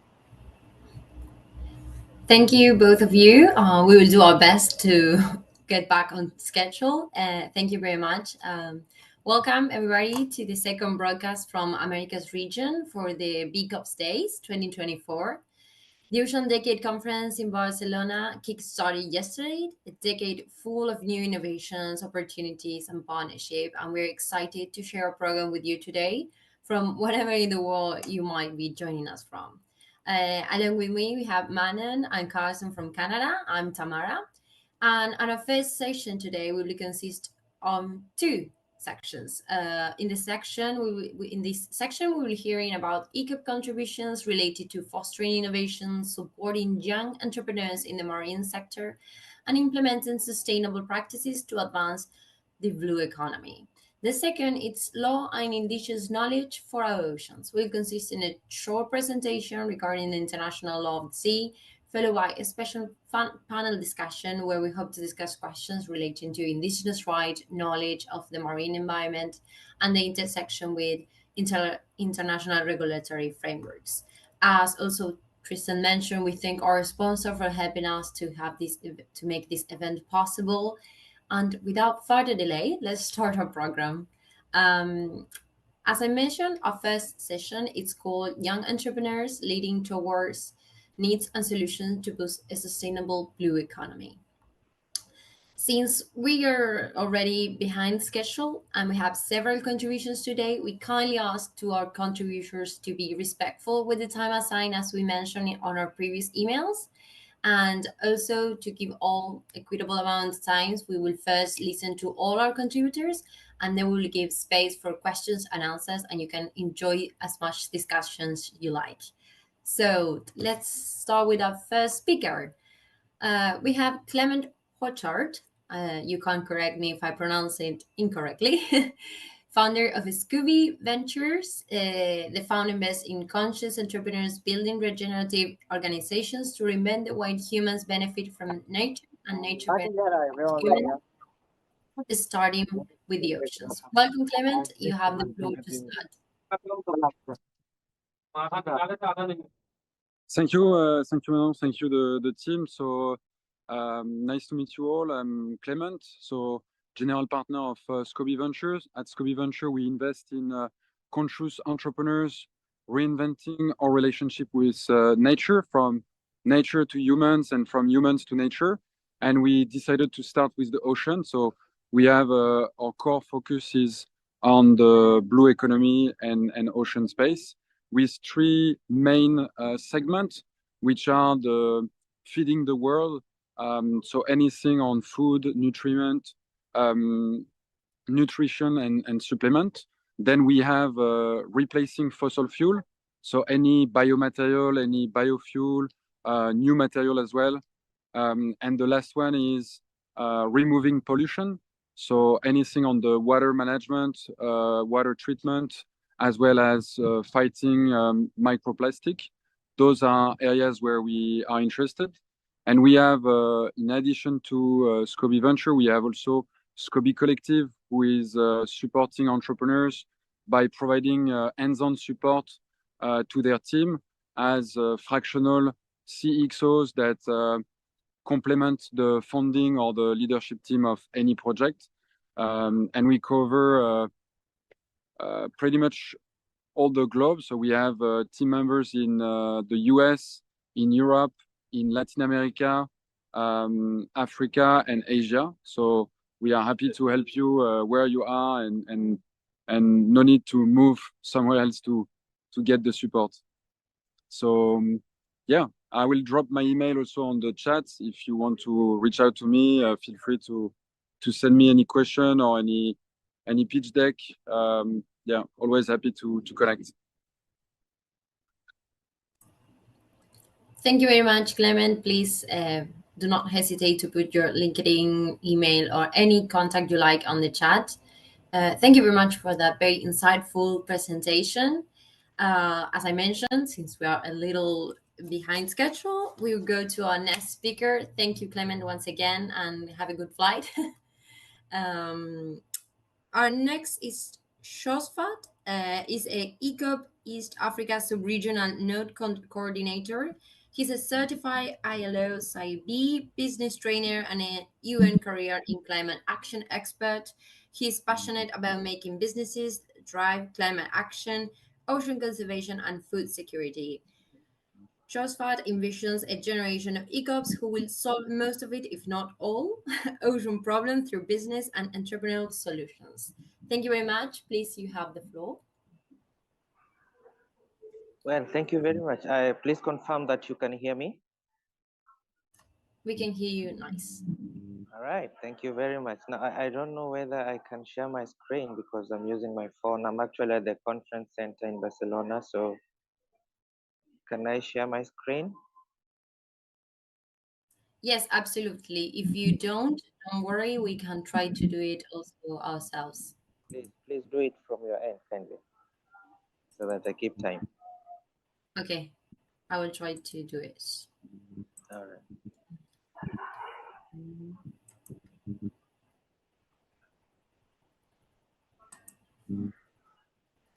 Yeah, so as you share that,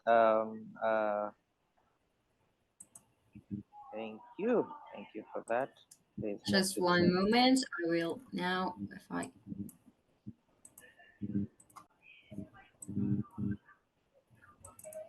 Oh. Sorry, I'm struggling with putting in presentation mode. I don't know why I can. There should be a button up top towards the right-hand side, just to the right of that. Here? No. No, the big button to just the right. There you go. Just to the left. There you go. Great. Can you see it? Yes, I can. Thank you very much for this. So I want to keep it very brief, the 5 minutes that you gave me. So as a business trainer and as the sub-regional node coordinator for East Africa, over time I have observed that as ECOPs, we really need to get business skills in order to solve the problems that are facing us, especially due to climate change that is happening, the problems that are facing the ocean. So just go to the next slide, please. So the problem that we have is that we have very many reports in our desks, in our shelves, of course, and these reports expose the many problems that our ocean faces.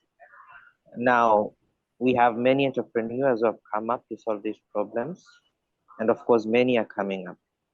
Now, what I am proposing is that, especially in Africa, which is actually the youngest continent, as you all know, I'm proposing that we do a needs assessment for entrepreneurial skills and those guys who have come up with solutions. So this assessment will encompass an assessment of the skills required for successful blue economy businesses, and of course identify the barriers related to the business skills that hinder the growth of the developing of the businesses. And finally, after we have done this, I suggest that we come up with a strategy of scaling up these enterprises, which could be already existing. And of course, again, I suggest that if possible, we could have an ocean business academy in Africa. It could be an academy that is located somewhere, a place of choice in Africa, or it could start as an online business academy. So that is what we are proposing. Next slide, please. Now, this is how I am proposing that we could do this. The first step is, of course, do a literature review on the businesses that are existing, the skills that these entrepreneurs have, what the ECOPs lack as skills to make sure they start businesses. We do expert interviews, we hold workshops. And then number two, we'll do the monitoring and of course the data analysis that we collect from all these experts, all these entrepreneurs, all these online surveys that we could do. And finally, we have to report about this because you guys know the methodology of doing a research. So we report about it and of course give recommendations. next slide, which is actually the final one. I wanted to make it very brief. Why is this important in the context of the ocean decade? It's important because, number one, this is going to help ECOP Africa in terms of capacity building. I mean, if it's the lack of business skills that the ECOPs have, this is going to help. Number two, it will help in solving the problem solving among ECOPs. It will develop these problem solving skills among the ECOPs, because one of the components I suggest we should have in that business academy is coming up with a business idea. We have problems facing the ocean, which are actually aggravated by the climate change that is happening around the world. So, I mean, there are many areas. The ocean is gigantic. It's quite. We cannot really say we can cover the whole ocean. So there are many opportunities. So part of these opportunities would be like we teach the ECOPs how to come up with business ideas, not only doing a research and coming up with a report. We also need to do this training on coming up with business ideas. And finally, if possible, all these recommendations will inform a business academy development. I have not seen this. I've only seen accelerators coming up, but as ECOP, the global ECOP, we should come up, especially ECOP Africa, we could do a business academy where we could have ECOPs learn how to come up with business ideas, how to develop businesses, but most importantly, how to solve the problems that are facing us. And just like as a parting shot, I mean, we need to be all inclusive going forward. We need to, the ocean requires, it's SDG 14, but the ocean cuts across all the SDGs. So I really hope that this could go ahead. This could be interesting to some of us attending this call or any other person, and we could come up with a business academy soon. So thank you very much.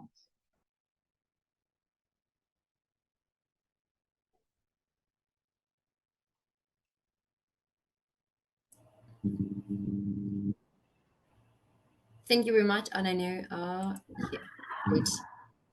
Thank you very much, Josephat, for that insightful also presentation, and it's very interesting about this Academy of Young Ocean Professionals. I hope we see it someday. I would love to join.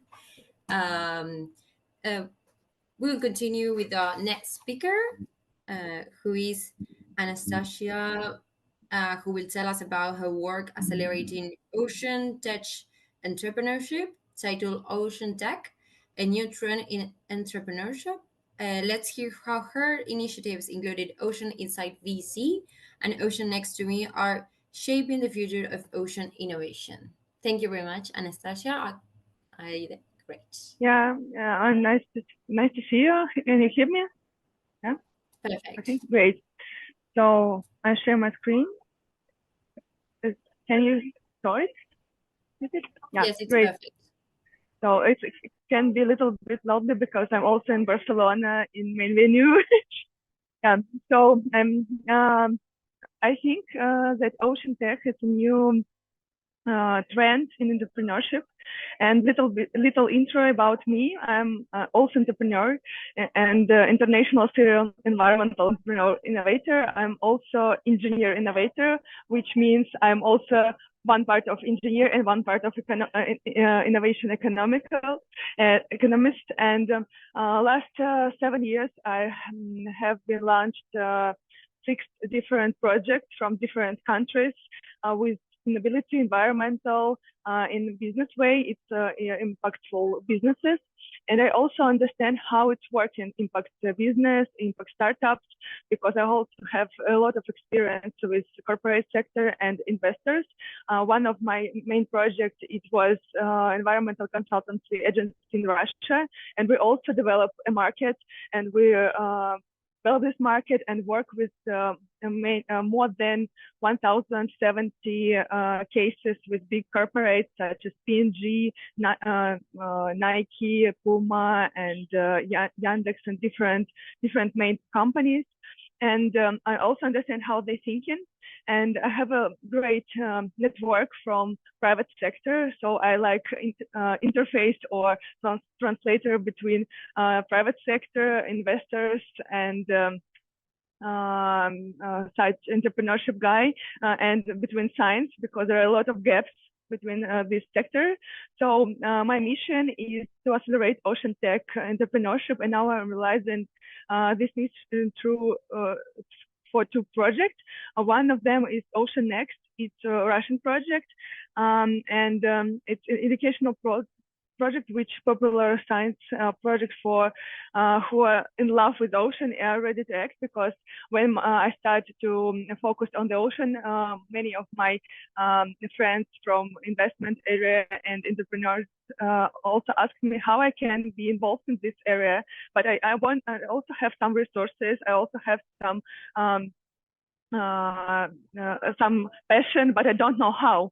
And we also build some project educational to popularize ocean science and ocean knowledge to private sector. It connects between investors, entrepreneurs, ECOP, corporate, and ocean scientists. I'm also ECOP, and we also navigate cross-disciplinary scientific information in one platform. We started to build it.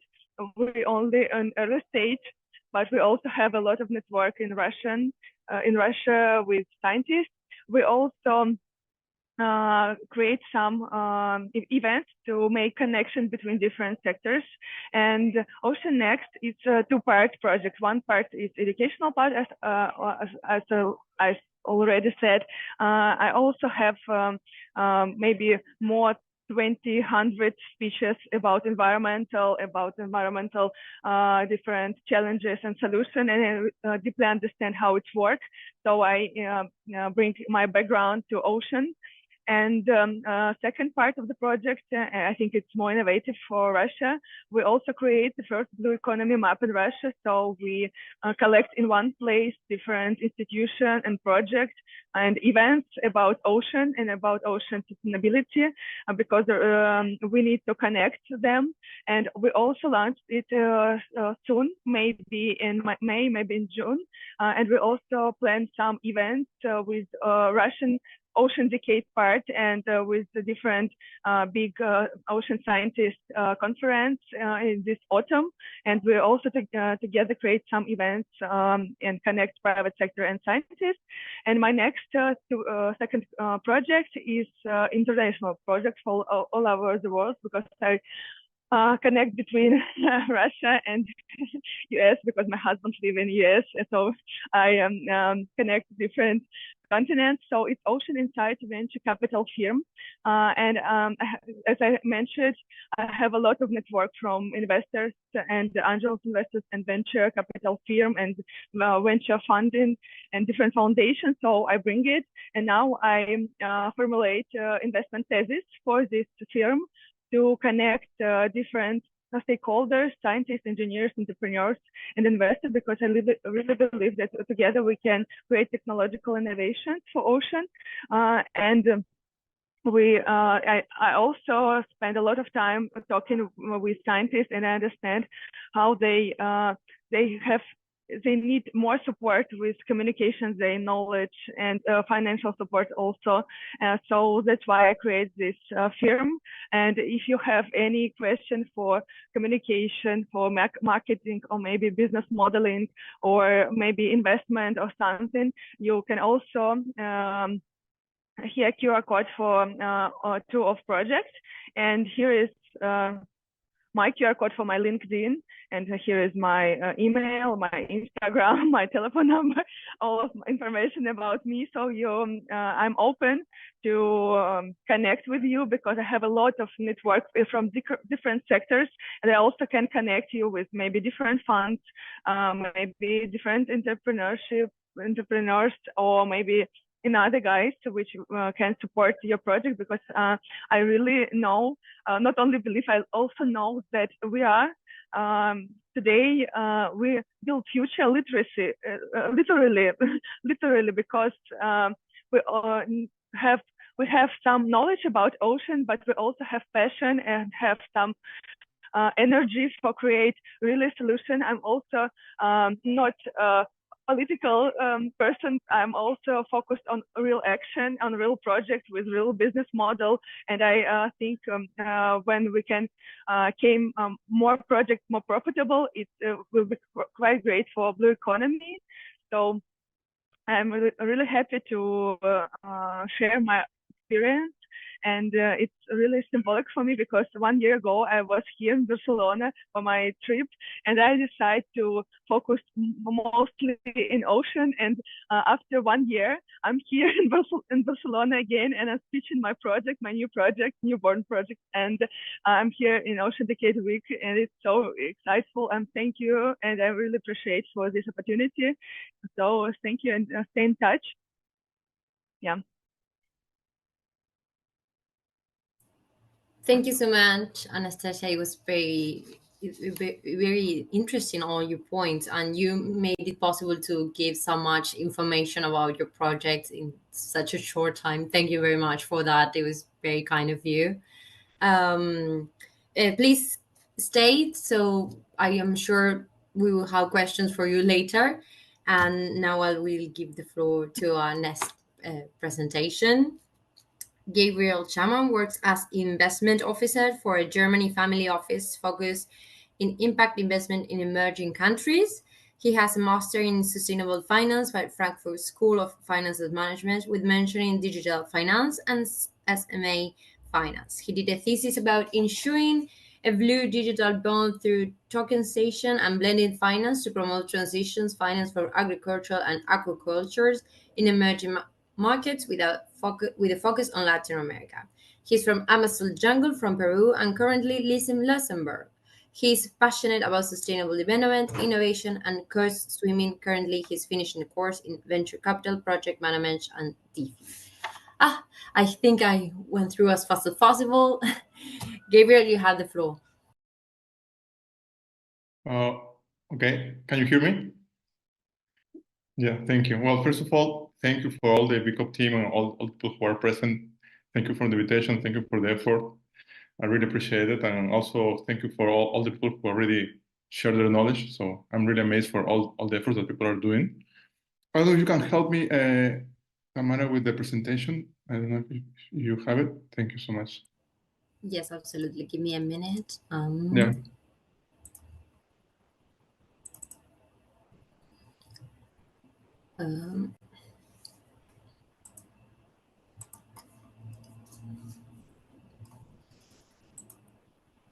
Just one more second, I promise.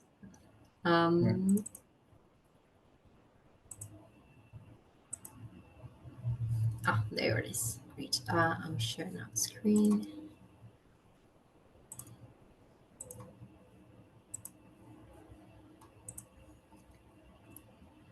Okay. Is it okay? Can you say it? Yeah. Thank you. Yeah, this is like my thesis that I finished last year for my master in sustainable finance.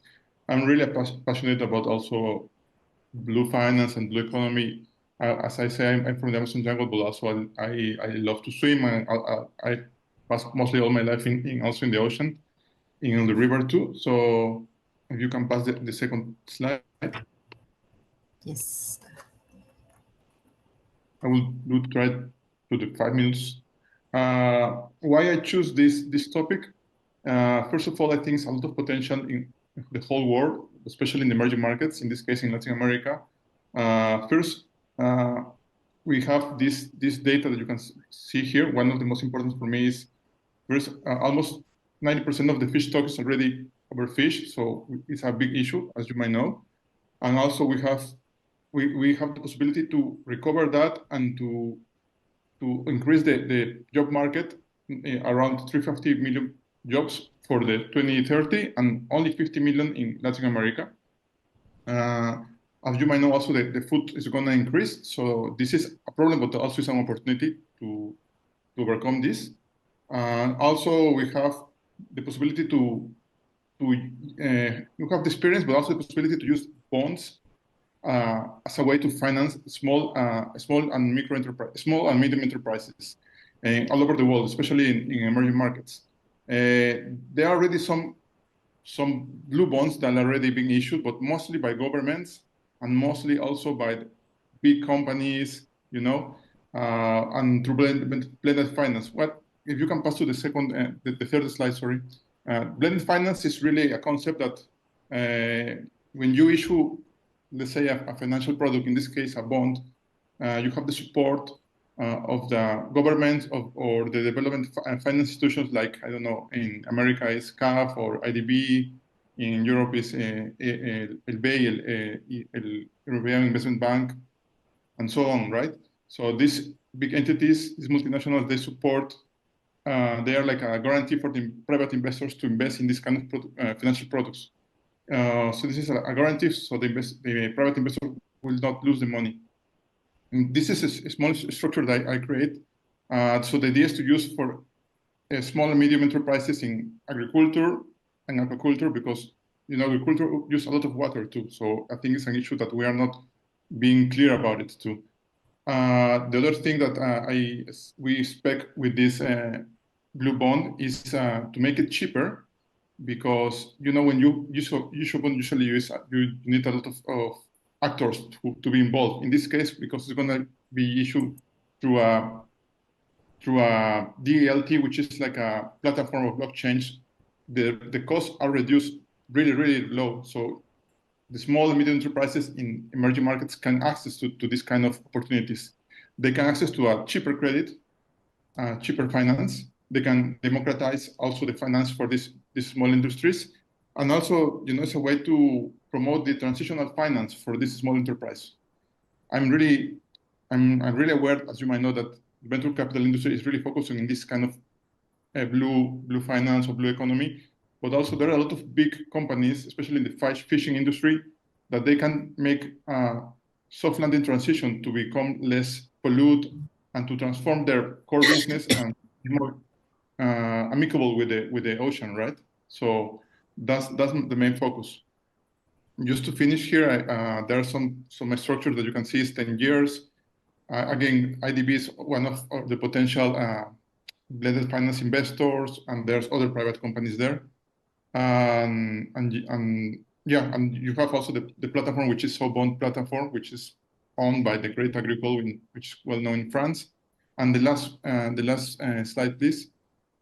Just to conclude, I think if we can mix the sustainable finance industry with the digital finance, through, for example, this financial product, which is the digital bond, and make it accessible to all over the world, will be amazing, especially because in the emerging markets like my country, Peru, and other parts of the world, you don't have the digital infrastructure to develop this kind of initiatives, but you can do it with the let's say developed markets. Like, for example, in Luxembourg, they have green stock, so they are focused only in green companies or green bonds that are owned by companies or governments, but they have to be focused and regulated through the green regulation, right?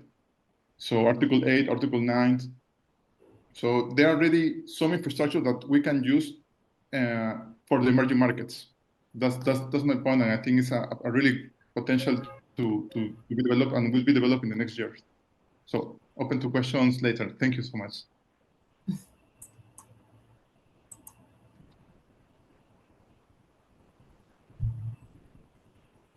Thank you very much, Gabriel. It was very interesting. Please stay here. We will, after our last presenter, we will give the floor for questions and answers. So I think probably you have some questions. So lastly, let's welcome Harriet Okeyo from Kenya. Harriet will be presenting on an innovative project focused on converting fish waste into other resources, with fish waste comprising a significant portion of discarded material. Her initiative not only addresses environmental concerns, but also unlocks economic opportunities. Joining Harriet shares insight into transformative approach.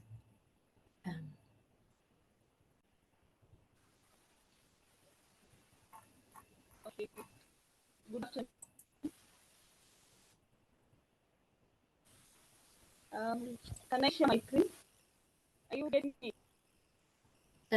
We can barely hear you. It's very low, the volume.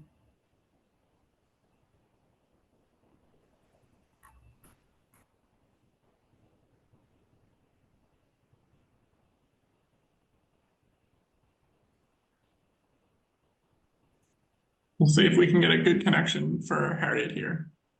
Yeah. Are you able to hear me? Yes, now it's better. Yeah, it's a little better. Yep.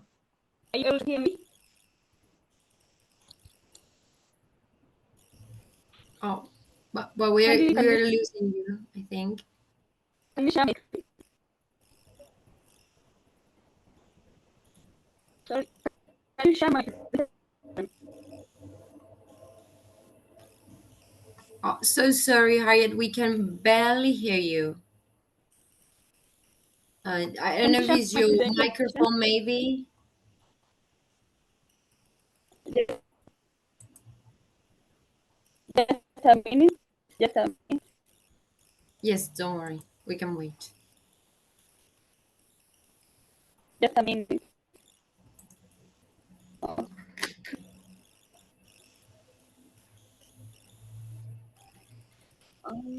Can you share my presentation, please?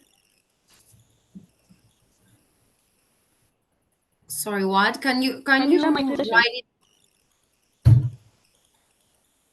Can you write it down on the chat, because the connection, the audio is not very good. I cannot understand you clearly.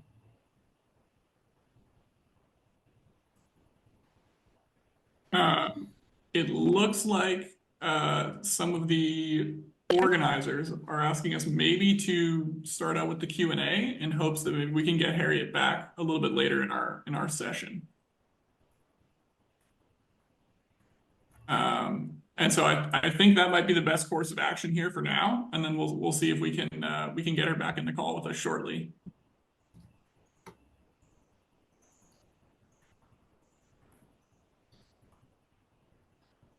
Yes, well,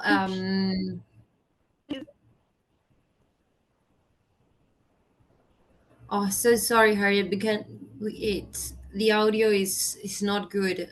We can hear some words, but only that. I don't know if maybe if you can try to connect from other internet network or other place with better connection, or I don't know which one is, or if it's the microphone problem. We can start with some questions and answer, and if you manage to connect in order we will be able to listen to you, maybe we can. Great, thank you. I hope we can solve this. So now we have the floor for question and answers for our previous presenters and contributors. We encourage the audience to ask questions, to also contribute with each other's. So please, now you feel free to do it. I'm not sure if we'll be able to get the audio back from our contributors here, but I did have sort of a general question for all of us. I guess Hostvat might be a good first person to answer this, because he has direct knowledge related to like business and ocean tech and science. I'm curious what the role is in educating ECOPs about not only the science behind the work that they're doing, but also the business aspect, so that they can develop initiatives and projects that are not only environmentally sustainable, but financially sustainable as well.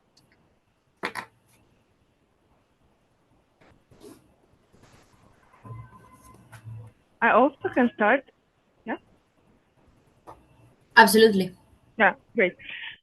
So I have a lot of advice and thoughts about this, because all of my time I also have helped some early stage entrepreneurs to accelerate their project, and I also recommend to 2 days ago, I also was a speaker at a satellite event. It was about fundraising, innovation in ocean projects, and we have nice discussion, and we're also talking about practical things.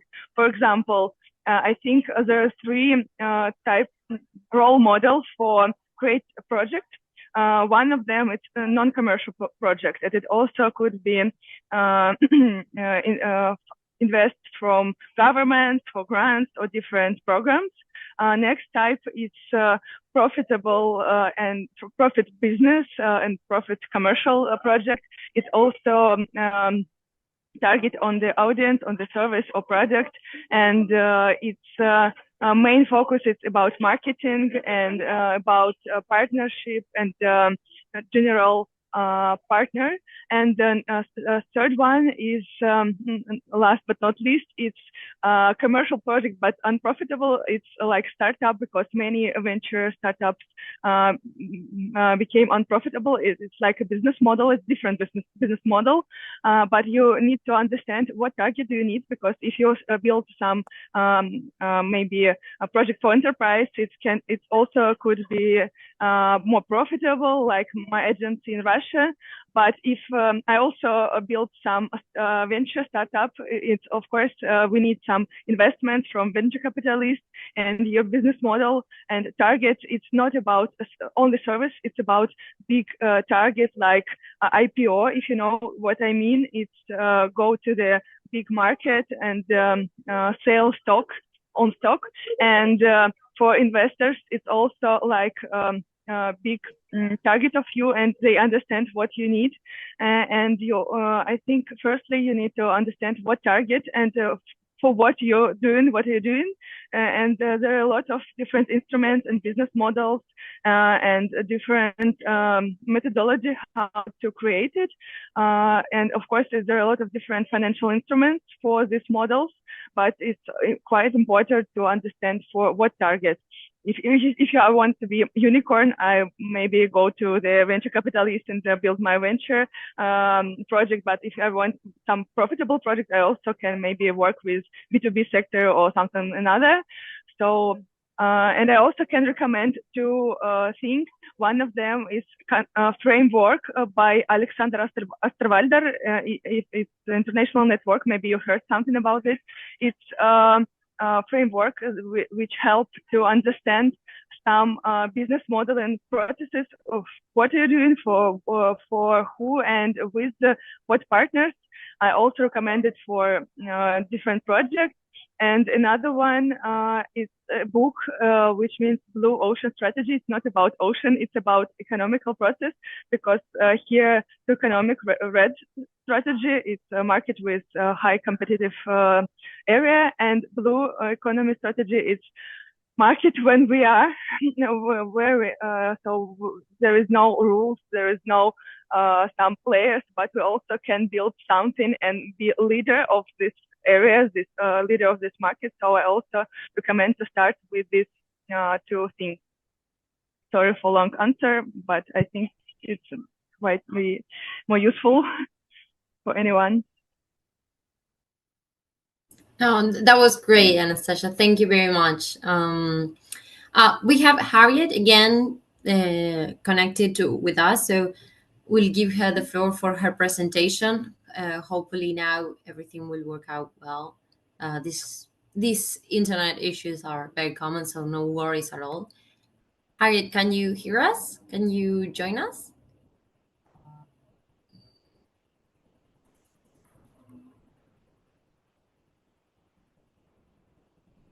Looks like we might have lost her again. Oh.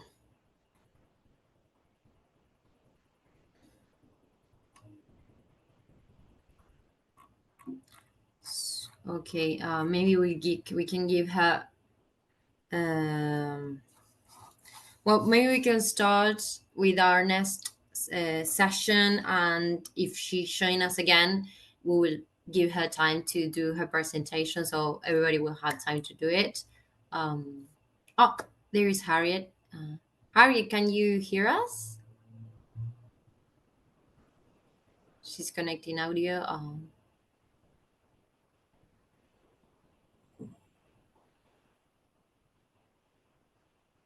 Hello, Harriet. Can you hear us? Can you share my presentation, please? Have you sent it to us? Because I'm not sure if I have it. Give me a minute. Okay. So I sent it.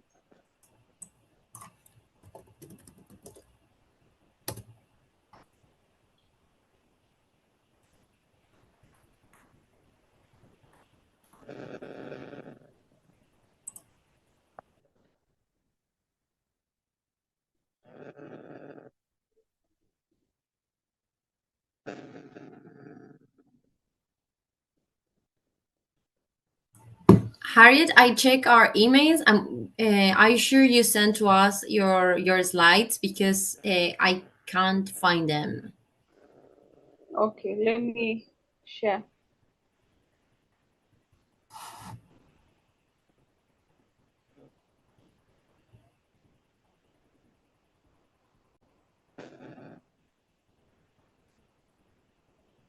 I'm using my phone, so kindly just bear with me. Yeah, no worries at all. Oh, yes. If you like, you can just speak, and there is no obligation to show some slides, as you prefer. Okay, so the project that I'm dealing with entails the conversion of fish waste into resources.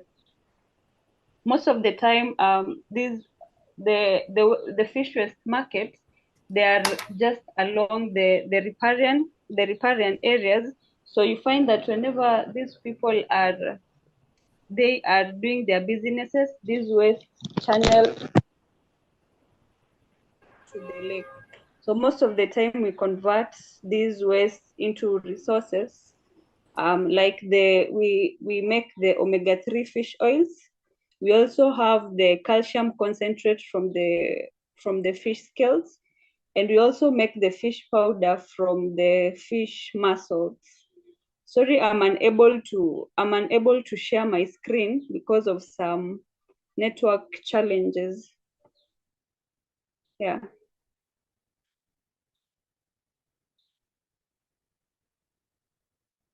It's okay. You're going very clear, and we can hear you perfect. So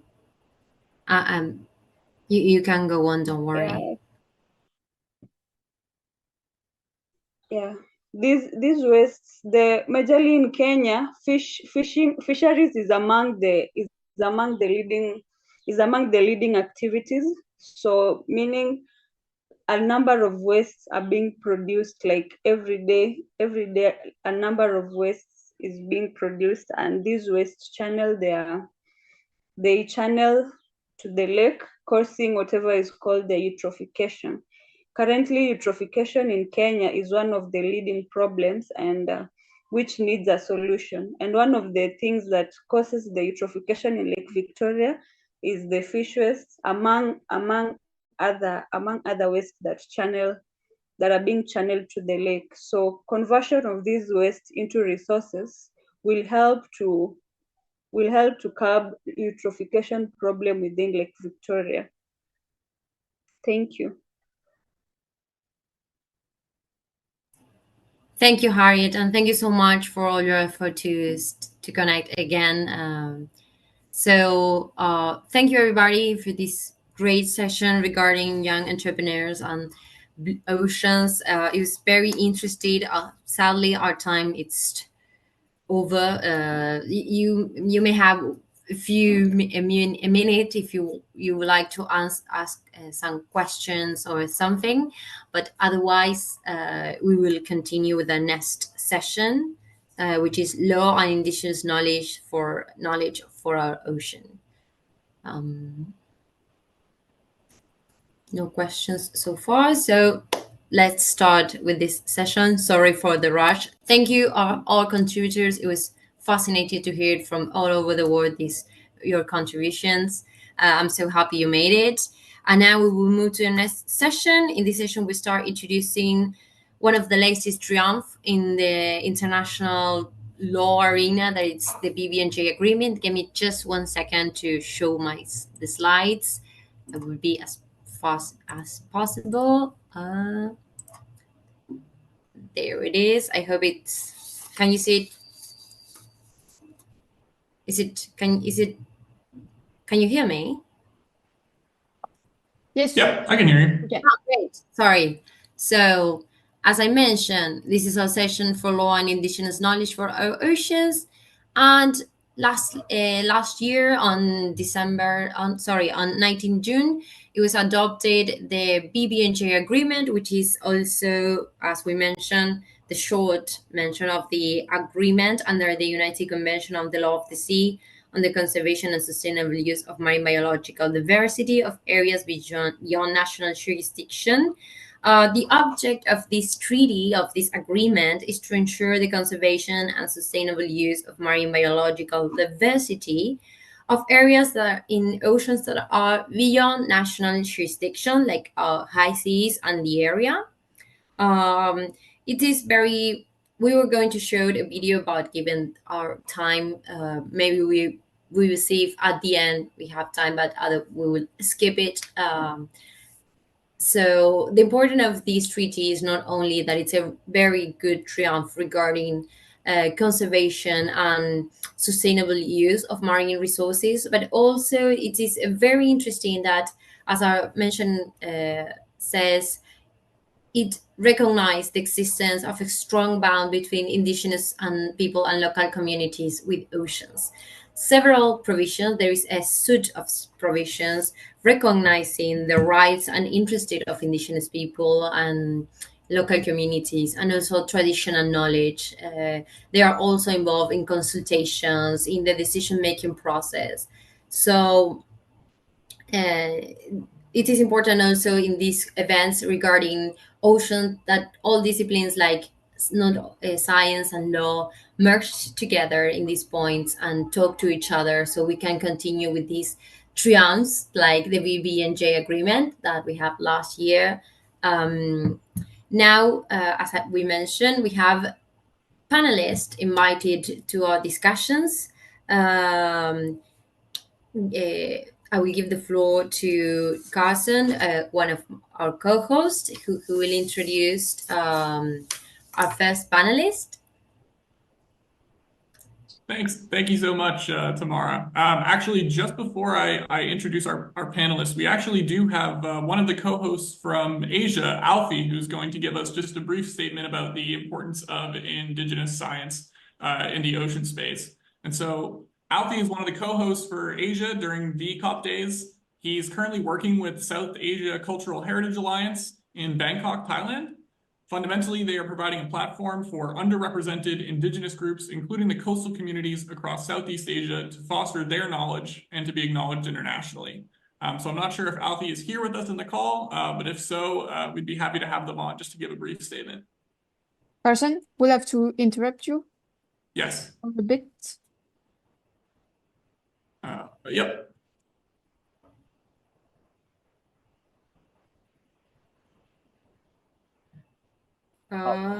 Okay. My name is Martina Gagliotti. I am a marine biologist and marine educator, and I work for the scuba diving sector. My testimony of change is related to the crucial role of the ECOP. I think the ECOP are important because their contribution can help in the decade objective achievement. I'm currently working as marine educator. I contributed in some Blue School projects, for example, but in the past I served also for the decade program and for the marine research field.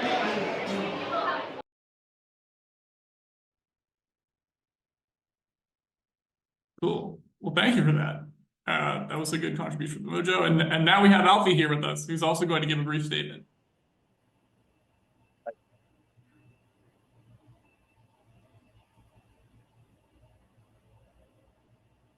Hear me? Yes, perfect. Okay, great. So, well, thank you for inviting me, Kirsten. So, yeah, speaking of technically, academically, I'm literally not coming from where this cultural heritage and local wisdom initiatives being, brought up to our policymaker stage. But out of university, I would say I am from Ireland, and being an Islander has pushed me and has driven me to looking up to my communities where I'm from, and then actually there's tons of like hidden gems that they've been doing, like protecting our environment. And I'm from Ireland. My ancestors, my family, like my father's, let's say, just looking at the sky, and he can tell that tomorrow will be a like lightning storm, for example, or tomorrow will rain so heavily, something like that. So with that being said, like ever since I moved to Thailand, where I study for my communications degree, and it makes me thinking that why don't I just connect with with policymakers, with academia, where they have a connection to connect these people underrepresented. And luckily, I meet Southeast Asian Cultural Heritage Alliance based in Bangkok. So 2021, it was a kick off, and then it was a kick start where we have a voice of youth across Southeast Asian, and we were bringing up these voices that have been ignored in our community, and then they are pretty much underrepresented in terms of like what they're doing. But actually, it's been really like well presented and well preserved. And then technically we are having their voices, and then we're bringing up. And recently we joined the COP28, and it was really nice. We slightly better fruits from this campaign, having our indigenous people from Brunei, from Aceh, and then from Philippines. I think recently we had a speaker who talked about the Kayan typhoon in Philippines, which is like quite pathetic for us, for islander people. So with that being said, that connecting our people in the remote area and to the people who are the stakeholders or like the policy making, it's going to be something awesome, having this all connectivity. And if we have this like on track, we wouldn't have any of us like left behind. And with that being said, like everyone will achieve eventually the Sustainable Development Goals 17, the 17 Sustainable Development Goals. No poverty, no loss, no one left behind, even like for urban life and etc. So that really inspired me so far, even though like I'm not doing it academically, but I'm really looking forward for pursuing my master degree in ecotourism, where I'm from Ireland. So supporting my community in terms of like tourism and combining. Well, we are also now campaigning the craft from sea lobster shell, and we are crafting a craft, and then we are selling it to someone even abroad. So we are still initiating this craft and trying to get more people, to reach people, to get to know that we are locals, but we also can bring up something valuable to the society. And that's all.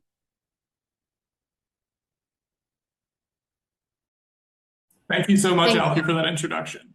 Yeah. That was amazing. We really appreciate your perspectives and your insights on this. So I guess in the interest of time, I'm going to very quickly introduce our panelists here. We have Naya Sena, who will be joining us to share her expertise in conservation and sustainable development, particularly focusing on coastal communities and marine ecosystems in Cabo Verde. So Naya, we're happy to have you join us. I know we're a little bit pressed for time, so maybe you could just give a quick sentence or two about your background and work, and we can get right into it. Yes, thank you for having me. And I am so sorry also, I'm here at the conference and the lightning is not good. I hope you can hear me well. But like you said, my name is Naya. I come from Cabo Verde Islands. And basically, I research on sustainable coastal development. And I focus specifically on how we can better integrate local communities in decision-making processes in protected areas management, and how can we empower communities to be more at the seat at the table and have a say. How can we create infrastructures that are effective, whether it's with the government, with the local authorities, to have local indigenous people's voices heard? And also, how can we find solutions for all the problems that we face in areas like Cabo Verde? Sorry, I forgot to mention, I target specifically working on small island developing states, which we call SIDS. So as most of you may know, SIDS are highly affected by climate change effects. And it's very urgent. It's a very pressing matter to us. So then how can we make these coastal communities more resilient, empower them, and give them a say when we make decisions, whether it's as policymakers or research and scientists? How can we integrate them fully in these processes? So if I can really sum it up, that's what I do. Awesome. Thank you so much, Naya. I'll pass it over to Manon now, who's going to start the questions. Okay, thank you. Yeah, thank you so much, Naya. That was very interesting. So unfortunately, we're supposed to have another panelist who cannot join because of a last-minute emergency. So Naya, we have questions to ask you. So if we consider your expertise in conservation and sustainable development, how do you think that international legal frameworks, like the law of the sea, can better integrate indigenous perspectives and knowledge to promote like relationships, better relationships between coastal communities and marine ecosystems, and especially in regions like Cabo Verde? Yes. So first of all, how many indigenous communities were consulted? How many were there when the agreements were being signed? Was it with the local communities? Were they actually part of this agreement? Whereas with the politicians and scientists and researchers? Maybe there's a representative or two, but I guess my statement is more of a provocation for us, as we are as well in the Ocean Conference, and we are discussing the ocean we want. How much of indigenous people have answered that question? How much have we taken that into consideration? And we can talk about the high seas or the coastal lines, and it doesn't really matter, because the ocean is one and we're all connected. And whatever we do in the high seas or whatever we do in the coastal line, indirectly or indirectly, will have an effect, right? So I think that the first and basic question is, when we define the ocean we want, when we define these international frameworks, how much of locals, people's perspectives, traditions, wants, and needs are taken in consideration? Or is the multinationals or macroeconomic criteria that are taken into consideration? And I also think that even when we're talking about something like the Decade of Ocean Science, it is important that although it is an international framework, that we take into consideration the local contexts. For example, one of the researchers I did, and I presented it here in the conference as a poster, is I basically just took the decade challenges that we have, that international framework that should serve for all of us. And I did this during the pandemic, so I could only do it through Zoom, but I interviewed local stakeholders, different from researchers to scientists to people in private business, environmentalists and NGO leaders. I tried to cover as much as possible. And basically what I tried to do was to identify the local decade challenges for Cabo Verde, and trying to understand that although yes, we can even frame them into the 10 big challenges, but they do have a local perspective that it's important. And so many of the challenges that came up were not even taken in consideration in the international framework. Of course, they cannot. And I think it would be almost utopic for me to believe that we can create an international framework that serves everyone.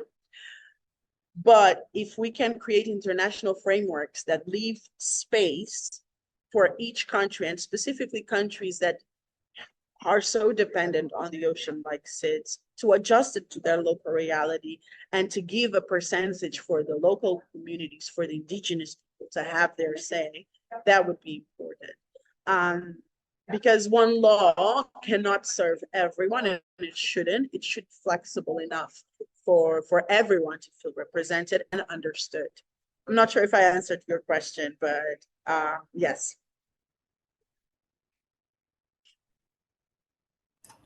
I think you did, and if you allow me, I would like to jump on of what you just asked. I'm a lawyer, and I can totally understand these struggles. Also, I'm from Argentina, Latin American, and so I know I can empathize with this feeling of not entirely feel your interests and rights represented, even through a consultation. So how is this consultation carried? It's not sufficient.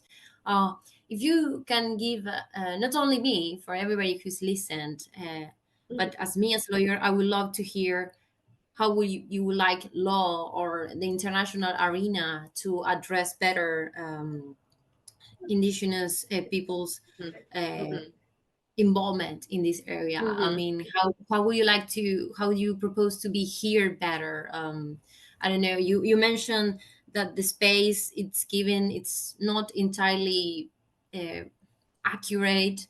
I don't know, maybe it's very broad, my question, but I just would like to know how to address better this situation. Yes, and thank you for mentioning that, you know, your background as a lawyer, because I think this is what we need. We need transdisciplinary collaborations, because I'm focusing more on conservation. I'm focusing more on coastal people. And it's important also to have the insights of people from different areas for us to have an effective solution. But answering now to your question, I think that I'm not sure if a quota system would be efficient or not. We could study that. If it would be efficient to have in every international agreement, we have to have a quota of indigenous people that are directly affected by whatever decision we're making. They need to be represented. They need to be consulted. They need to be part of we need social surveys. We need enough representation. And if that can be determined with quota systems, maybe it is feasible. And I guess we can also adjust depending on what we are discussing. And I think also it comes up with re-educating scientists, researchers, and politicians. Let me speak on behalf of researchers. When we do a project, we shouldn't use indigenous people as token to just check the diversity box or the inclusivity box. We should really be concerned that whatever research we're doing includes local people and serves the local communities as well as our conservation targets. And the communities should be integrated at different stages as well. Not only when we consult them with social surveys, with questionnaires and so on, but make them part of the research. Bring them along with you when you're sampling. Half of your project has to be educating and sharing your knowledge, sharing your information, and receiving the knowledge of the local communities as well. You're not going to teach anyone. It's going to be a share of knowledge and information. So every time we go on the field, sampling, applying conservation projects, we need to include local people, local knowledge. We need to go with the humbleness of understanding that we're going to learn a lot as well. And that we cannot impose theory upon certain communities, and that we need to be open to understand different ways of living and trying to create compromise, and that involves dialogue. It is complex. It is not easy, and that doubles, if not triples, the amount of work that we need to do. But I think it's the only way that we can make science in an efficient way. And it really doesn't matter if it's for coastal communities or with the high seas. We really, really need to listen to what people need and want. And often we also need to put the effort to educate, to raise awareness and to motivate people to participate in these type of decisions. Because if we go look at all the science and marine policy, and as a lawyer, I am also sure that all the laws, sometimes they sound so complicated and so difficult to understand, even as sometimes for an expert. So how much work are we researchers doing to simplify science, to make it and transform it into lay people communication? How much are we transforming science into art or into other forms that we can communicate it easier to the general population? So I think we really need to go back to bases and to really create bridges to communicate science and to integrate communities in a very honest and in a very inclusive way. Thank you so much. I loved your answer, and I agree with you that law is for people, and it's the wording and everything. It's not suitable for everybody, not even for me at the beginning when I studied law. So thank you very much. It was very, very insightful for me, this conversation. And we're sorry that our session has finished. I will give the floor to my co-host also to say goodbye to you and thank all for this presentation. I don't want to take all the microphone. Sorry, I saw someone just contacted me on the chat. I just sent, I don't know if it was a direct message or if I sent it to everyone, but if everyone can feel free to contact me, I'll just leave my email here for further contact, please. I just posted as well. Thank you. Thank you so much. That was a great discussion. Yes, so we are sorry that we had to shorten it. And we would like to thank you all for having attended this this session. Maybe Carson, you want to add one last word before we pass it to the mojos? Yeah, sure. I think this has been really an amazing session. Yeah, it's been great to be a part of this, and it's so cool seeing so many contributions and participation from the audience over the course of the last 3 days. Just wanted to thank our sponsors briefly to help make this event possible. They include the German Marine Research Consortium in cooperation with the Global ECOP Programme, Fisheries and Oceans Canada, IOC-UNESCO, the European Commission through Prep for Blue, the Universitat Politècnica de Catalunya, the German Federal Ministry of Education and Research, and the Western Indian Ocean Marine Science Association. So we thank you all for being here, and we're going to go ahead and pass it over to our mojos who are about to close us out for the event. Yes, she says yes. Yes, okay. Hello, everybody, and welcome back. We are still in the Convention Center here in Barcelona at the UN Ocean Decade Conference. We're coming to an end. 3 days of successful V.ECOP Days 2024 is finally reaching its final stages. Thank you so much for staying with us for this whole time. It was so successful and rich conversations we're having had, and we had over 400 different registrations with 100 contributions from over 45 different countries. I think that's incredible, the international reach that we have here, and we're coming all together, so that's amazing. I also want to point out we had 11 amazing hosts covering 5 different regions, so I was really happy and grateful to have you guys follow us along. It was an exciting time, and now we are coming here for our last words and our last interview. I'm going to hand over to Vero. Hi, everyone. It is my pleasure to say that we are here today with Alison Clausen. She is the Deputy Coordinator of the Ocean Decade IOC-UNESCO, who is actually the main coordinators of the whole conference. So this is an honor. Thank you so much for your time. And we will go straight forward to our questions.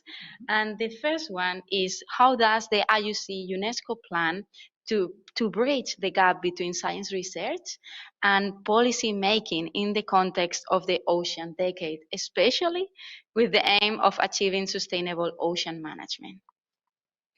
Great question. Thank you. And first of all, it's such an honor to be here. Thank you for inviting me, and congratulations on yet another very successful V.ECOPs series of days, I guess, over 3 days. I remember must have been 2021 when we first heard about this concept.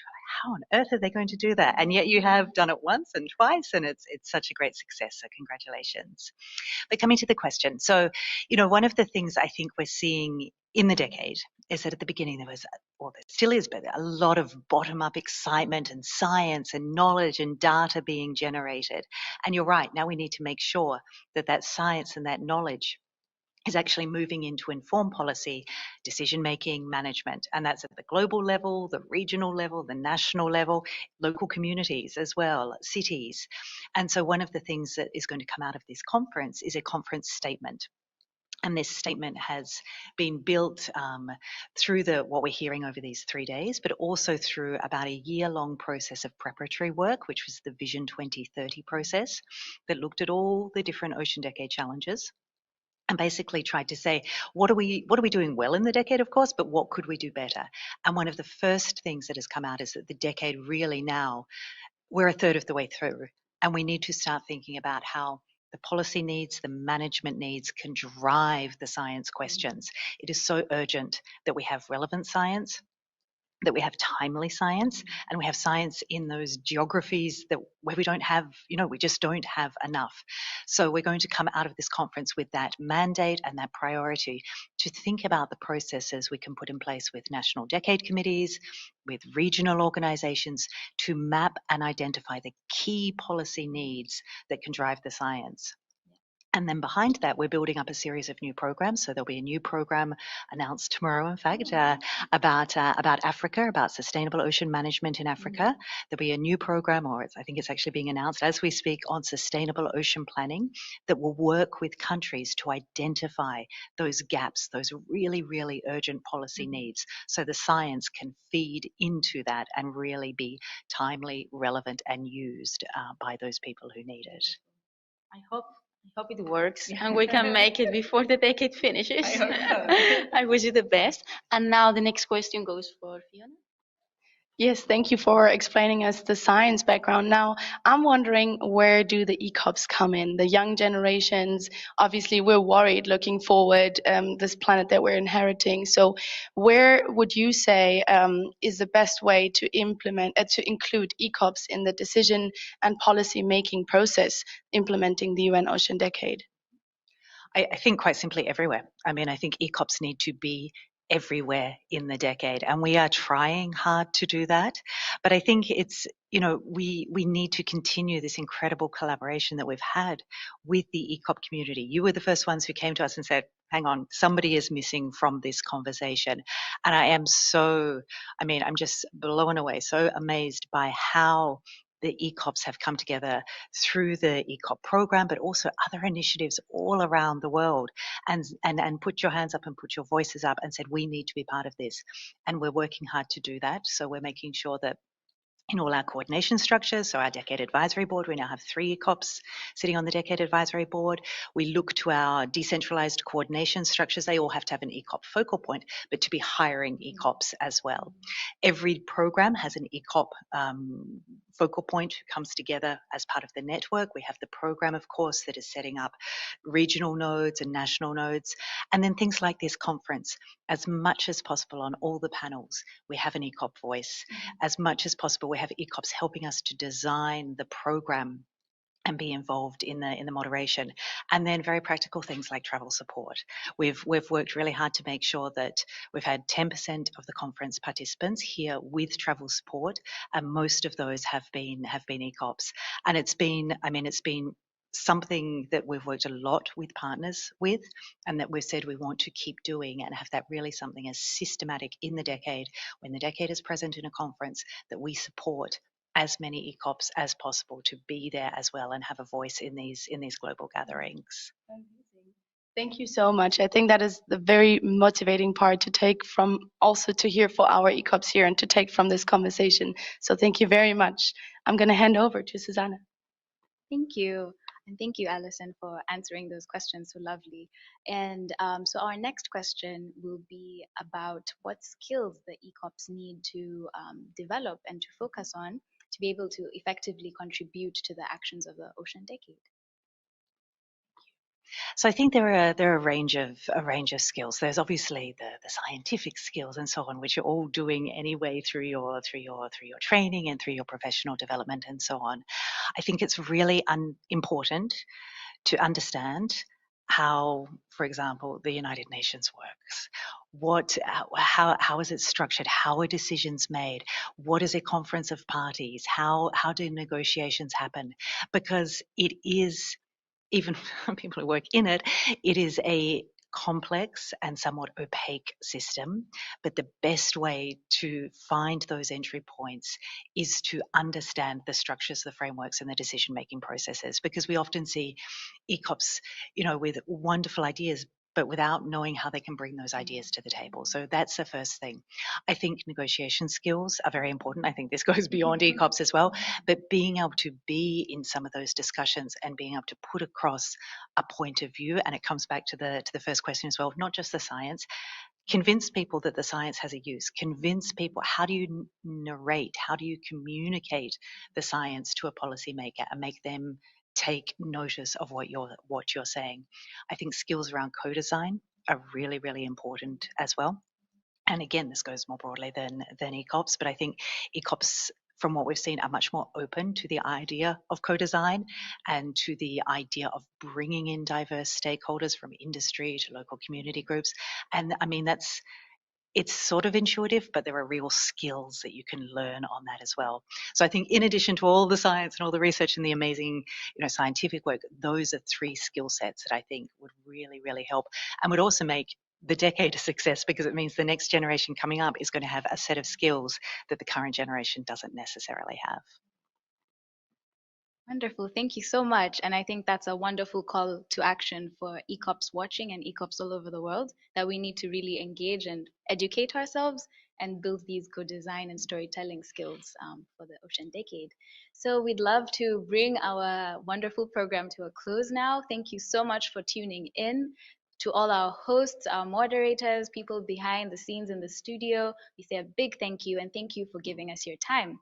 The live stream recording will be available on the YouTube app, and you can log in and join in. And we'd like to say a big thank you to Fisheries and Oceans Canada, the EU Mission Ocean, WIOMSA, the Global ECOP Programme, and the Polytechnic University of Catalonia. And yeah, without further ado, thank you so much, Alison, for speaking with us. Thank you, Veronica. Thank you, Fiona, our mojos. And yeah, and thank you, everybody. So ciao, bye.